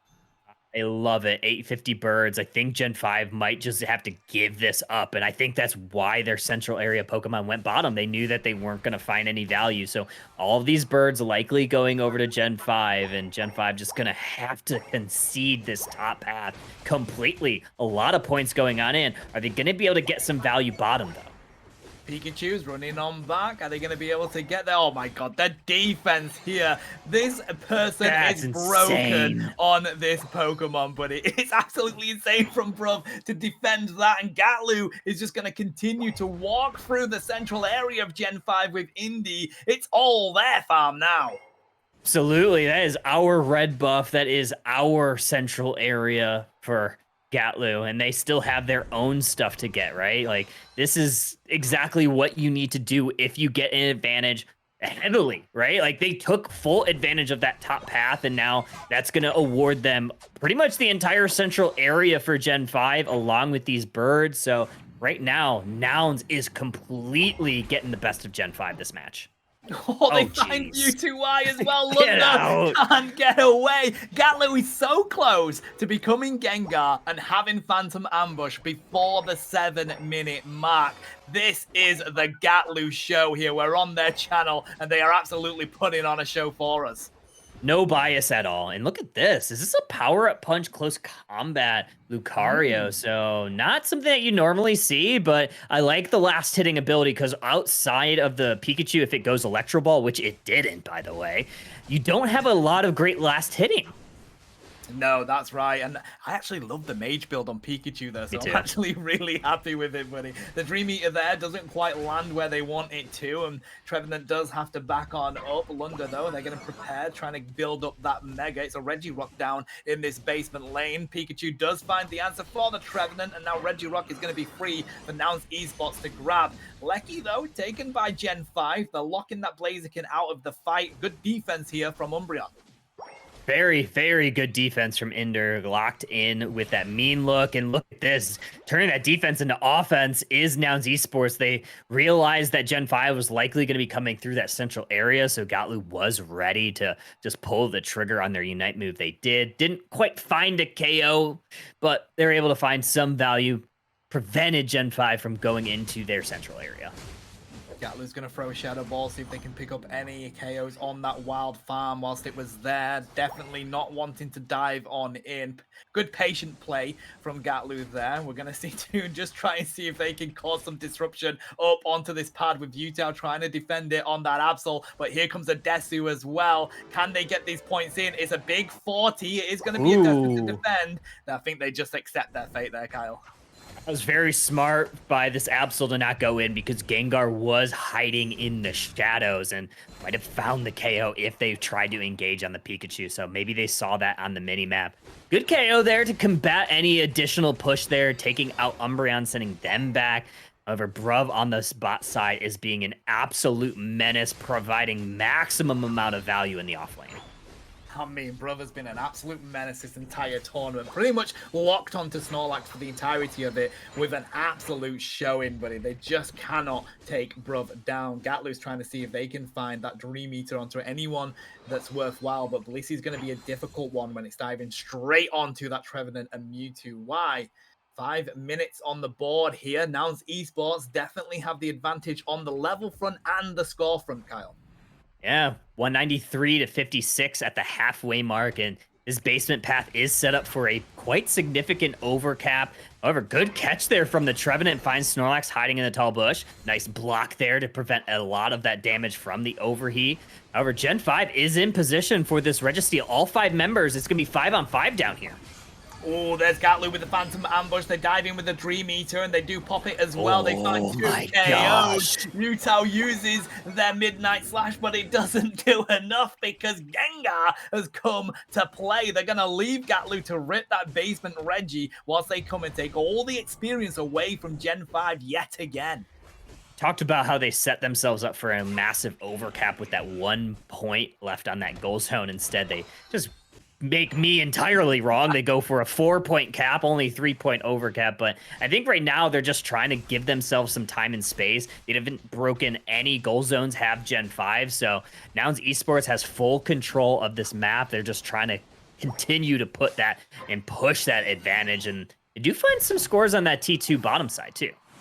Really interesting. Desu does have the Volt Tackle that they're putting on to be able to disrupt people. So I like it. Here comes the Lecky onto this T2, but of course that springboard is here. The Thunderstorm comes down. And Desu, they do find the Blaziken. The Midnight Slash was there as well, but Pikachu is going to go down. Lucario is in the middle of all this fight, but of course the close combat is going to enable them to not be hindered. So wait for Gatlu to get here, and then they just clean up the rest of Gen 5. The block, is it going to do enough for the Lecky to go in? No, it isn't, because Blaziken is there. It's teetering on the edge right now. Yutao does the right play, stops that Lecky, takes it down. Now they can defend this pad, but now they want to stay here and continue with this right now, Kyle. They've managed to get the Phantom Forest out of the Trevenant as well, finally making the right decision to retreat, but yeah, Catlu's going to get a 2 KO for their efforts. I think they scored a bunch in that T2 on the bottom side too. I mean, look at the score, 301, so they must have away from the play. Level 4, like, look at these levels right now. Level 14 on the Gengar Lucario, level 13 on your Battle Snorlax. Like, this is some absurd stuff here from Nouns Esports, who are absolutely putting the pedal to the metal, not letting their foot off on the gas. And they have another basement Reggie that will be spawning, which they'll potentially have enough time to get. But right now they are setting up in the Rayquaza pit, looking for a KO. They find it on Absol. Oh, Yutao no longer here. They can take the rest of them. They're going to be up for Rayquaza. But if they can find more KOs, the Blissful Assistance comes through as well. Nouns Esports may have just decided this game by deleting Yutao at the exact moment they were trying to push into these bushes for this Rayquaza. It's just spawned. The rip is on. Nouns Esports are going for it. If they can stop Yutao getting in with that Midnight Slash, they're going to be able to win. But they wait for the right moment, and Gatlu locks in the Rayquaza. Nouns Esports, they're going to be able to win this championship if they can just score these points. Oh my gosh, just an incredible clinic here from Nouns Esports. They said, no Absol, no problem here. We have a Gengar. Everybody getting caught between the block and the hard place from Bruv. And this was just a clinic from Nouns Esports, who are going to waltz in as your grand finals champion pending anything insane happening. They have nearing a 500-point lead right now, and with still some shields in tow and 2 Pokemon in the Pokemon Center for Gen 5. This is just all but confirmed. 708, 768. This has been all Nouns this match.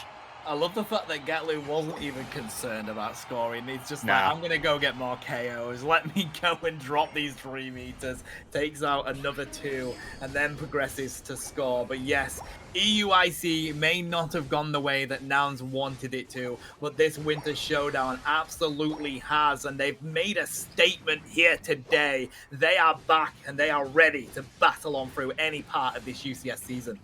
Oh, incredibly. I think, going into it, yeah, obviously the breakup was a little bit surprising for anybody involved, but I think in general, right, they've performed so well. May not have been able to be the champion of this last cup. They weren't able to win EUIC, but they still performed incredibly well. And whenever you have these players on the same team, you're going to have a chance to win a cup.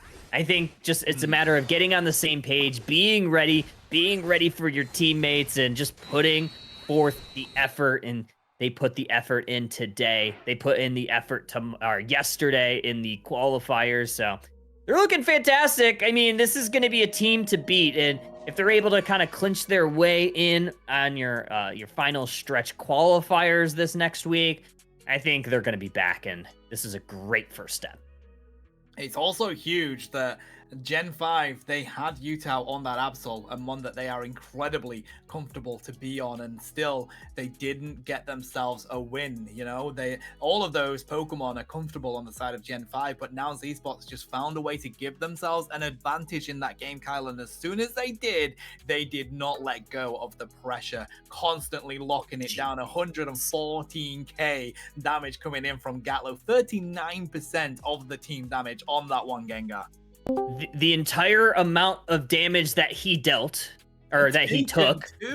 So he took 13k damage, and every bit of damage that he took, he healed. 13k more healed. So like 200, 150 if I'm doing math correctly.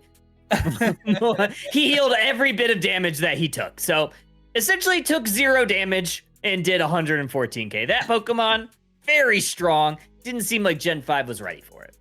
I mean, I believe we're going to have the opportunity to be interviewing one of the players. I think it is going to be Gatlu, so we'll just wait for the team to get that prepared, buddy, because, boy, do we have some questions. That was incredible from Nouns Esports being able to take this entire tournament. Against Gen 5, they're not an easy team to beat, but not only did they manage to shut them out in the winners final, but dominate that game in the grand final as well. Yeah, complete domination. Yeah, they obviously lost that first, technically first match of this grand finals, but I don't think it was all that, it wasn't like a stomp from Gen 5. They had the Absol, but it was a very close game throughout. Just kind of came down to who won the Rayquaza. It was just kind of a coin flip situation. Unfortunately, it didn't flip in their way, but the rest of the matches in this set completely did. I don't think Nouns really had a question on if they were going to win. It was just a matter of, can we execute at the right times? And sure enough, they did. Oh, rightly so. And here we go. We do have Gatlu in VC with us now. Hello, buddy. How are you doing today? Hello. I mean, I'm feeling great. I think we had some conversations. Obviously, you guys know the news. And I think it helped. So, I mean, you've performed really well in this tournament here today, buddy. Of course, coming off the back of what was going on, as you've mentioned, you've come in as a team and you've managed to find. I mean, you did have some difficult games in the early stages. You went to that 2-1, but as soon as you settled in, it felt like you'd really found an answer. And I think a lot of it comes around those speedsters, right, Gatlu? How are you feeling with being comfortable on that Gengar and on that Talonflame we've been seeing you play? I mean, on the Talonflame and the Absol, I have like my mouse games on. I used to be like the type of speedster player. I used to play Gengar for fun because I have like a redeem where people can tell me how shit my Gengar is. And eventually, after 3 years, I think my Gengar improved. So this is basically the meta for Gatlu is what you're telling us, right? It's just back on these really comfortable Pokemon. And as we saw, right, so Utah, one of the best Absol players that we see, absolutely fantastic on that Pokemon. Is it really important? Did you feel like you had to take that away from Gen 5? Or were you trying to test out what you could do to combat what Utah was doing on it? It's probably like a mix of both. I think every speedster is just broken, and it kind of depends on how the game is going. Because if you are getting ahead of the other speedster, eventually, like, you just one-shot them. The only thing you need to keep in mind is that Absol is a speedster, Gengar is a mage. He's not a speedster. Oh, yes. Interesting way of looking at that, right, Kyle? I quite like the way of looking at that.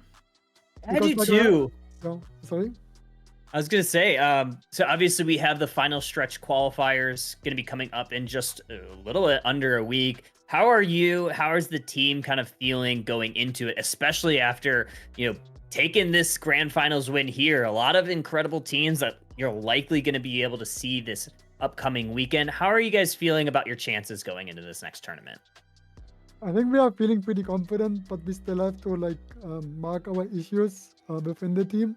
So even though we won the Pop Cups from this week, because you also won the weekly, I think we just have to like stay on our ground and keep focusing on improving. Because even if we don't perform as best as we could like next week, I think we are I want to go into Worlds saying we prepared enough for Worlds instead of taking the small wins as granted. Yeah, I think that's really important. But hey, I feel like you know, from our perspective at least, Gatlo, it feels like now Esports are finding the right track for them. You've managed to win these 2 minor ones, as you say, and you're going to be coming into final stretch feeling pretty confident. So huge shout out to Nouns Esports here today. You're an absolute joy to watch as always. Thanks for being here. Thanks for competing. And of course, thanks for letting us on your channel, buddy. You go and have a lovely rest of your evening. We're going to be heading to a break, I believe. So we'll be back shortly, I think. I'm just checking with production here. See you We'll have, everyone. Thanks, Gatlu. Really appreciate it, buddy. Thank We'll you, have a look Gatlu. at the bracket. That's what we'll do. I think that's what we'll do. Let's have a look at a review of the bracket before we end it for the day. Of course, that's going to be the end of the Winter Showdown Season 8. And I believe the top 2 teams actually get invited to the Summer Showdown. So that is going to be Nouns and Gen 5 as we have a look here at this bracket, Kyle.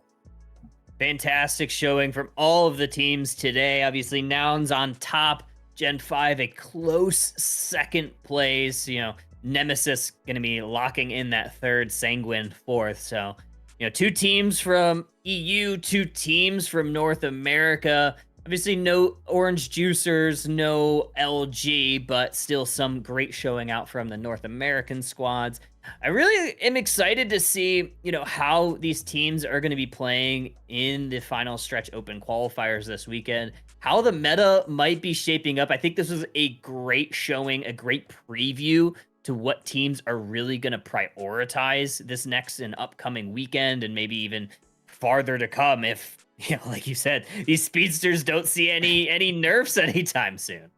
I mean, the thing is, I love it, but they need to. I mean, they've got to tweak this defense penetration, whatever it is. That's definitely feeling the difference in the game at the moment. I'm biased, I know, but I can acknowledge that they are definitely tweaked a bit too much. But hey, I hope you've enjoyed the action that you've seen over this weekend, chat. We've absolutely enjoyed putting it on for you. We've got to give some massive shout outs to people here, of course. Casters being myself, Kyle, Fu, Speedy, and Lobo throughout this weekend. And don't forget Finsterin over there on the Brazil coverage and Purple on the French coverage.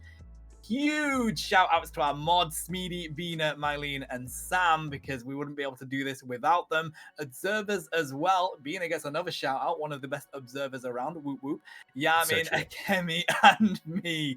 And then producers wise, Yamin. Let's give a big shout out to Yamin. It was the first time doing production today, and they absolutely smashed it. So GG's to them, and a GG's to all of the players taking place. Yeah, it's been an incredible tournament. I'm glad to be a part of it as always. Don't go anywhere. I mean, there's going to be more, you know, Unity Clash to be coming in the next few weeks, months. There's always a lot of show. I think there were 32 teams this time. Obviously, always a great preparation for tournaments to come. So if you're not following us already here on Gatlu's channel, make sure to follow Unity Clash on all of the social media platforms. You know, on X specifically, there's a lot of the announcements that go down about what tournaments are coming, anything to, you know, happen in this, you know, Western scene. So very excited to be part of this. But yeah, thank you to everybody involved. We are going to be taking off, and I know Tano's had a very long weekend of casting, so I bet he's waiting for me to stop yapping so he could go to bed. But for everybody here at Unity Clash, thank you so much for tuning in, and we will be around next time. Thank you very much, folks.